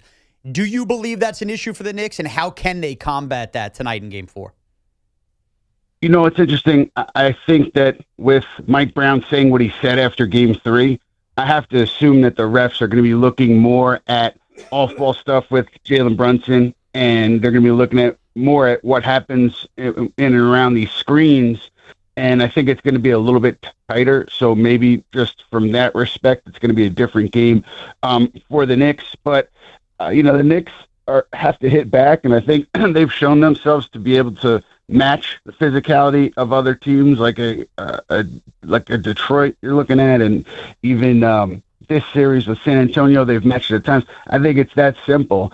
And I think one thing that surprised me was, and I've seen it a few times, like when Jalen Brunson takes a shot like that from an opponent, I think the natural reaction would be teammates kind of running over there and kind of barking at Wembanyama. That didn't happen in Game 3, and there were times where Brunson, over the course of his tenure in New York, has taken shots, and the teammates haven't been immediately running over there. It surprised me, so I wonder if maybe they're physical with Wembanyama in a way that kind of is a get-back from Game 3. Yeah, so we brought that up earlier, Ian, because Draymond Green, as an active player, said, hey, someone does that to Steph, I'm getting in that guy's face. Do you think no one coming over was about just not seeing the play or something else? Because it was noticeable that while Jalen was pissed off, no one else did anything. Yeah, I want to say it's because no one saw it, but there's like a pattern here, and I don't know if there's anything there. It could be nothing there, but even the De'Aaron Fox thing in San Antonio, he was kind of standing with Fox for a few seconds, nose to nose, and it took a while for people to come over, and it surprises me. And maybe it's nothing, maybe it's pure coincidence, but it has happened before. Maybe in this instance, because it was in the middle of the floor, probably hard for everyone to see because it was away from the action. Maybe the Knicks just didn't see it in this instance. In the basketball of this, the Knicks have trailed by double digits to start these games, all three of these games, and then they end up nip and tuck here at the end. How the hell can the Knicks change the approach even just to start this game, Ian, and send the message, forget the physicality of the refs, just getting out into a lead in this game and not having to fight and claw right from the jump? Yeah, it's important, and I wonder if you can figure something out with Jalen Brunson to try to get Castle off of him, because Castle has done a very good job defending Brunson. Obviously, Spurs have been very physical with Brunson when he has the ball and when he doesn't have it. But I just wonder if there's a way to get Brunson freed from Castle earlier, like start of the game, and maybe that kind of unlocks some things. Also, with the alignment San Antonio showed on Karl-Anthony Towns and Josh Hart, they went with Wembanyama at times on Hart and a wing on Karl-Anthony Towns. That was new in Game 3. Now I have to assume the Knicks have digested it and have a better way to attack it. So maybe that's another way they can get off to a quicker start. But I'm with you, Shaun, because you use up so much energy getting back into these games, and that's what they did in the second quarter, Game 3. And then you come out and you shoot yourself in the foot with those turnovers to start the second half. But yeah, having a lead and having the crowd into it throughout the game would obviously benefit the Knicks. Talking to Ian Begley, SNY. You can check out Put Back on the SNY YouTube channel as well. The turnovers. That, to me, if I had to define what happened in Game 3, they were sloppy, and a lot of it was unforced. How do you explain the sloppiness of the New York Knicks overall, and Jalen too, but really everybody that led to that performance? I don't know, because you didn't see it obviously often in that 13-game winning streak. You probably didn't see it at all. And even earlier in the year, I rarely saw those unforced turnovers where you just scratch your head. It's a pass that is not in the direction of where the player is going, and it just looks bizarre.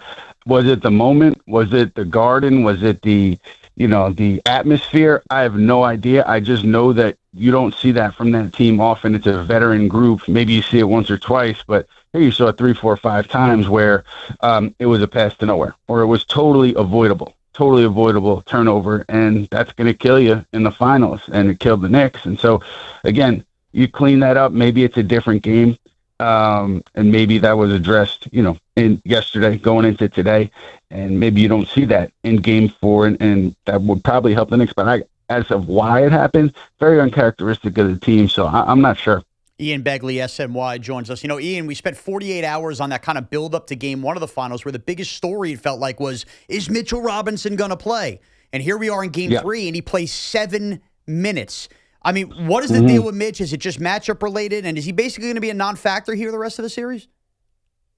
I think it is matchup related. I don't think he'll be a non-factor the rest of the series, because you saw Shaun in that game in San Antonio where he came in and he defended Wembanyama in the final 30 seconds. There was 2 possessions. He defended him well. So you can use him against Wembanyama. Does that opportunity present itself more regularly in Game 4? I think it was circumstantial Game 3. And also there were a couple plays where he didn't defend a screen and roll the way that they usually do, and maybe that influenced Mike Brown. But yeah, I think he will be a factor here simply because of the makeup of San Antonio. So I would expect him to be out there more, to play more minutes. The injury, he'll say, is not a limiting factor at all for him in terms of how often he can play. So it wasn't that game 3. I think it was performance related, but I do think you'll see him out there more often here tonight. How do you currently feel? Because the temperature I've taken on Knicks fans is like they still have a level of confidence. Maybe that's not the arrogance of 36 hours ago, but a level of, we finally lost the game. It had been 46 days. We feel good. As someone who's watched basically every second of this team all year, kind of state on how you feel about this team going into a Game 4 up 2-1. Look, I think that this is a veteran group, and they're able to correct mistakes between games pretty well, particularly Jalen Brunson. But in terms of everything around them, the thing I wonder is like that first quarter and before the game started, the roof was going to blow off in Madison Square Garden. So much energy, so much noise. But when San Antonio comes out and establishes that lead, it kind of took the energy out of the building. And then it sounded like, just nervous energy from the crowd. It was like kind of waiting for the other shoe to drop, that kind of thing. And so I wonder if the Knicks don't get up to a lead or struggle early on, that nervous energy is back. And I think that can tighten up some guys. You've seen it over the course of different role players coming to New York and struggling when the crowd gets tight. So I wonder if that's a factor here. Again, veteran group can correct mistakes, has won on big stages. So all that points to them having success Game 4. But with the fan base is edgy. It's edgy because, they know when things have gone badly for this team. I think it's just a psychosis for this fan base at this point, just waiting for something bad to happen. Speaking of psychosis, and this kind of goes hand in hand with that, we went 6 weeks almost amazingly without seeing the Knicks lose a freaking game in the postseason. I can't even tell you how long it's been since they actually lost 2 games total as a team. What would your worry level be like should tonight not go their way, and kind of the psychosis of that locker room, losing 2 straight and having to go back to San Antonio and dealing with that? Yeah, I don't worry as much about the locker room because I think, it's just as solid as I've ever been around the team, just in terms of connectedness and, having that attitude of being locked in on the next minute and not thinking behind or looking too far ahead. With that being said, if it's an ugly loss, Game 4, that tests all of those things in the locker room. And maybe you see some of that regular season pouting or a disconnect if a loss happens tonight because there's more pressure.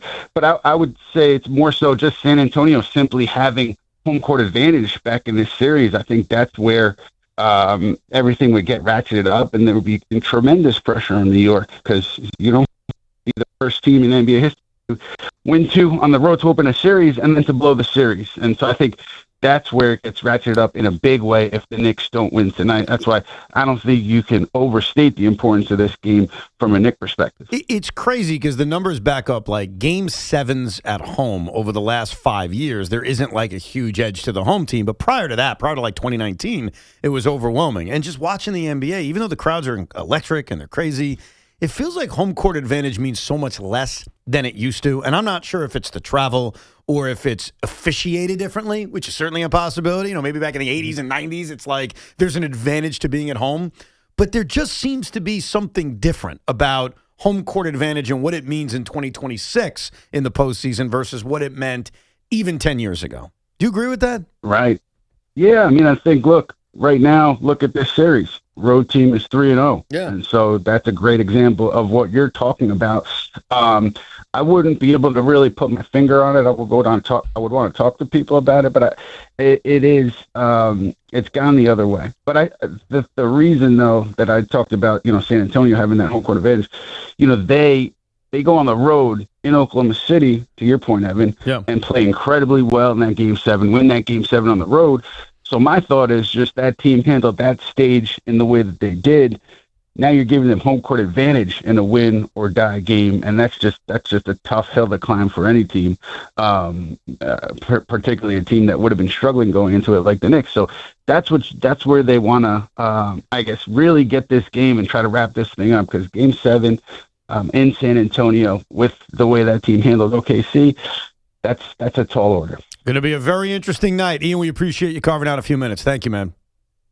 Of course, fellas. Take care. The Putback on the SNY YouTube channel. You can check him out on Twitter. The great Ian Begley. Always kind to join us. What's the matter? Yeah, I almost sensed some nervousness in Ian's voice here before this game. He's a lockdown reporter. He ain't nervous. He's not nervous. He's probably nervous about the security he's got to go through. Tell, tension is building. The hours are building up here. Here we go. I got something interesting for you about tickets and how much it costs to get in and how much it cost you, even if you were lucky enough to be on that MSG Fan First presale that they had earlier this morning. I'll share some of that information, plus your calls next, 888-808-1019. James Dolan will join Craig and Big Mac at 4 o'clock today as well, so keep it right here. Yankees are underway, and they're on the AM side if you want to check out Yankees Guardians.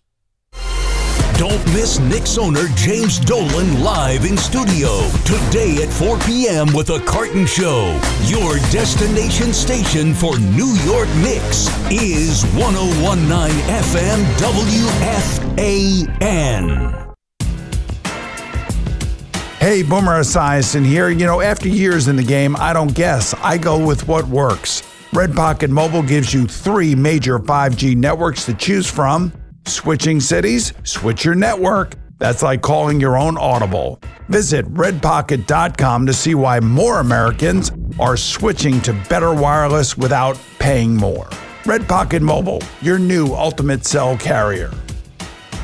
If you're still using a sportsbook to bet on the finals, you're getting robbed. It's time to delete the app and join the millions using Polymarket. Polymarket is a prediction market, not a sportsbook. You trade against other fans, not the house. That means more money for you and less for those greedy sportsbooks. It's available in all 50 states. Polymarket is your go-to prediction market for basketball's biggest stage. Download Polymarket in the App Store and use promo code BLAZE to unlock $50 free for your first trade. That's promo code BLAZE. Trade not available in all jurisdictions. Check local regulations before trading. Restrictions and eligibility requirements apply. This is the story of the one who keeps multiple buildings running smoothly day after day. Plumbing that flows, HVAC that hums, cleaning supplies that keep surfaces sparkling. That's why she counts on Grainger. With easy reordering online and 24/7 support, Grainger helps her keep the products she needs on hand. So shelves stay stocked and buildings stay ready. Call 1-800-GRAINGER, click Grainger.com, or just stop by. Grainger, for the ones who get it done. T-Mobile has an exclusive bundle for customers 55 and up. I'm Sarah Bowl. Yeah, I'm Frank Bowl. A reliable network is key for us. And with T-Mobile, it's been wonderful. And going to the 55-plus plan saved us so much money. A lot. And that's important. Trying to keep costs down. The home internet's been perfect. It's fast, it's quick. The setup was so easy, it took less than 15 minutes. It was like, ta-da! If you want simplicity, coverage, reliability, you want the whole package, T-Mobile has it. Right now, T-Mobile customers 55 and up can get 2 phone lines on America's best network, plus America's fastest 5G home internet for just $30 each. $30 per month each line with autopay plus taxes and fees. Minimum age 55. Pricing for home internet rely on 2 lines of essentials. Choice 55. $35 connection charge per line required. Best mobile network and fastest 5G home internet based on analysis by Ookla of Speed Test Intelligence data 2H 2025. All rights reserved. Nothing pairs better with Surfside iced tea and vodka or Surfside lemonade and vodka like a day on the golf course. Made with real vodka, real tea, and 0 bubbles. That's right, no carbonation. It's not a seltzer. It's Surfside. Cheers to hitting the fairway and cheers to Surfside. Must be 21. Please drink responsibly. Make this your summer of unforgettable drives in a Mercedes-Benz from Mercedes-Benz of Edison. Their expert team makes shopping easy and stress-free. One reason they were named the 2026 Mercedes-Benz Dealer of the Year by Cars.com. Visit Mercedes-Benz of Edison for luxury driving all summer long. So, who do you think will be wearing the ring at the end of the NBA Finals? Take your shot with FanDuel, and you might just be celebrating a victory of your very own. Right now, new customers can hit the court with $350 in bonus bets guaranteed after betting $5 for 7 straight days. FanDuel is the best place to bet all of your favorite players during the NBA's biggest event, so why not play your game any way you want? Seek out individual player markets for baskets and rebounds, or build an epic same-game parlay. It's up to you. And best of all, with FanDuel, you get paid instantly when you do win. Just visit FanDuel.com/New York to join now to get $350 in bonus bets guaranteed after betting $5 for 7 days. FanDuel, an official partner of the NBA, 21 and older, physically present in New York. First online real money wager wager only. Minimum $5 wager for 7 consecutive days. $5 first deposit is required. Bonus issued as non-withdrawable bonus bets that do expire 7 days after receipt. For help with a gambling problem, you can call 877-8-HOPE-NY or text HOPE-NY 467-369. Hi, this is John Starks, and I'm Tyler Kolek. At John Starks Kia, we don't play games. No gimmicks, no tricks, no hidden fees, no surprises. Lease a Kia Sportage for just $333 a month with just $3 due at signing. What we say is what it is, period. See you at John Starks Kia in Queens. Go New York, go New York, go. 36-month lease excludes tax, title, and MV fees. No security deposit required. 10,000 miles per year. Expires July 6th. Hey Yankees fans, join us at Yankee Stadium on Saturday, June 20th as we celebrate Aaron Judge winning the 2025 American League Most Valuable Player Award. It's Aaron Judge MVP Bobblehead Day, presented by T-Mobile. The first 18,000 guests through the gates will receive a special bobblehead commemorating Judge's MVP season. The Yankees take on the Cincinnati Reds Saturday, June 20th. Get your tickets now at Yankees.com/tickets. My name is Whitney Allen, and I'm a widow. My husband, Ryan, died. We never thought we'd ever have to use life insurance, but the unexpected happened. With Ethos, signing up was fast and 100% online. You can get a quote in seconds, apply in minutes, and get same-day coverage. No medical exams, and you can get up to $3 million worth of coverage. I'm grateful we were prepared. Get your free quote at ethos.com/play. That's ethos.com/play. Paid spokesperson. Time spent on application may vary. Online health questions required. Living with a chronic illness that requires IV medication? Say hello to state-of-the-art private suites for all of your infusion needs at Thrivewell Infusion, providing exceptional care, comfort, compassion, and convenience. Visit ThriveWellInfusion.com. Saving lives, drip by drip. The pros know nobody beats FW Web. With extensive inventory, personalized service, and a fleet of trucks across the Northeast, FW Web supports all customers, from one-van contractors to large facility operators. For planned projects, emergency jobs, or maintenance, FW Web has what you need, when and where you need it. For plumbing, heating, HVAC, refrigeration, propane gas, and PVF jobs. With over 100 locations, visit FWWeb.com to find one near you. Undercooked chicken, overcooked steak, microwave defrost fails? We've all been there. The Chef IQ Sense fixes that. Insert the smart thermometer and the app tracks your cook in real time, adjusting and alerting you down to the degree. No more raw, no more rubber, just consistently perfect results every time. Use code RADIO at checkout to save big on ChefIQ.com. That's code RADIO at ChefIQ.com. Looking for the lowest price on name brand tires? Get to Town Fair Tire and get the guaranteed lowest price on any name brand tire. Nobody beats a Town Fair Tire deal. Nobody. Town Fair Tire.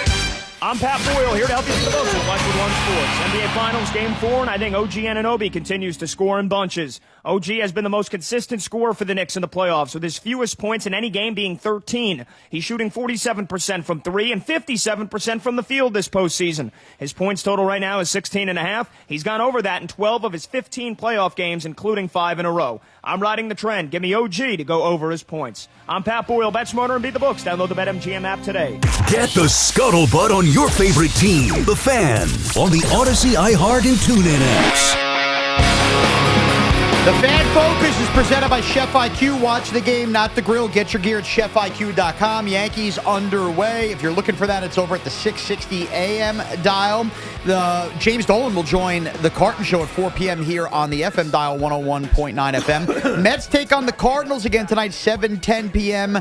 Andre Palante and Austin Warren on the mound. And, of course, tonight, a pivotal Game 4 at MSG. Spurs and Knicks get going a little after 8:30 in the NBA Finals. A lot has been made about the tickets and how expensive they are and the secondary prices. And I mentioned last week that tickets were supposed to go on sale from the Knicks, and they never did. And then they eventually put them on sale courtesy of a pretty cool program they call the MSG Fan First Presale. I guess they confirm you as like a real person and a diehard Knicks fan or a Knicks fan, and then they give you access to buying tickets. Not a lot of tickets, but some tickets. So That's apparently cool. It is cool. Great idea. They did it yesterday for this game, and I guess they did it 3 days ago for the prior game. And very few people were able to get tickets because when you went into the queue, you were like 500,000th online. Yeah. So somebody sent me their queue because they actually got in. And the reason I'm curious, and you should be curious, is what the price was. What was there? Can I ask what, like in the hundreds? What? Excuse me? I'm not talking about the number. I'm saying the queue number. Well, the person got in, so they were in. Okay, I thought you said they No. queue. They got in to purchase a ticket. And coincidentally, it's very close to where I sit, where my seasons are on the bridge. This was section 312, row 2, which is the bridge. It's like a section over from me, the second row. If you've never been on the bridge, it's a gem at New York sports. One of the great seating areas of all time. There are 2 rows, and then there's bar stools. I'm a bar stool guy. And very close to a bathroom, food, the whole thing. I cannot put that area over more than anything I've ever been to as a diehard sports fan. So this person clicked on 2 tickets in 312 row 2. This is from the Knicks, not the secondary market. $3,565 per ticket. What are we doing? How is that fan first? So whenever I hear, it's the resale market. No, it's them too. And I get why they do it. It's a business, right? Why should someone make money on the resale? They should make money too. But from the Knicks, 312 row 2, $3,500 a ticket to get to those seats. Now, I don't know what the right number is, but that feels like the wrong number. That's all I'm saying. You know what it feels like? The secondary market. That's what I'm saying. It feels like the Knicks said to themselves, and again, from a business perspective, I understand this. Yeah, you make money. It's the NBA Finals. You may never be here again as an owner. Right? Their attitude is, hey, listen, you guys are going to make money off our tickets? No, screw that. We're going to charge the same amount that these ticket brokers are. So, because that's basically, if you go on Ticketmaster right now, and you're like, man, I want to check it out. I want to get in the building. You're probably paying in that range to sit in the same section. And that's from the secondary market. Yeah. Here's the reason I don't like it, because I've seen people tweet out like their queue number, and it's like, oh, you think I'm getting in? I'm number 9,000, right? Then you get in, and those are the prices. Right. So imagine getting in the queue number, and you're like number 5. And you're like, oh, my God, I actually timed this out right. And then you feel the pressure once you get in there. Like, I got in. I got to get them now. And then that's the price you get with. I don't know. It's something about it. It's the right thing. They are a business, but something about it still feels a little wrong. Yeah, it's just it's one of those things where it sucks. But I think if you're being reasonable, you get it. But it just sucks. I put it out there because it's this idea that it's only the resale market. Obviously, that's not true. Look what they're charging. And, this brings us back to, because we've had this argument time in and time out, like the Chiefs, for instance. Remember we talked about like the wild card round with them like last year, 2 years ago, whatever. And we were like, man, can you believe how little demand the tickets are? Well, think about what everybody does when they think it might be once in a lifetime for your team to do this. Yeah. If your team ever becomes a dynasty down the line, you should start realizing the tickets become more affordable because you've kind of been there, done that. Yeah, it's a great question. Like next year, if the Knicks are back in the finals, are they lower? Because people are like, I've already done that. I've done that. I think it happens. I think it's natural. Right now on Ticketmaster, the get-in price on the secondary market is a little bit higher than that. It's $3,900, but it's very similar. So that's the get-in as we sit here about 7 hours before tip-off. At least $4,000 a ticket to go to Madison Square Garden tonight. And again, if you haven't heard, they are kind of guarding off that area the way they did Monday for security reasons. So if you're going to the game tonight, leave early. And as Craig just told us, if you plan on going to one of those bars or restaurants, make a reservation now. Make a reservation and save it on your phone. And that's the only way they're going to let you in this police state area around Madison Square Garden. Calling it a police state, huh? Oh, dude, I was in it. It felt like a police state. Okay. I understand why it was there. It was for the security of the president. Now it's for the security of us because I guess we're all a bunch of animals who fight with each other. Yeah. I get why it's there. I'm telling you it felt like a police state. That's a fact.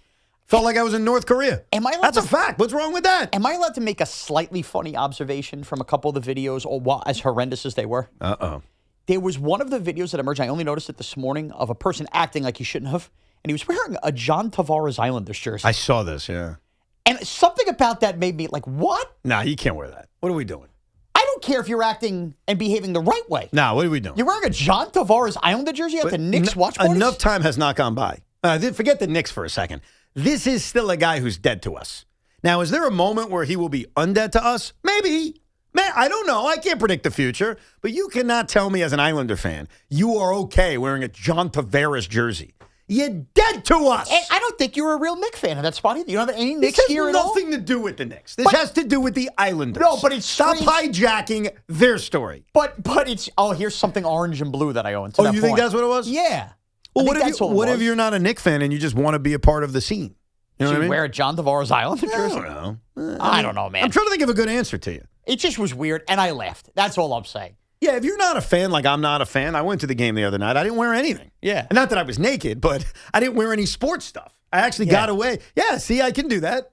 I wore non-sports stuff. Sure wore that shirt. It's a nice shirt. Yeah, but the shirt I'm wearing is sports stuff because it's got the MLB logo on it. Yeah, so you would have went like, I'm a reserve umpire. What are you going to do about it? And it's also undercover Spurs colors, so you could, do that. Yeah, I'm being accused of that because they're the Spurs colors. But honestly, it's a really comfortable shirt, and MLB gave it to me. Yeah, and not as cold today, I could tell.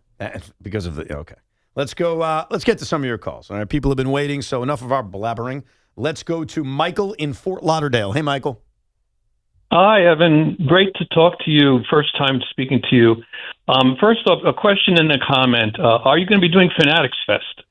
I don't think I will be because I think I'm away that week. So right now it doesn't look like. I know the station will be there. Going to do a lot of fun stuff down there. And it's a great event. Had so much fun last year, but I do not think unfortunately, will be able to be there this year.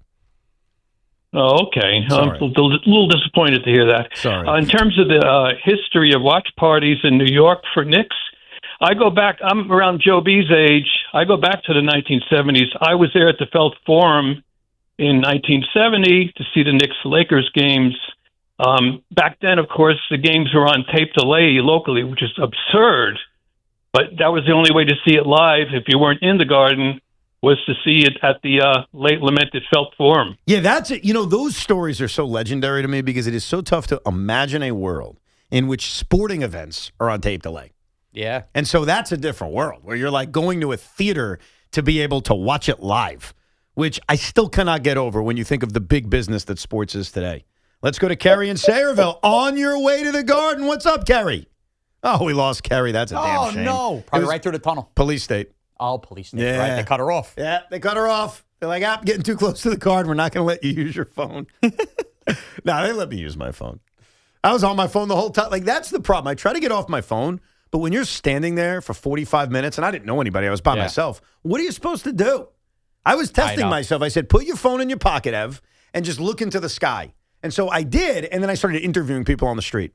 Not like officially. I was just asking them, like, how'd you get tickets? What do you think? I was just conversing. Yeah, probably a nervous twitch, too. Right? You think it was a nervous twitch? I think it's just, I don't know what to do with myself. I was trying to not be on the phone. I think as a society, and I am guilty of it as well, we all are. We spend way too much time on the phone. And so I was trying to avoid it. Plus, I didn't want my phone to die.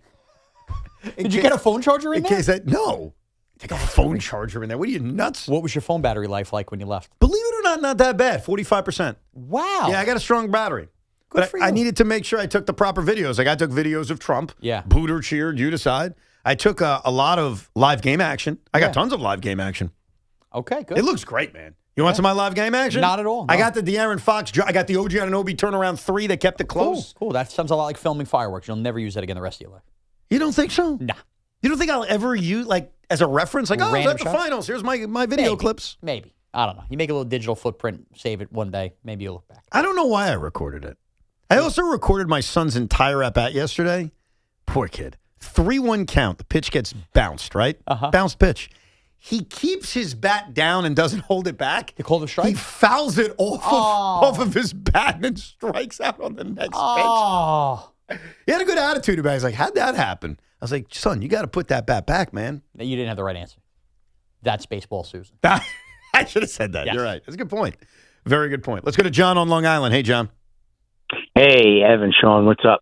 I want to talk about Wemby for a second, but I just wanted to mention something. I'm retired from the police department over 20 years, and I just want to say probably what the problem was the other night is instead of having those people on those small blocks by the Garden, you're putting much more people in Bryant Park. So when you put more people together, you get more problems. And like you mentioned with the dreaded John Tavares jersey, that's because there's people going to Bryant Park that aren't even fans. They're just going there just to cause problems. And that was the problem with the Bryant Park situation, I believe. It's a very fair point. Very fair point. Let's go to Ron in Oyster Bay. Hey, Ron. Hey, Evan. I agree the ticket prices are out of control, but it's not just sports. You ever try to get a concert ticket from the venue or for Ticketmaster these days? Yeah, that's crazy. The prices are outrageous. I mean, and it's the same theory. The theory is the scalpers and the secondary market is charging these prices. I got tickets for my daughter for Sabrina Carpenter last year, and the floor seats were like $1,800 a ticket. Jeez. Yeah. I mean, the problem is it's supply and demand. Yeah. Like, they're only going to be able to charge what they charge. Like, I will give you a reference to the Nets that people will appreciate. They sold out almost every game last year. And the reason they did that is because they don't charge a lot of money. It's affordable entertainment. So sometimes if you're not the big draw, you have to make them affordable. Right. But what happens is you buy a ton of tickets, you follow them when they stink, then when they get good, you get priced out. I know. It's a shame. And I totally get the battle between... It's not even guys like me who are season ticket holders. That's not really the war. The war is against people who buy the tickets simply buy them to sell them. Like they buy hundreds of tickets and that's their business, which fine is a nice business. But I understand why the Garden or Ticketmaster want to make sure that that's not where the tickets are simply going. And that's why you have a fan first programmer. That's why you tell, hey, you can't sell tickets till 24 hours before tip, which is a rule they have on Ticketmaster. The problem is then you sell the tickets and they're $3,400 a piece. Right. So you're not looking out for the fan. You just want to make sure you're looking out for you. Right. You're making sure you get more money. Yeah. You're like, wait a second. Why should Billy make the money? We should make the money. Absolutely. James Dolan will join Craig and Big Mac coming up at 4 o'clock today. We'll come back with more of your calls and some thoughts on what we think goes down tonight at Madison Square Garden. Don't miss Knicks owner James Dolan live in studio today at 4 p.m. with a Carton Show. Your destination station for New York Knicks is 101.9 FM WFAN. This is an Odyssey Sports Minute. If you're not watching postseason hockey, what are you doing? Last night in Vegas, the Carolina Hurricanes punched right back in the Stanley Cup final, with Jordan Staal staying on an absolute heater, scoring twice to lead the Canes to a massive 5-3 victory over the Golden Knights. Carolina survived a wild Vegas comeback, and now the series is tied up at 2 games apiece, heading back to Raleigh. I'm Addie Bates. This is the story of the one. As a maintenance engineer at a beverage manufacturing plant, he starts his day knowing every line is ready to run because Grainger delivers the industrial-grade products he needs to keep mixers, conveyors, and packaging equipment moving. With Grainger's vast selection of bearings, belts, and motors, he keeps operations running smoothly, so nothing grinds to a halt. Call 1-800-GRAINGER, click Grainger.com, or just stop by. Grainger, for the ones who get it done. Too many tools, too much stress, and way too many bills. Odoo replaces it all. One connected platform for every part of your business, so you can work faster, smarter, and for less. Odoo, the only software you'll ever need. Try it free today at odoo.com. That's ODOO.com. So Ryan and I came to the decision to get life insurance when I was pregnant with our first son. He really wanted us to be taken care of if something happened to him. He provided for our family in life and also after his death. I think that would make him proud. Ethos makes it fast and easy to get life insurance. Apply in minutes and get same-day coverage. Get your free quote at ethos.com/game. That's ethos.com/game. Paid testimonial. Time spent on application may vary. Online health questions required. Okay, class, let's begin. Psst, love your boots. I just sold a pair like that on eBay. Oh, really? Yeah, it took like 2 seconds to list and they sold almost immediately. I've been selling everything lately. Some chunky boots, a faux fur coat I never wore, and a vintage chair that was more of an expensive clothing rack. You know, I actually bought these on eBay. Wait, are you Kitty Sell Stuff from Brooklyn? Okay, quiet, please. Find what you love, sell what you don't. eBay. Things people love. Today's match day preview presented by Fanatics Sportsbook. Download the Fanatics Sportsbook app today. Winning hits different here. The action kicks off tomorrow on the pitch as the World Soccer Championship begins with Group A play. Mexico will take on South Africa in Mexico City, while South Korea and Czechia will play in Guadalajara. Mexico enters the opener as a strong favorite, especially on their home turf. They're expected to take advantage of the home crowd, giving them a 69% chance of victory with the over-under on goals set at 2.5. Later in Guadalajara, South Korea and Czechia are expected to play one of the tighter matches of the opening round, with many analysts pointing toward lower scoring markets with under 2.5 goals expected. With odds this close, it'll be a tight battle as the two are likely fighting for the second qualification spot, with Mexico favored to win the group. This has been your official Odyssey Sports Match Day preview, brought to you by Fanatic Sportsbook. Winning hits different here. Listen in ahead of each match day for the latest betting insights from Fanatic's All Tournament Long. This summer, cool down with Dunkin' Refreshers. Sip on a black cherry or try the all-new pink pineapple. Or try one of their flavorful fan favorites like mango pineapple and strawberry dragon fruit. All of them are ice cold and refreshing. Dunkin' Refreshers are the perfect afternoon pick-me-up. A whole lot of flavor and very refreshing. It's a sip of summer, only at Dunkin'. Dunkin' Refreshers are fruit-flavored, contain 0 to 1% fruit juice. Terms and exclusions may apply. Hey, it's Tiki Barber. Looking for a great deal to stay connected? Now, for a limited time, new Verizon mobile and home customers can get Fios and a line of mobile for just $69.99 a month with AutoPay. Get Fios 300 megabit per second for $20 a month and unlimited welcome for $50 a month plus taxes and fees when you bring your own phone. Visit a Verizon store today to learn more and switch. For new Fios, internet, and mobile customers, discounts applied over 36 months. Mobile and home discount enrollment required. Additional terms apply. In times of congestion, unlimited 5G and 4G LTE may be temporarily slower than other traffic. Domestic data roaming at 2G speeds. Summer's a gift. The gift of days that last a little longer. A brighter state of mind. So gift yourself a new Kia at the Kia Summer Sticker Sales Event. With specially tagged vehicles including the Sorrento, Sportage, Carnival, as well as the Niro Hybrid. All backed by a 10-year, 100,000-mile limited powertrain warranty. So the gift of summer can keep on giving for summers to come. Kia, movement that inspires. Call 800-333-4KIA for details. Always drive safely. Event ends 7/6/26. See dealer for warranty details. Diving for that grounder got you grounded? Oof. We've got specialists for that. Layup, take you down? We've got specialists for that. With nearly 50 Castle Connolly top doctors, Orlin & Cohen specialists are considered among the best in the nation by their peers, which can mean a better outcome for you. From Staten Island to Southampton, our network is open 7 days a week, so you can feel better, faster.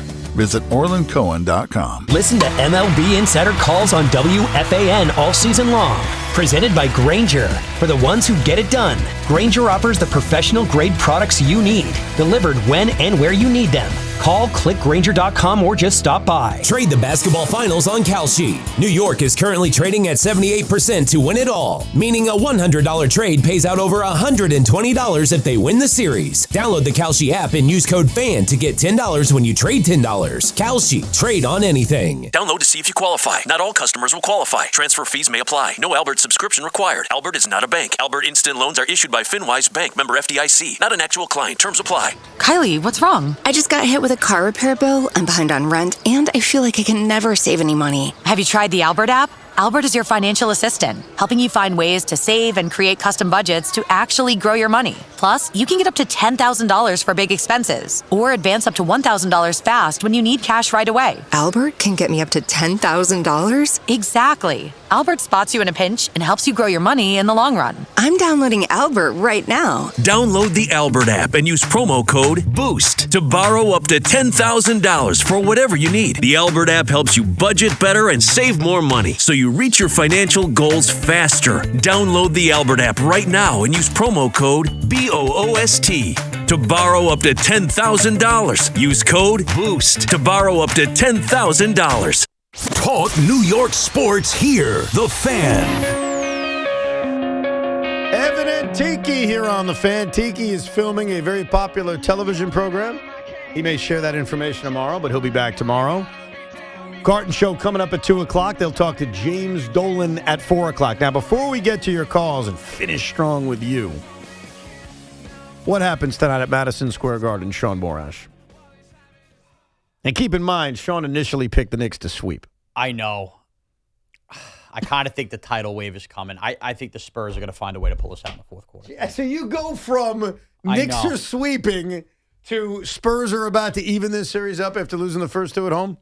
All right, if you gave me truth serum right now, I don't believe with ice in his veins that Jalen Brunson doesn't figure out a way to win two more games in the series. I still think the Knicks are winning the series, There's just something about the way Game 3 unfolded tonight that I think we just get a lot of diciness heading into Game 5. I think the Spurs find a way tonight, and everybody is just very uptight for them. I'll give you some specifics without telling you the result. Okay. Number one, the officiating will be different tonight. Definitely. And I think for the first time in this series, the Knicks will take more free throws than the San Antonio Spurs, something that they have lost in all 3 games, number one. Number two, I think the Knicks get off to a fast start. They have trailed by double digits in the first quarter in all 3 games. Keep that in mind. They haven't just trailed by double digits. They've trailed by double digits in the first quarter in all 3 games. I think that changes. I think they get off to a quick start, and I think we are looking at a 105-100 final. Okay. Let's get to your calls. 888-808-1019 is the number. Let's go to Jeff in West Babylon. Hey, Jeff. Hey, what's going on? I'm happy I got through. What's up, Shaun? Big Fish. How you doing, man? What's up, Jeff? How are you, bud? Good, good. I just want to comment on the ticket prices. Absolutely disgusted. I'm disgusted with them. But at the same time, I get it. You know, it's corporate America. They're greedy. They're going to get their money one way or another. But if you ask me, I'd rather be at home, recline on my couch with a couple cold ones, watching with the lights dim, and this way I can fully engulf myself in the game and not have to worry about fans all over me and then leave in the garden and have to worry about being involved in a melee. You know what, dude? I get it. I love going to games, and I was lucky enough to go to Game 3. As I was walking down 7th Avenue, side by side with people, because we lived in a police state that night, and we'll live in another police state tonight. Yeah. I did think to myself, it would have been better if I was home. Yeah.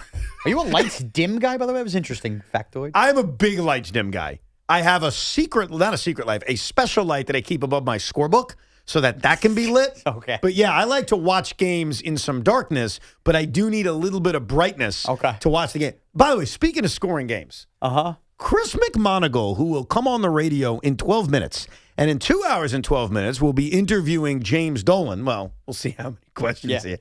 Well, he'll be watching an interview with James Dolan. That's a boomer line usually. He's scoring the Yankee game right now.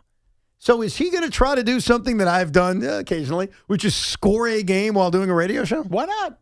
There's commercial breaks. He's scoring right now. I don't know if he's going to continue. Yeah. And 20 years from now, he'll release My Yankees Bible. He should. I have no problem with that. That's something to keep an eye on. Suck it. Imagine that. Now I'm picturing the cover of My Yankees Bible. Can he steal your artwork? And I have no problem. Identical? He could take whatever he wants. He's my guy. The Yankees are a joke. Imagine like Dolan's there in Big Mac. He's like, hold on, it's the 10th inning. It was Chris McMonagle, his fat ass. Sorry, I got to just trying to get through this. Let's go to Ben in Connecticut. Hey, Ben. Hey, guys. Love the show. Appreciate it. What's up, man? All right, so here's what I got to push back on a little bit. What you said, Evan, and mostly what Shaun was saying. To clarify, Knicks fans complain about the officiating. It's not just that, it's not like, suddenly we're afraid of 90s style basketball and we want everything to be a foul. No, it's the opposite. It's the fact that, Evan, you said in your open that the Spurs have been by far the more physical team, borderline dirty, and yet they're the team parading to the free throw line, and they're taking Mikal Bridges off the floor with 2 minutes, into the game in the first quarter with ticky-tack fouls. And when Cat tries to guard Wemby physical under the hoop, it's a foul every time, and they get an endless parade. So if you want to call the game loosely, call it loosely. But you can't have massive discrepancies in free throws for the team that Evan admits is borderline dirty. Well, that's the part. So I don't like the discrepancy thing because I think that, again, you need to be specific. But you were specific, which is, hey, the Spurs are being more physical than the Knicks. And it's kind of what Mike Brown said. How are they at the line more? Not they're at the line more. Asking how are they when they're fouling too? Yeah. Which is why I thought Mike Brown's critique the other day was beautiful. Yeah. Because that's what you need to bring up. It's not the discrepancy. Yes. I look at it this way. I think physicality and fouls are two different things. I think they're trying to let these teams be physical. The Knicks haven't matched that. What they've kind of policed is the nonsensical, stupid. There's no reason to swat him there as he goes to the basket type fouls. I don't know. But they got to get it right. And the Knicks are going to get the favor of that tonight. Let's go to Kenny in Staten Island. What's up, Kenny? What's going on, guys? Before I get to my point, the idiot that bought the Islander jersey had a clearance rack thinking it was a Knick jersey. Shout out to that idiot. Probably got... Yeah. That's what you get. But listen, regarding these watch parties, I've been watching the games at a bar right across the street from the Garden. I didn't go to the last game because I don't want to deal with the hoopla, and obviously the Knicks lose because I'm not there. So I'm repeating the mojo tonight, and I'll be in a bar the 8th and 31st. I had to actually go online, and the owner of the bar actually had to put an Evite out, and you had to go purchase a ticket online, and you got to show that tonight, like a barcode in my Apple Wallet to get through the checkpoints. Because the bar is directly across the street from the Garden. But you know what's great about that? What's great about that is that they are not going to be hurt as a small business by these walls going up. Yes. They're finding a way, and that's the point. Like, as much as we say it's going to affect small businesses, and it will affect some. Like, a pizzeria will probably be hit, but the bars around the Garden should do okay because there's still going to be max capacity. Yeah. Now, you may need a ticket to get in, as he described, but you're still kind of doing what you would normally do as a small business. And even if it's not max capacity, I think it's also better for the consumer there that, again, they'll probably spend more money than they would being able to access the bar quicker without it overcrowded. Nathan's in Brooklyn. Hey, Nathan. Hey, what's up, Evan? Hey, Shaun. Long-time listener. Want to make a quick point why I think the Knicks why the refs are favoring the Spurs and why the NBA is favoring the Spurs. I want to make a correlation to baseball. Go ahead.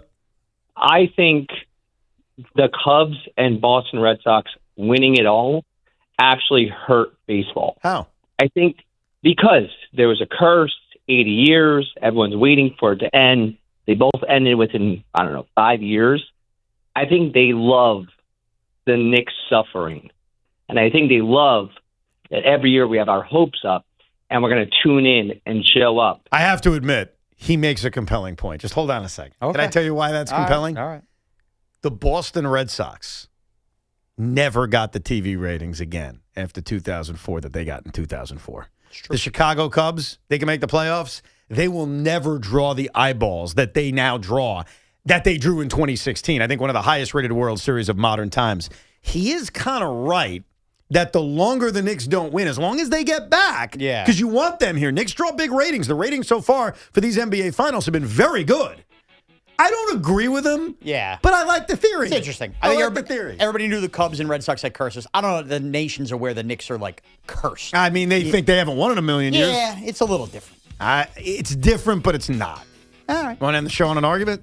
No. Let's go. I'll definitely get that last How about word. this? Let's go Knicks tonight. Okay, that's you be you, bro. You be you. Oh, what happened? What happened with what? I thought you weren't a hater. We are ending the show. Just because I talk fairly doesn't mean I'm rooting for it. Anyhow, Dolan's joining Craig and Big Mac at 4 o'clock. Yankees on the AM side. We'll talk to you tomorrow at 10 a.m.